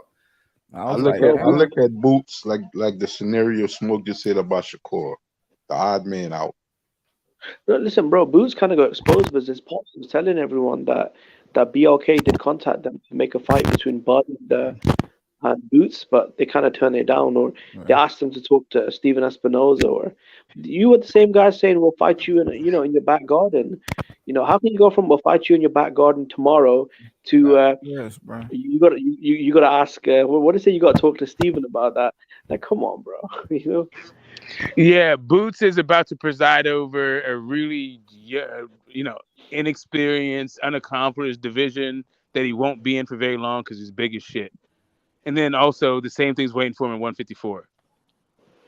Yeah, I gotta be honest, man. If Bud and Errol move up, 147's a Yeah. fucking graveyard, man. Yeah. Oh, let me see, man. Let me see if I can play this, man. I guess him and Virgil could fight, but with Virgil, his health is so poor. I really don't know what kind of future Like he's got. Josh Taylor's fighting somebody for a vacant. Ugas will be sitting Yeah. around there. Thurman will be around there. Like Stanionis, Virgil maybe.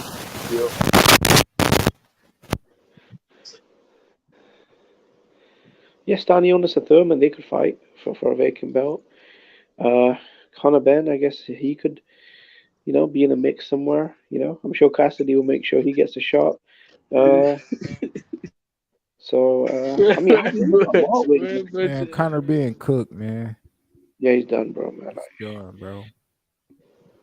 Yeah, I kept telling Cassidy, bro, man. I mean, he's a cheat, bro. It is what it is, man. Like it's not that deep, man. So it's over with for him, man. I ain't gonna say I hate it for him because he ain't even get to show us no work for real, bro. Before that shit happened, like But you know what crazy, really man. embarrasses me about Conor Ben? His lack of awareness. He'll grab a mic and he'll say, "I'm ready for everyone. The Kell Brooks, the Manny Pacquiao's, the Amir Khans, the Adrian Broners. I'll fight them all." I'm like, "Fuck you, know, bro." Oh wow! Okay, who else you gonna get? Which other retirement home are you gonna raid for opponents? Like, And then he took the mic back. He was like, "Oh yeah, and Mikey Garcia." I'm like, oh damn! Don't forget he threw Tank in the mix too. Man. Oh well, Tank. A 135, Okay, so a 130 that pounder. Conor Ben versus Tank. Wow, that's a hell of a fight. I think that's a great fight. At 147? Hell no. He said he'll go down. He capped. Yep. Oh shit, he's getting knocked out. Get the fuck out of here. I don't He know if you capped can go out, down. man. If Tank goes to 147, then I'm gonna join the he beats everybody at 140 club. But I'm not there with Tank. I don't even know how people get there with Tank at this point. Like, I mean, I think he's a hell of a fucking fighter, and I pick him against a lot of people that other people wouldn't pick him against, but I just can't pick him against Subio Matias or Reach Program. I just can't pick Tank I against can't do it. anybody at 140 if he don't fight at 140. Yeah, and he said he's not even comfortable there. Like, it's kind of like, what? But you still haven't no more beaten him? rehydrations, no more He gon- rehydrations, Tank gonna no have more to catch find. weights and stuff. If you can't fight them guys, because them guys are not coming down like Ryan Garcia fight you at 136. If you can't fight them guys because they're established in their own right, they champions. If they, regardless if you the star, you the A side, you got that bag and stuff like that. Some things I just think need to Shakur. be left alone. I think Shakur one more fight at 135 just to really acclimate, and I think Shakur Stevenson would beat Tank Davis. To be honest, I just think his style is all wrong for Tank. I think that's gonna be the fight, Jimmy. Yeah, that's gonna be the fight. That's gonna be the fight at 135. Once they move up and vacate those titles and stuff like that, unless Tank does his PBC tour and fight the Pitbull Cruisers and the Frank Martins and them guys on that side. Only thing I see Tank doing at best is holding one belt at 135. And then whoever else do it, they have to go get 2 belts or 3 belts. For like Tank, he ain't paying 2 sanctioning bodies. That shit dead. That nigga don't give a fuck about unify. I doubt Tank ever unify.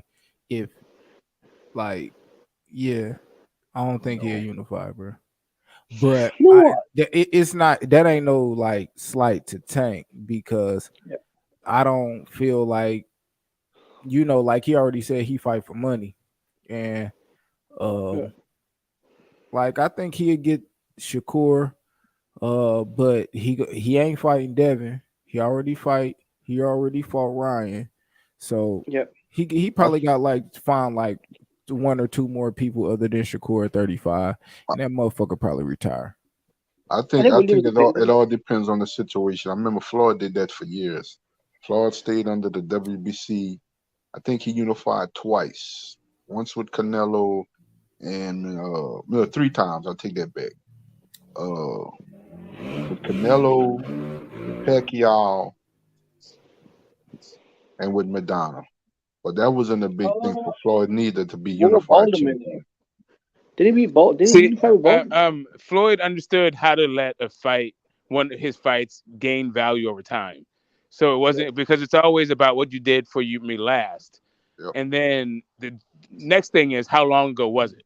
So as long as it was like in the recent past and it was a dominant performance, everybody else was trying to work to get to Floyd's level and just being compared to Floyd's last performance, right? So it's just kind of like, whoever you guys think is the next dude over the last 12 months who has emerged as some kind of threat, let's see if I'll fight that guy.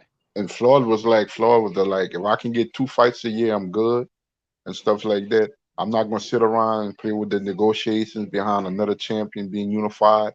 You know what I'm saying? I'm Floyd Mayweather. I make my own moves.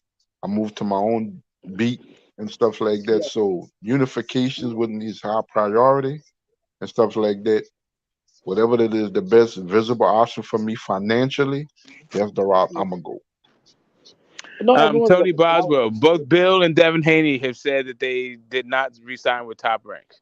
The only person who said they re-signed with Top Rank is Paulie Malignaggi, who... How does Paulie get away with all this, though, Smoke? Like, why hasn't anyone reprimanded him? Like, you're talking about a sports journalist, which is literally running around saying all sorts of, like, bizarre stuff, right? Paulie capped out, man. Nobody fuck with Paulie, man. Yeah, well, it's because everyone knows he's doing it for exactly that reason, right? He's just trying to antagonize people, and it's just like, I don't know, it's just a weird troll at this point. It's just really cringe. Like he's clearly punch drunk. This is what like CTEs looks like, spitting on Artem Lobev and all this shit. Like the dude's just, he's literally just trying to race bait for ratings.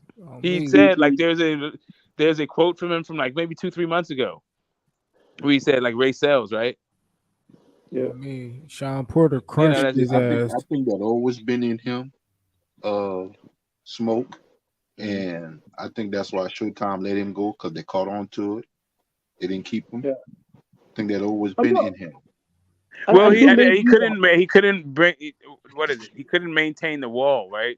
He started like, I don't know if you remember the that rematch with the French dude David Benavidez fought.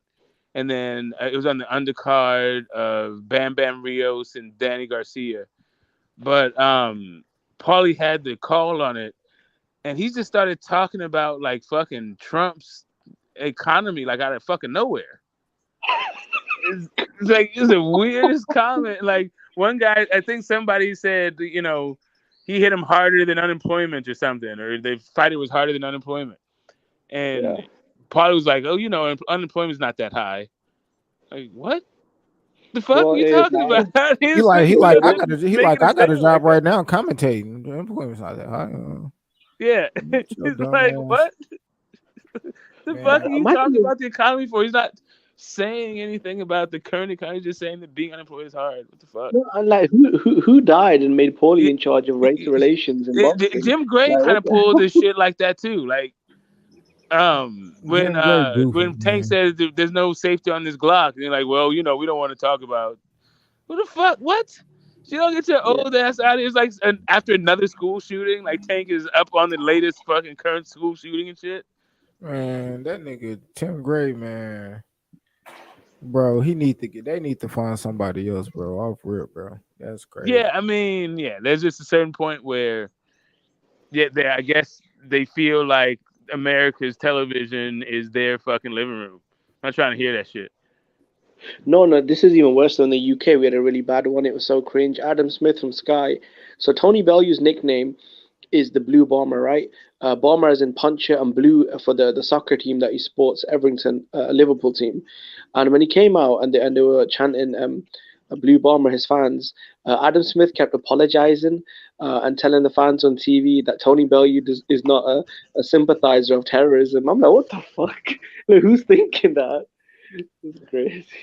Yeah, just a 10-ear, tone deaf. Yeah. Yeah, Tony man. Bellew does not support terrorism. Because he's obviously the Blue Bomber, right? Yeah, the same thing when like Larry Merchant said whatever he fucking said to Floyd. I remember what he said to Floyd. That told Floyd he didn't know shit about boxing and he just HBO needs to fire his ass.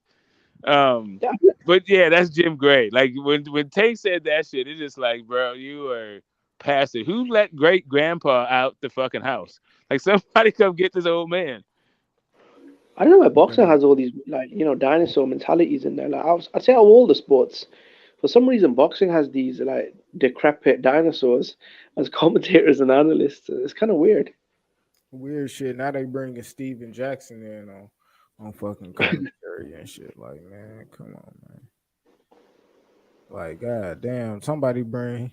I mean, yeah, just bring somebody in that they got punched in the head a couple times in a real boxing match that we respect out here, man. You know what I mean?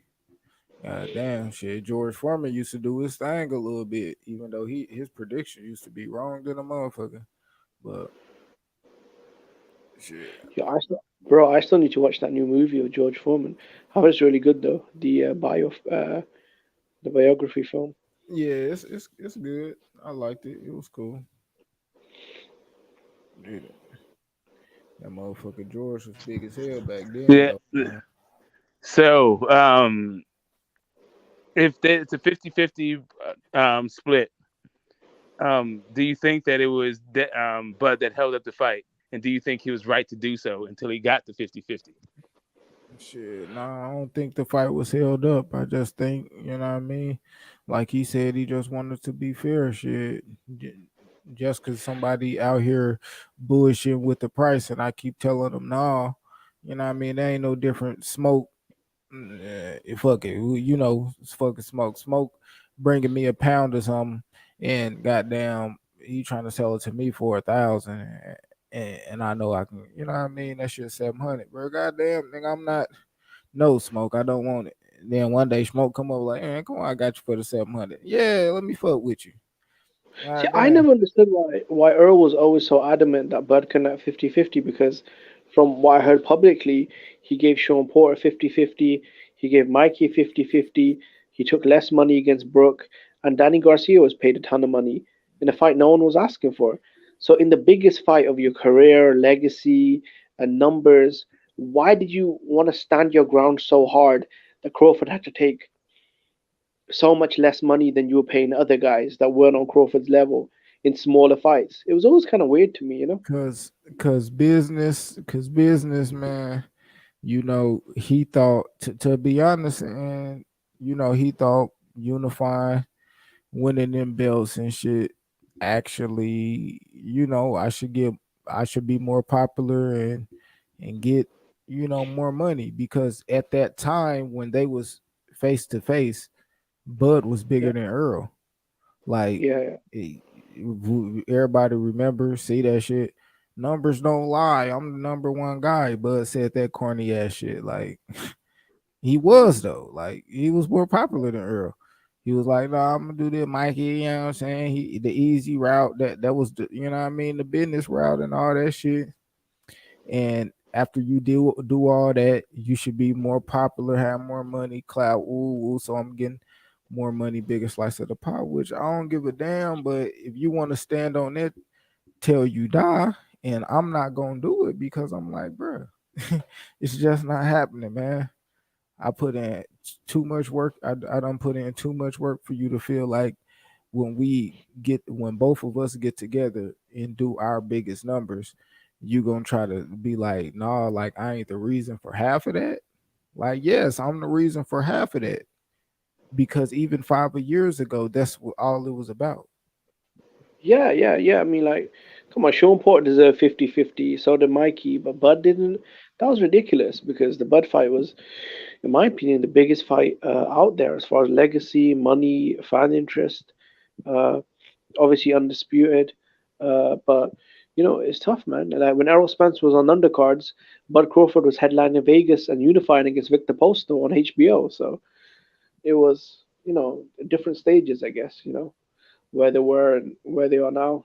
I think right now, bro. I have to be honest. I'm not sure if the fight is as big as it would have been maybe 2 years ago, Hey, just because of. Jimmy, I'm gonna keep it a beam, bro. That shit, like, yeah, bro.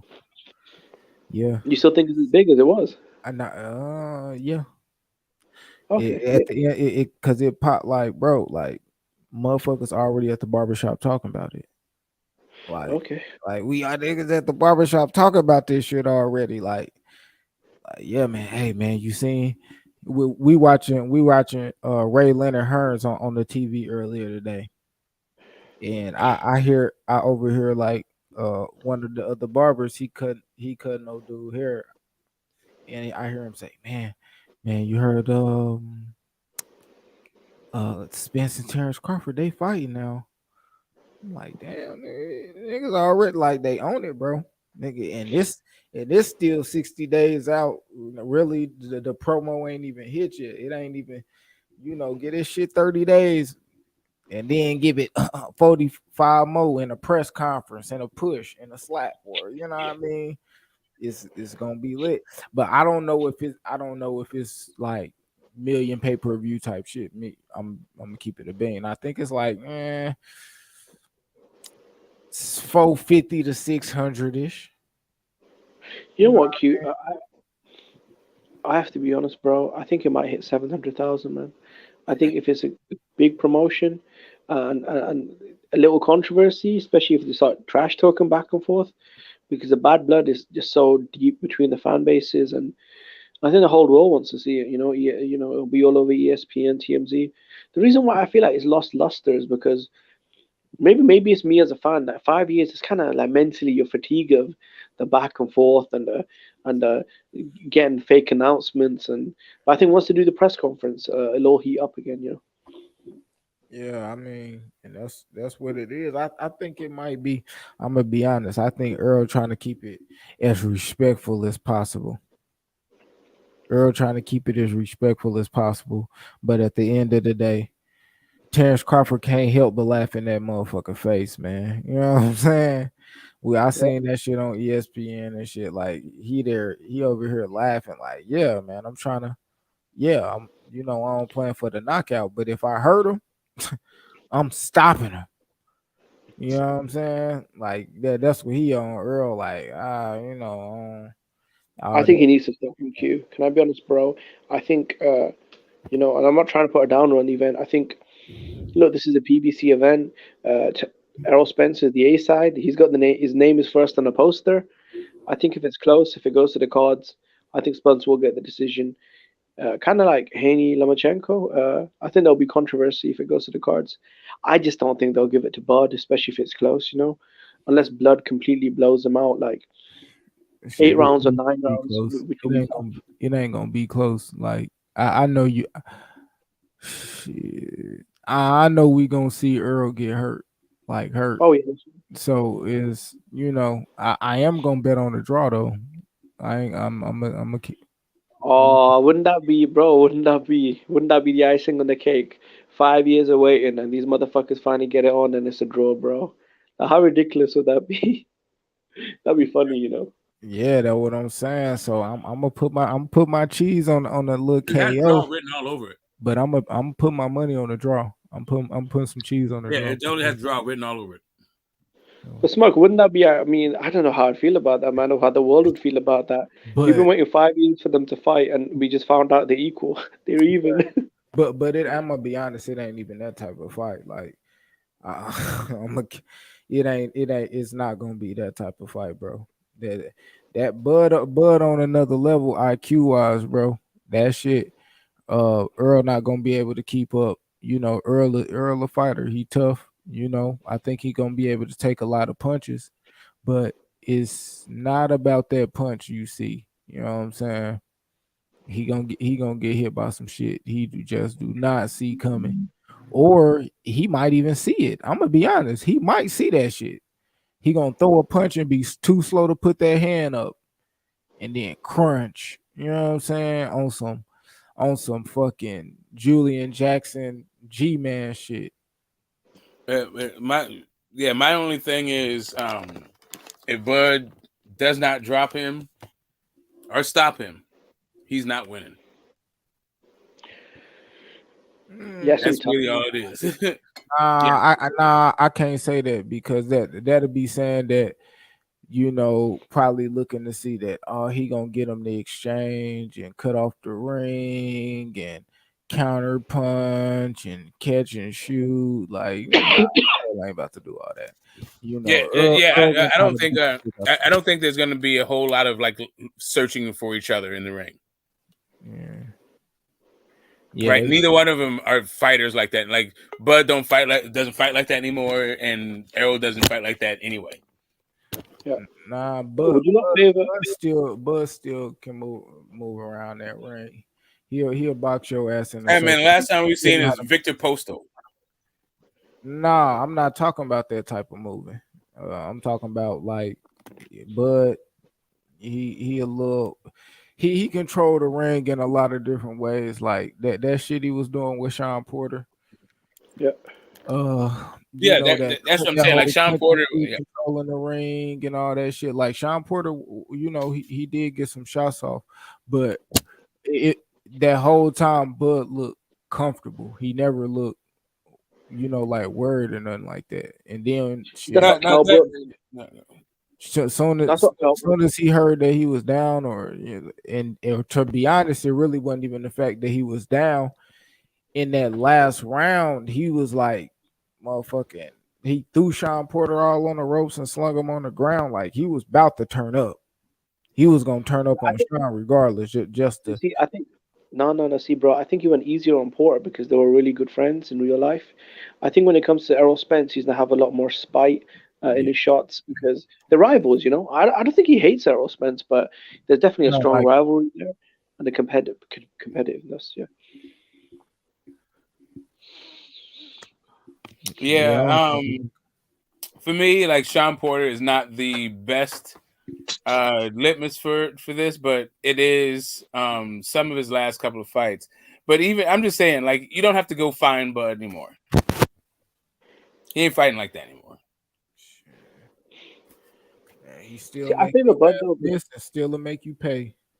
Yeah, that's true. Yeah, make you pay all that. Like I keep saying, he's gonna hit like you said, he's gonna hit Spence with something. I've said that for years, said it for months. I used to have Bud winning this fight before the Kell Brook fight, like I keep saying.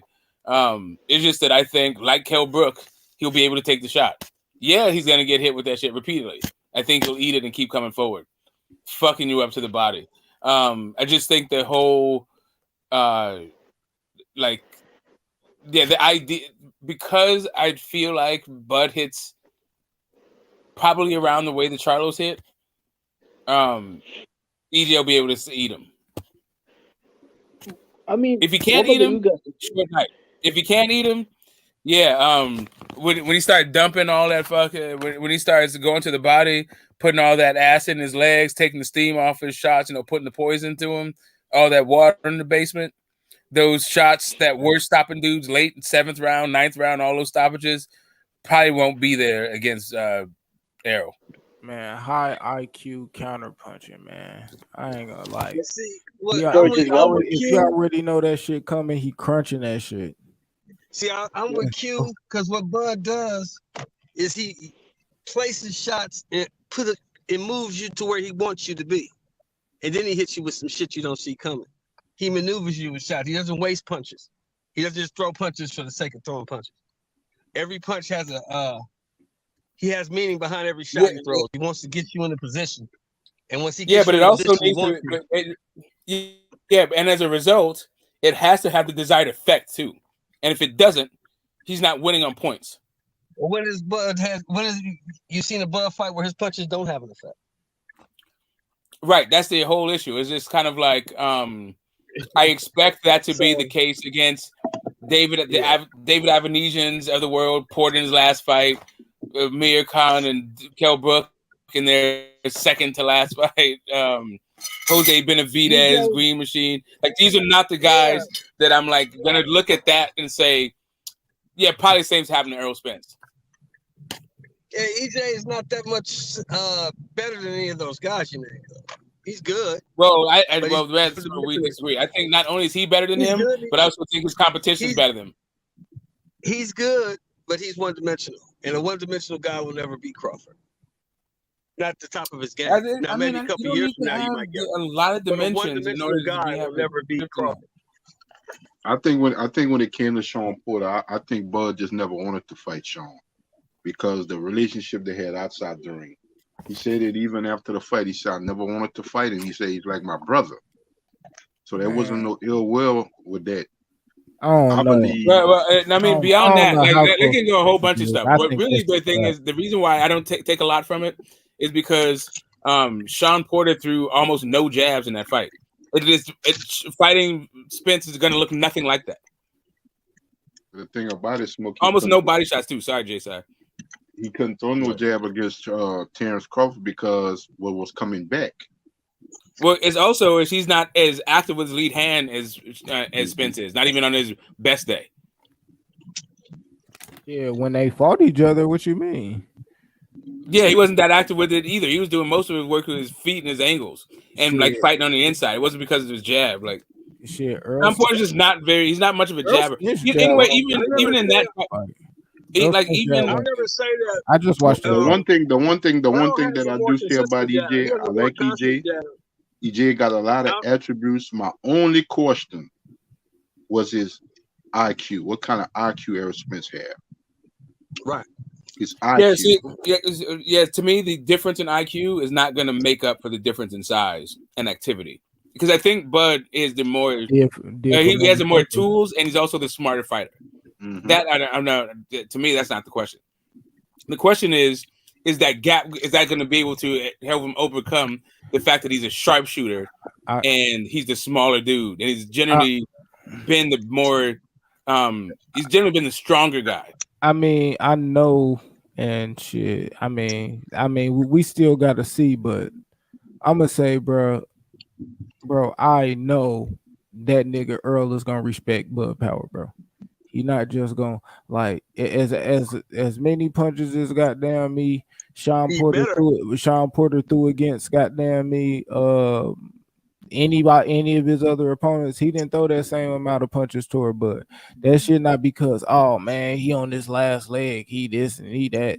Sean Porter said out his own goddamn mouth he was gonna retire after the damn Earl fight, nigga. But he said he did too good that he ain't retired. So yeah, you can say the same shit about him fighting Errol, bro. Like, well, I mean, you can't. But what you can't say is that he's recovering from COVID. You can't say that, right? You can't say that before it. Like even the whole thing is Sean Porter was talking about how because he was recovering from COVID, his dad was totally unhappy with him training. No, the way that he was training. I'm talking about Sean Porter's about the Errol fight. He said that was gonna be his last fight. Yeah, I got that. I'm just saying that there's a lot more to it. What was going on with Sean Porter in the Bud fight, other than his punch output? Because like really, Sean Porter is not a guy who is a high volume puncher anyway. I don't think he's ever broke 1,000 punches in any of his fights. Sean Porter said out of his own mouth the day after the fight. He said, "Look, I've been in the ring with all these guys. Everybody I've been in the ring with, I've been able to make them fight my fight. Terrence Crawford made me fight his fight." Yeah, and he said, Yes, and what he said, and also what he said, like recently, was that when he was talking, he was basing on the way he fought his fight with Errol Spence, which was now 4 years ago. And he, in his estimation, Errol Spence has gotten better over the 4 years. Has Terrence Crawford? He didn't say. I Well, mean, I tell you what, I know he we'll capping. find out I on know he July lying. 29th. That's what we will do. So do you think Earl Spence is better than he was when he fought Sean Porter? No. Smoke? No. Wow, better. All right, so he showed me something that I didn't see out of him, that I didn't know he had. Well, in the Danny Garcia fight, right? And that was Danny Garcia was fucking him up with that right hand, right? He's like whenever he tried to come in and do that work, bing, Danny Garcia was bouncing the right hand off his head. So he decided that he was going to take angles, just pot shot, get in and out, and work angles on Danny Garcia, which is, even though Mr. Moore keeps telling, swears that Errol is just one dimensional. I saw him be forced to fight another kind of fight, and I don't know how good he is at that fight, but I don't know if that makes him better or worse, right? Because I just haven't seen a lot. Maybe there's just, I don't know. Yeah, like when he fought Sean Porter, I didn't see that wrinkle to him. Like I saw a little bit of it against Lamont Peterson, but that he was just kind of styling on Lamont Peterson. There was nothing coming back. There was no there's just no resistance to Lamont Peterson. He was totally shot. So at that point, I couldn't gauge it. But when he did the same thing with Danny Garcia, I'm like, okay, this is part of his repertoire, but he pulls it out so seldom. How good is it? Nah, I mean, Well, I guess, but like you said about the power, is he gonna respect it? He better respect it. If he don't, he's gonna get knocked out. He gonna respect it. But me saying that is saying this. Earl not gonna have that high ass work rate. People think he gonna be going out there. So he's not. He's not. He gonna be throwing that bullshit ass jab, that same bullshit jab he was throwing in his last fight versus Ugas. He throw that bitch out there, he gonna get a ping, hit up across his head, and he gonna stop throwing that bitch and start thinking about them punches he gonna throw. And then when he starts sitting and thinking, he gonna get out thought. So then he gonna start just trying to make it a dog fight, and he gonna get his ass crushed. That's what's gonna happen. Right. So there's just two things, right? So first off, and the last thing first, I don't think either one of these guys are so much better than the other that they're going to make the other person become uncharacteristic. Like, I don't think Spence is so good that he's going to make Bud not be Bud, or Bud is so good that he's going to make Spence not be Spence. The gap is just not that wide in my view. But the other part of this is Bud doesn't make you fight. It doesn't reduce your output. Bud likes you to keep fight at your pace so he can find holes in your shit. Like, he's not trying to, that's not his fight, generally speaking, to take a weapon away from you.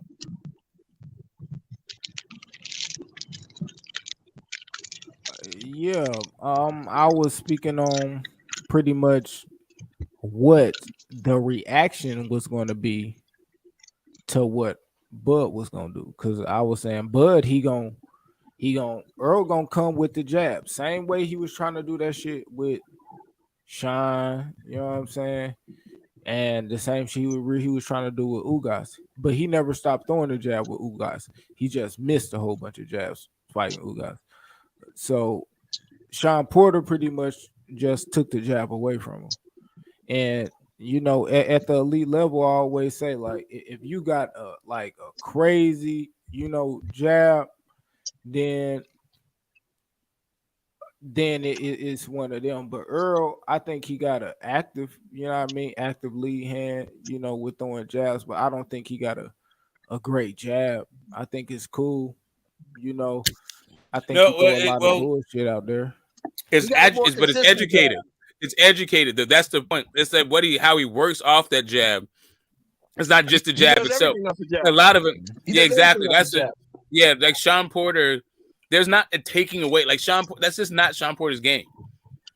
His game is pivots and angles and inside like mauling kind of shit. It is not. It's not working off the jab and then working your body dedicated. Like this is not Sean Porter's game. I don't know, man. We gonna see. I mean, The working off the jab. That mean, you controlling distance and things like that. He just had to dog. He just dogged it out with Sean.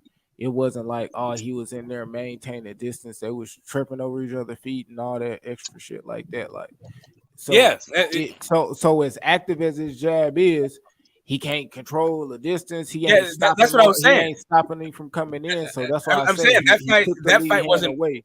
He fought at the distance for the jab. Neither one of those guys, neither one of those were an example of those guys and their jabs. Like the jab, if you want to see how he works the jab, it'd be Kell Brook or Ugas or Mikey, or a whole bunch of dudes. You mean working off the jab, like Danny Garcia, Danny Garcia. But landing. I'm just saying the one fight that isn't an example, like a prime, like the best example of Porter's jab, is the Danny Garcia fight. Typically, he's not fighting you from the outside and trying to beat you off the jab. As a matter of fact, he unveiled that fucking style at the Danny Garcia fight. He did it against Ugas, but Ugas was kind of beating him off the jab. So then he saw Ugas's work rate wasn't doing shit. So he just sort of started ambushing Ugas here and there and squeaked out a victory. And a lot of people felt like Ugas should have won. But yeah, like him fighting, like keeping range and distance off the jab, that is not Sean Porter's game. And that certainly isn't how Spence and Porter fought each other. There wasn't jabs going on. I'm not talking about Sean Porter with no jab. When Terrence Crawford fought goddamn Porter didn't even throw no fucking jabs. So I'm not talking about that. I'm talking about the work rate. The fact that Porter really wasn't even throwing punches. But that goes to what I'm gonna say about Spence. He is going to try to come out there and keep the lead hand busy and throw it out there and throw punches with conviction, throw some without. Yeah, try to put the left hand behind it. But if I know what the fuck you about to throw, I know he like throwing that to the body, the predictable way Errol work off, he do his work. It's the same shit. You know what I mean? It get hella repetitive. But aside from that, just talking about his lead hand, when you're just throwing it out there, he gonna put himself out there to get countered, whether he was trying to land that motherfucker or he wasn't. You just throwing a bullshit punch. I'm gonna put something out there for you to go, because even in the Kell Brook fight, and people, like they were saying Kell Brook, what he did in what the fuck 2-3 rounds, I guess, cool. You know what I mean? But Kell Brook don't just throw a jab out there. Like when he throw his jab, he trying to, do something with it. Not as in the way motherfuckers talking about Errol Spence just working off the jab. So if Errol is against Bud, he's throwing that lazy jab out there, trying to feel and all that other shit. If he get countered over the top or he put some work on his ass from trying to do that, bro, he's not gonna keep doing it. He gonna just fight. He gonna pick up the pace. He's still gonna throw the jab out there, but yeah, he gonna try to work off that motherfucker in a different way, or he just gonna come with, you know what I mean? Like them same, same man combinations. Even when Kell Brook was at his peak, the difference with Kell Brook, he was never able to fight on the back foot. Seen that with Triple G, even though Triple G was the bigger punch and the bigger man. Seen that with Spence, and you seen that with Crawford. When he fought Sean Porter, he was able to control range, and he kept Sean on his back foot. Same thing Bud did. He was able to control range with Sean Porter. Whereas we had Sean Porter reaching, which he was the shorter man, and he kept him on the back foot. Every time Sean Porter tried to step in and make it that mauling, brawling type of fight he did with Errol, he got touched with something. Every time he came in and tried to close the gap, he got touched with something.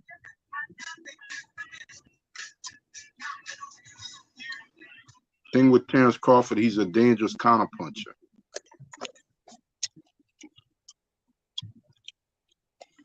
And he hits you with a counterpunch when you least expect it. That's why I said he hits you with blind punches.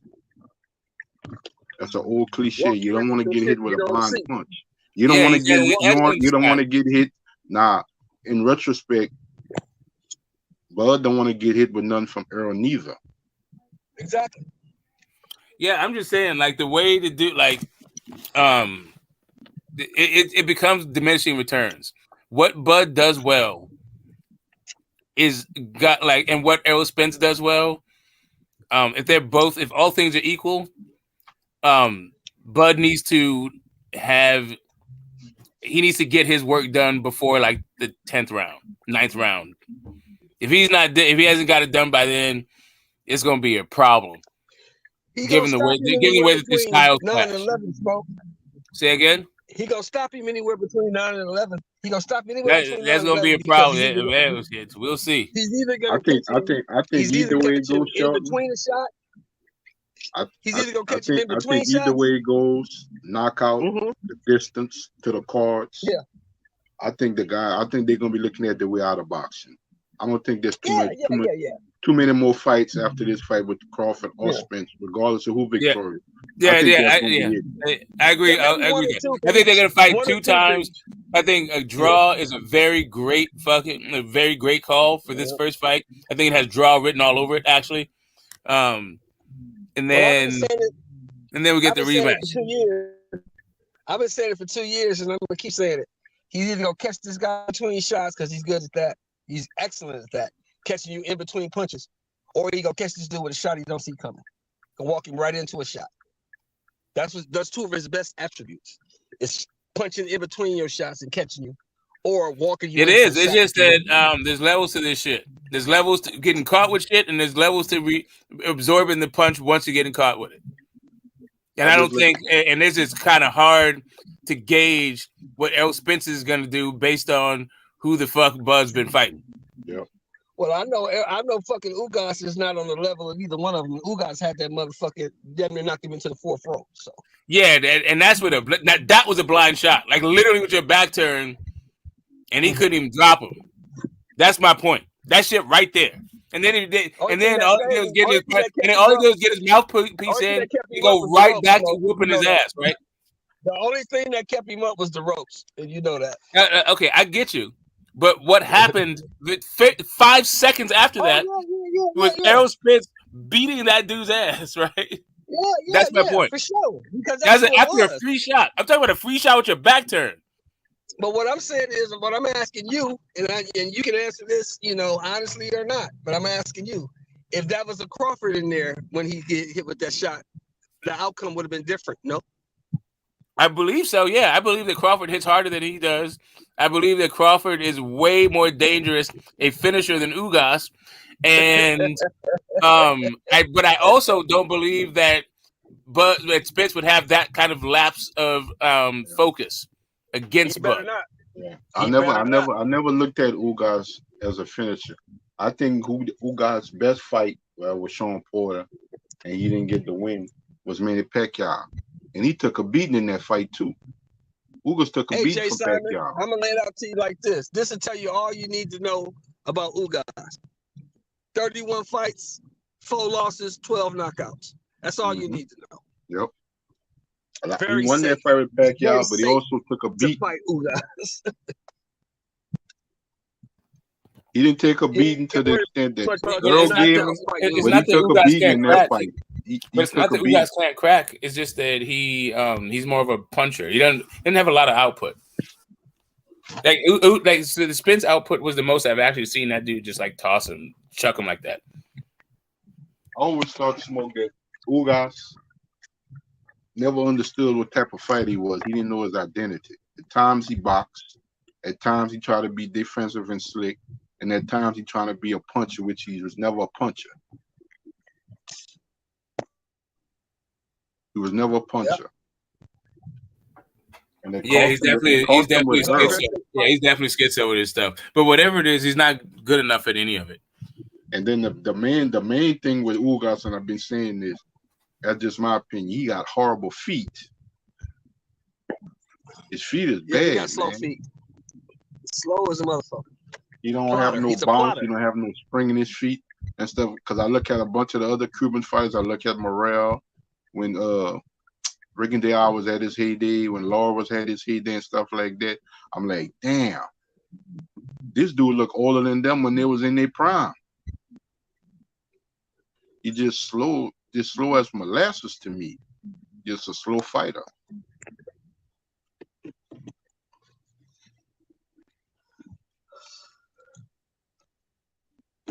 Well, yeah, I like Ugas, but nah, I mean, he's not on these guys' levels. I mean, it's just there's the for me, I'm just looking at what those guys tend to do, and I think neither one of them show me that they have enough to turn the guy into something we've never seen before. I just don't see that. I just think they're blowing this fight way out of proportion. Either guy can win. It's not as one-sided that people would make. I know the Bud fans would say it is. I know the Spence fans would say it is. I think either guy's not the same fighter. They're older, inactivity, Spence with his injuries and stuff like that. So that's just a lot going on. That's why I say whoever wins may see a rematch, and I think that's it for their career. Either or, and none of them is going to be storming at 154. And no, I think that's it. I think they're going to max out at 47. I think this fight, if they have a rematch, I think that's it. But it's not going to be about money no more. It's not going to be about money. So they're going to make the money. They're going to make the money. They don't have their career and stuff like that. They don't have the mega fight and stuff like that. I don't see either guy having to do no more after this. They don't need to.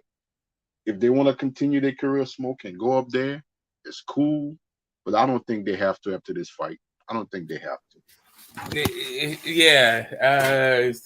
Boxing is a weird place. It depends on what this fight does, but there's not really a lot of big money fights out there. Tim Tszyu, if Tim Tszyu beats Charlo, then yeah, now you got some action. Yeah.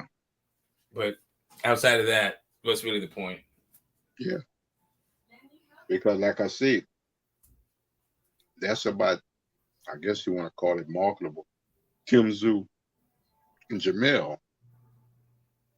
Other than that, what else you have? I mean, you got the Canelo fight. Canelo's willing to get in there with Spence. I'm sure he'd rather fight Spence than David Morrell. I'm just to the point to where I'm so fatigued and tired of Canelo. You know, I just don't know what to say about him no more. He's not the same fighter like people make him believe he is. He's not the same fighter. Showed in the Triple G fight, and he showed in this fight. He was way better than the guy in Ryder, but it showed to me Canelo lost a major step. Yeah, I've been saying it for a while. But you know, for whatever reason, I get called out for all kinds of biases that I don't harbor, but whatever. Yeah. I think with Canelo, boxing is there for him. He doesn't need boxing anymore. He done achieved what he achieved. He done made so much money in the sport of boxing and stuff. He done had so much success. He done had ups and downs. I think boxing is just something that outlet that's just there for him to do. I don't think he's really engaged with boxing as he once was. I don't think. I think we have a different type of Canelo. His mentality is different. He's not engaged in the sport of boxing he once was years ago. It's just there for him. You know, and this is something I've been doing since a kid. I do it well and stuff like that. Hopefully, I'm not going to take too much of a risk and stuff like that. You know, I'm going to make a whole boat of money. I'm famous. I'm doing other things outside of the sport of boxing. So boxing has a lot of talent. What it doesn't have is personalities. Yep. Like, this is why Rolly is doing so damn well in the sport, right? Because if you can marry talent and personality, then you have something in the sport, right? You can make a lot of noise and a lot of money and like move the sport forward. But when guys like If you Canelo, when they reach talent the and pinnacle of the, personality, you got Sugar Ray Leonard, you got Muhammad Ali. yeah, That's what you got. yeah. I mean, even Mike Tyson was was a good personality. Oscar De La Hoya had a smile. Bernard had his I don't think you can put Mike in that category. Smoking Mike was just crazy as a motherfucker. Yeah, but I mean but it matched what he was doing. Like his ferocity just matched his whole story. So he was just a packet, right? He was just a primordial force kind of thing coming at you. Of like broken home, dysfunctional, under the dregs of society, America kind of shit. Same thing with Tank, like dudes that can just knock you the fuck out and do a thing. Jay Simon, do you remember what the old heads used to say about Mike? And they talked about Mike back in our day. Mike Tyson. Yeah, remember they used to say about Mike? I know my OG used to always say somebody gonna kill that thing. Mm-hmm. Yep. Somebody gonna shoot that thing. That nigga crazy. Yep. Mm-hmm. Yeah, he was definitely he was that dude. But Tank is just like a little guy, right? But he's doing it. But he has that kind of profile, but he just doesn't have he's another guy that doesn't quite have the personality to make it, to make everybody, to be a crossover guy. Yeah. It's just Tank is kind of sullen. Tank is kind of an introvert and he's sullen. He's always kind of like, he's always talking like he's angry and shit. Yeah, and he just identifies with some shit that is going to like be a turnoff for a lot of people. Madison Avenue ain't fucking with Tank at all.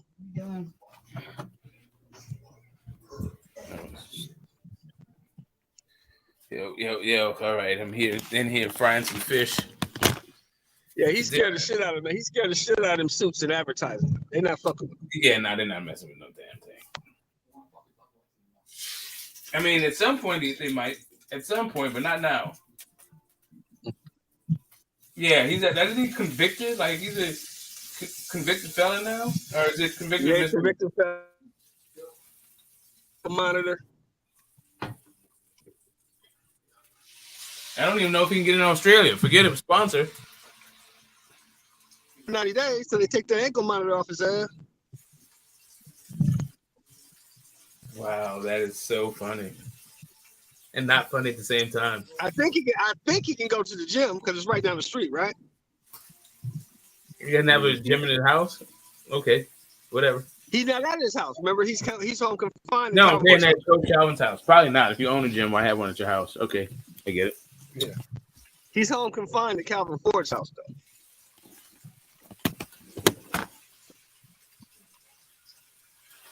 Because remember, his house is in Florida. Am I not correct? Florida? Oh, okay. I don't know. I thought he lives in Florida. No, he lives in Florida. He trains and lives in Florida, but he's home confined to Calvin Ford's house in Baltimore. Oh, Tank lives in Florida. I didn't know that at all. Yeah, Tank lives in Florida. Yeah. I'm thinking he may not fight again this year.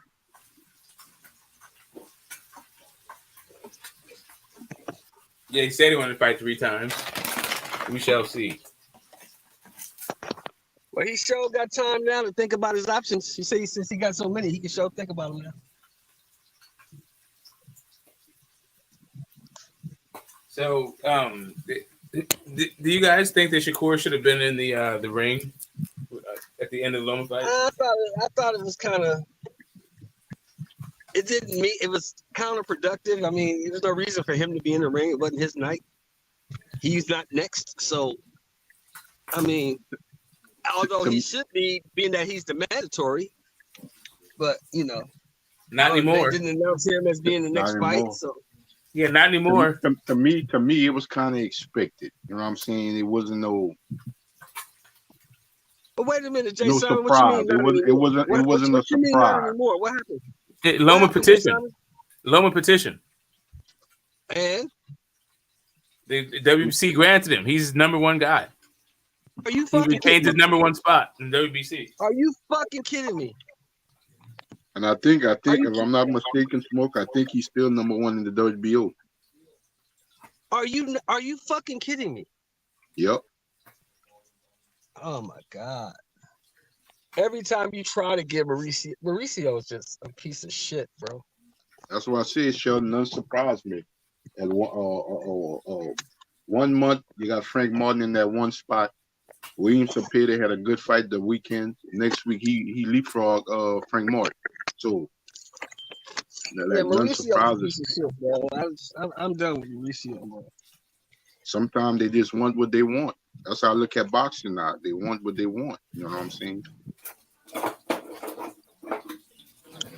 It's sad to So they're say, just but trying to shit on Dev any way they can, because when he beats Loma again, you know, they still not gonna give him no credit. They're gonna say, well, you know, it wasn't the same Loma. He was old. Oh my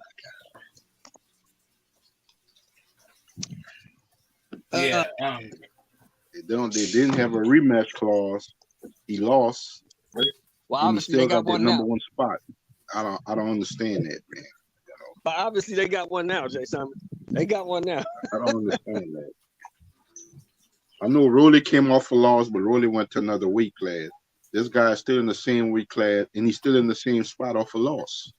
I don't understand that. Well, Wilder was number one in the WBC as a heavyweight, coming off 2 straight losses. So I'm saying they want who they want, you know. And I think with that it's kind of hurt it where it is hurting the sport. Yeah, but Wilder was the champion though. Man. And really, the only thing, not only was Wilder the champion, but the other thing was the guys who had rated in front of him had like all these weird, like secondary titles, like Joe Joyce and Dillian White. So there's nobody to really rate above him.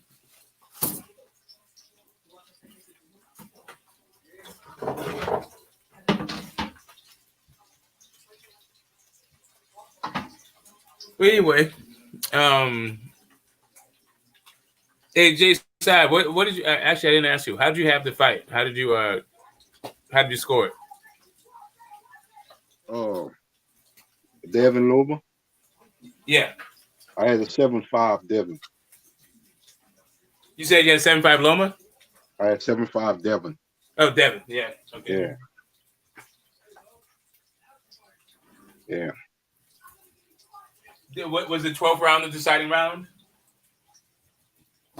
I think the 12th round was a more eye-catching round for Dev. You know, I think that was his. To me, he had a bunch of impressive rounds, but I think that was his most. So, and I think that's what did it for me, and that's what got me. Yeah, I think that was the best round of his career, actually, given the circumstances.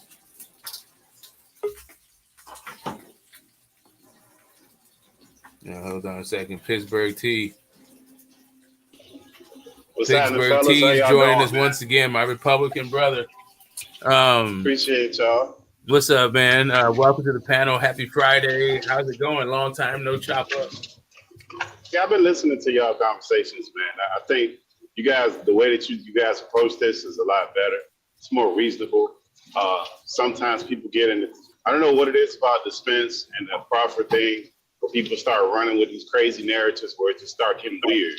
It's not even about these guys fighting and why you would think one guy would get the other. It just started getting really weird, really silly. So I appreciate that whole conversation that you guys, the way that you guys construct this stuff. Yeah, what you got on the fight? Who you got? Why? I got Errol beating Bud. I just think Errol's output is a little bit better. I think it's going to be a close fight either way. I wouldn't be surprised if nobody gets knocked out and goes to the decision. But I just think that Errol starts out stronger. And I don't think in those kind of fights, to me personally, I don't believe you can play the games where you just try to figure it out for a couple rounds and just get it on the back end.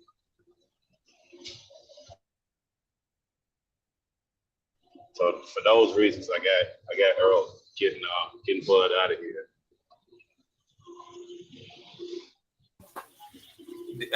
Did you watch the Loman fight? I did watch the Loma fight. It was a good fight. Entertaining fight. ESPN themselves, man, that whole way that they handled that shit was that shit was disaster. That shit was trash. Yeah, I don't that understand how was carnival. shit was horrible. I don't understand how they couldn't figure that shit out. That was ridiculous. Yeah, they had Andre Ward on some town beds. He had to like save the whole thing. Man, it was bad. They had to switch in between the app and the fucking TV channel, and then the app was freezing and glitching, and shit just was crazy. And I got fiber, so at my house I got AT&T fiber, so my internet is strong. It doesn't. I don't have any issues with my internet, so it's not the internet. It's just the way that they constructed that whole thing is trash. But the fight itself, I like the fight. I didn't get the whole robbery thing. I get Loma was doing, he had furies where he would throw a combination of punches. But for the most part, in those combinations, it wasn't consistent through most of the rounds. And he wasn't connecting all the time. And Devin is the champion. So taking all that account, I mean, it was a close fight. You might even call it a close fight, which I still have Devin winning than Lomachenko. But even if you wanted to call it a close fight, I mean, robbery and the way that guy acted afterwards, it's just like, come on, man. It's almost in. The only thing he didn't do was fake an injury. That's the only thing he didn't do. We've seen all the rest of that stuff before.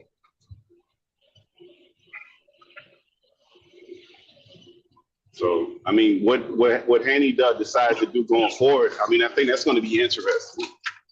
If he gives him a rematch or if he actually moves on and fights anybody else. I mean, who knows what he's going to decide to do. I think he's an interesting fighter at the way he decides to fight himself.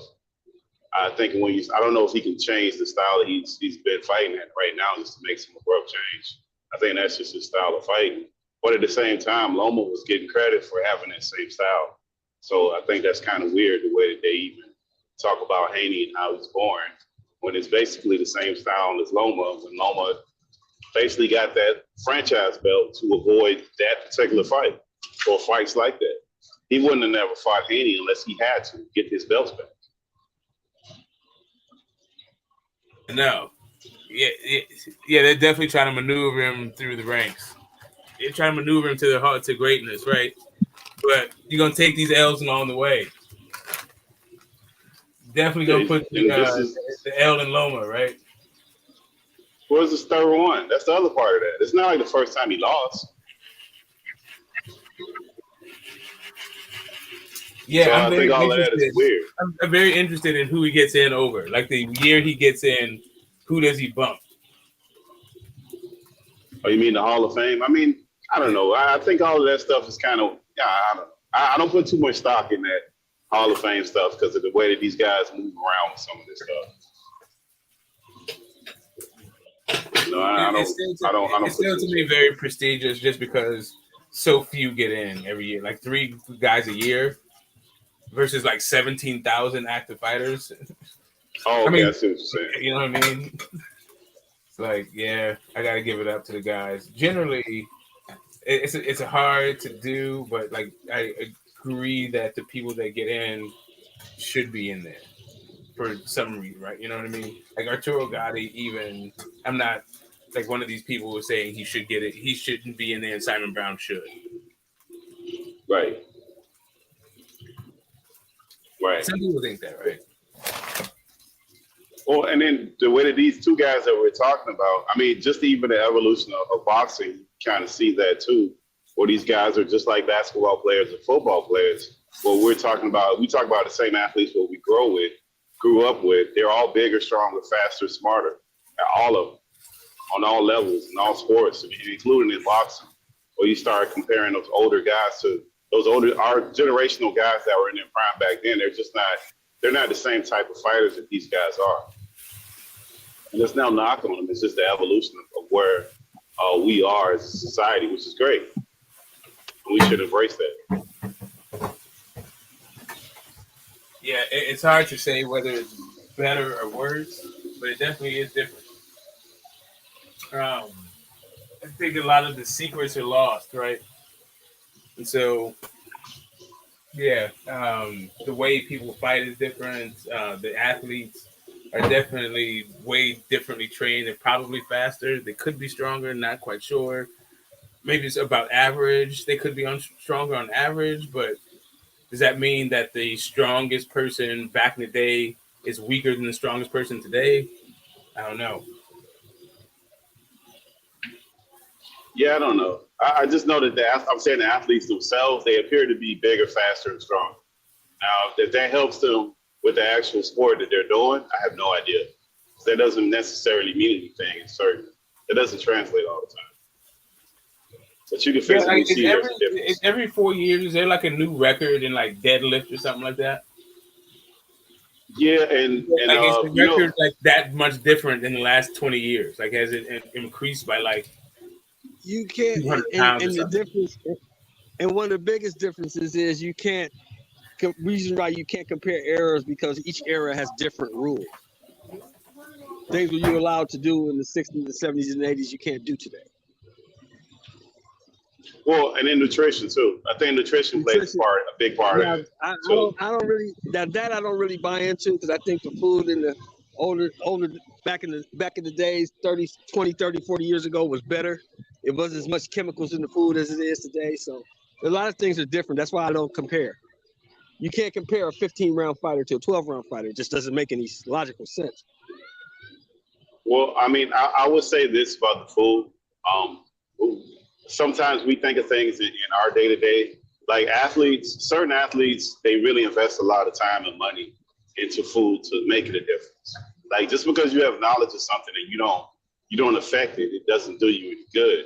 But some of these guys, like we know football players and basketball players that are spending, a stupid amount of money in nutrition and having chefs that it's obviously, look at LeBron, it's 20 years of this guy playing on whatever level you want to say if he's great or whatever, that's not even the point. Just at that level for that many years. We know nobody's doing that in the 90s. Nobody's done that. That's an amazing feat.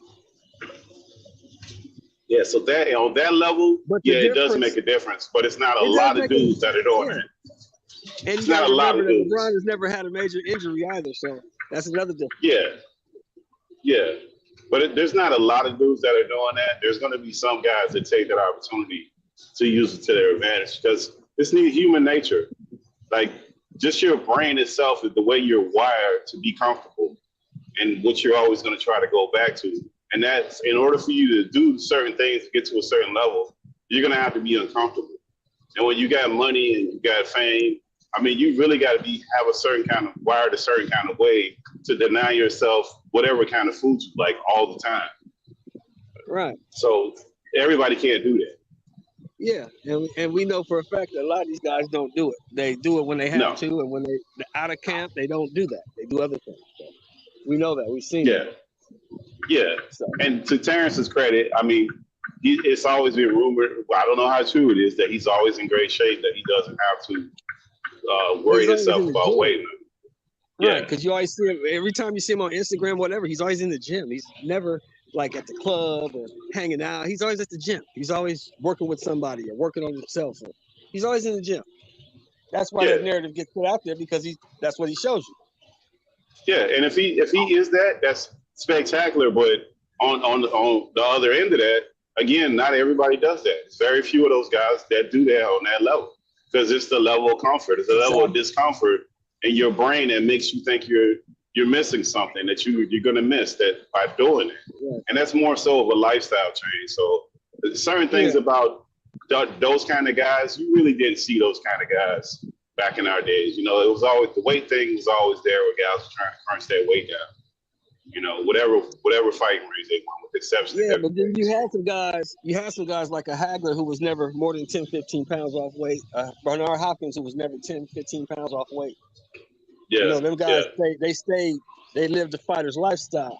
You know what I'm saying? That's why Berto said he picked Bud because he said he's been in the ring with both of those guys.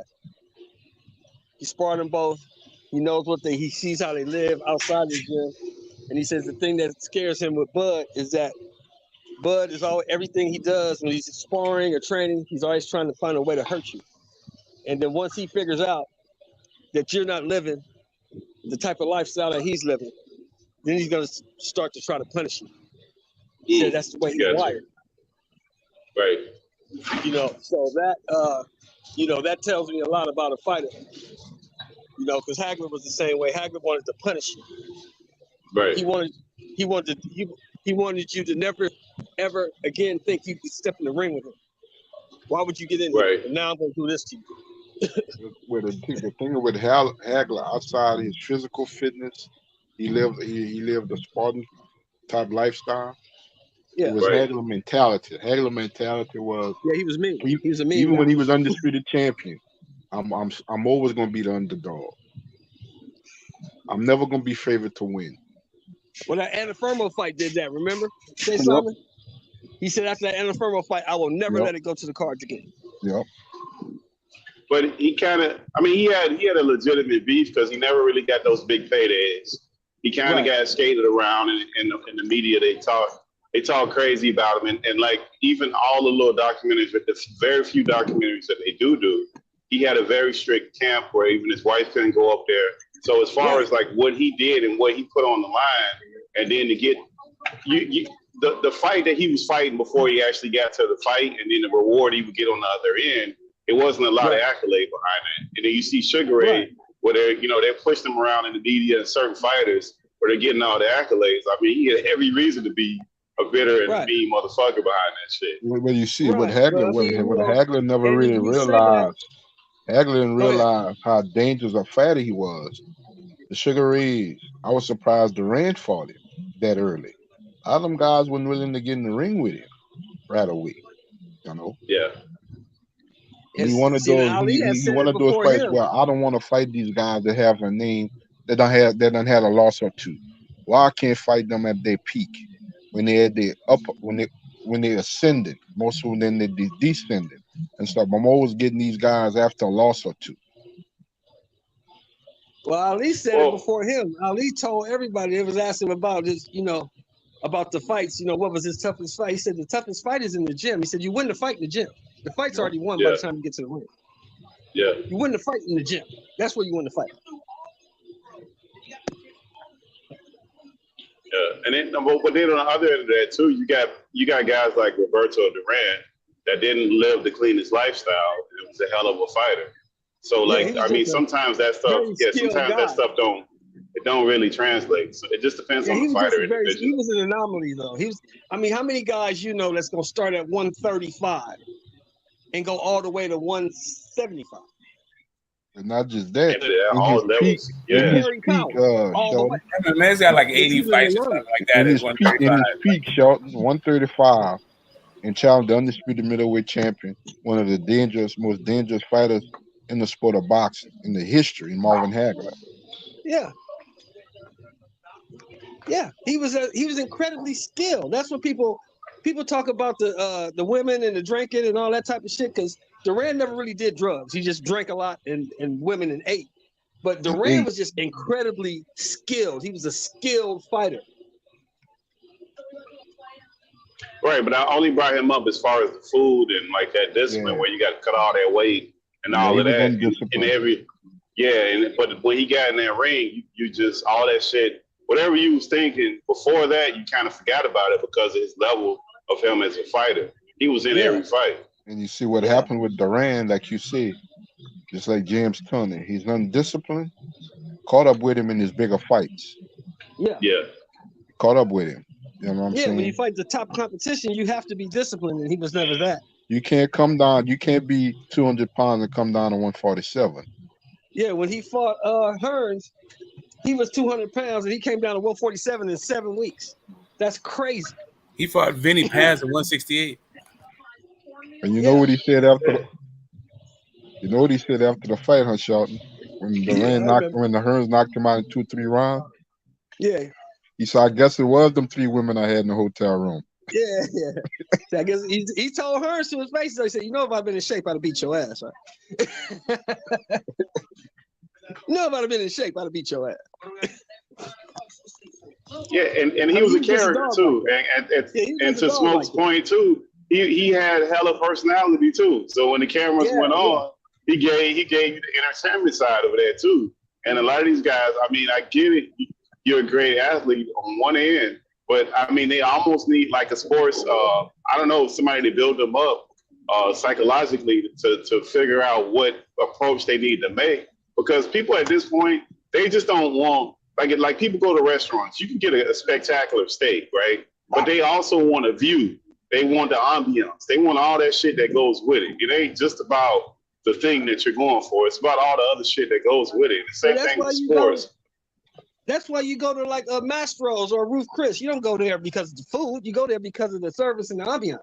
You're not paying $300 for the steak. You're paying for the fucking service and the ambiance. Correct. So the same thing with the fighters. Just because you're a great fighter or a great athlete and you're a contractor, you have to build up some kind of personality that make people want to see you. Like people get mad at Jake Paul and Ryan Garcia, but I mean, as far as building up their brand, they have done that correctly. And some of these guys fall short of that. And then they get bitter because they haven't built up their brand. And when they're trying to get the money, now you're mad, but you weren't worried about that. So if you're not worried about it, then just don't be worried about it. But that's that's the cause and effect. I'll give you a perfect example was what's my man name? That fought Shane Mosley. Mayorga. Ricardo Mayorga. Mayorga talked his way into a lot of them fights because he wasn't really no skilled fighter. He was just a fucking plotter and a slugger, but he had personality. Yep. People want to see Mayorga because you never know what he's gonna do next. And the thing about Whether it, it's slapping Shane Mosley wife on the ass or smoking a cigarette or doing all kind of crazy shit, you know?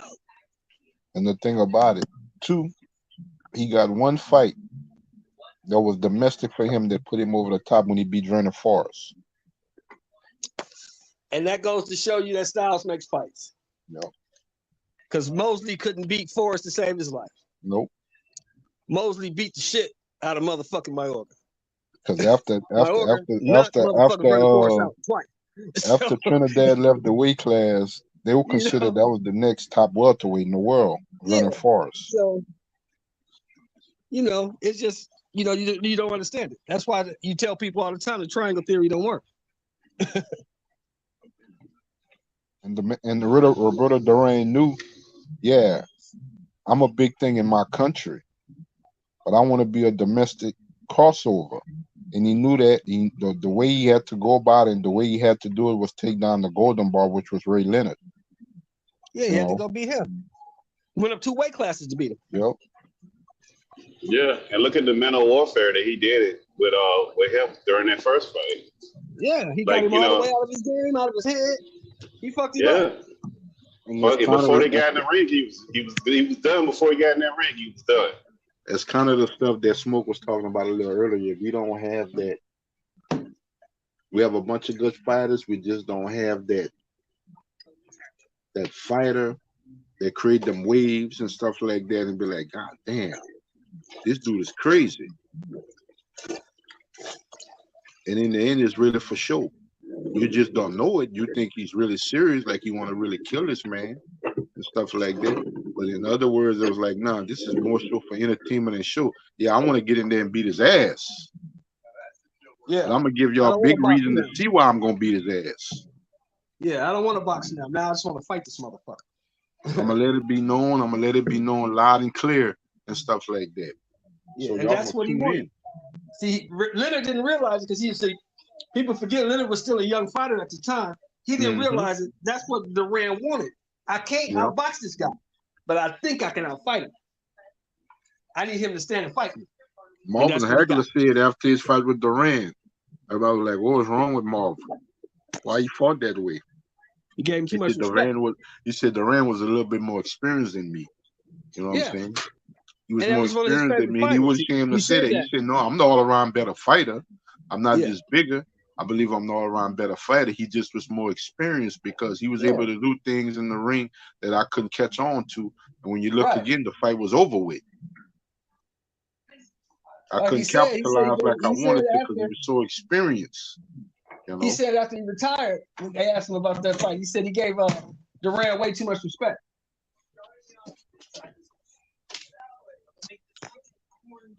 Man, but we don't really see that level of guys getting older and figuring that stuff out and figuring out how to manipulate those situations like that.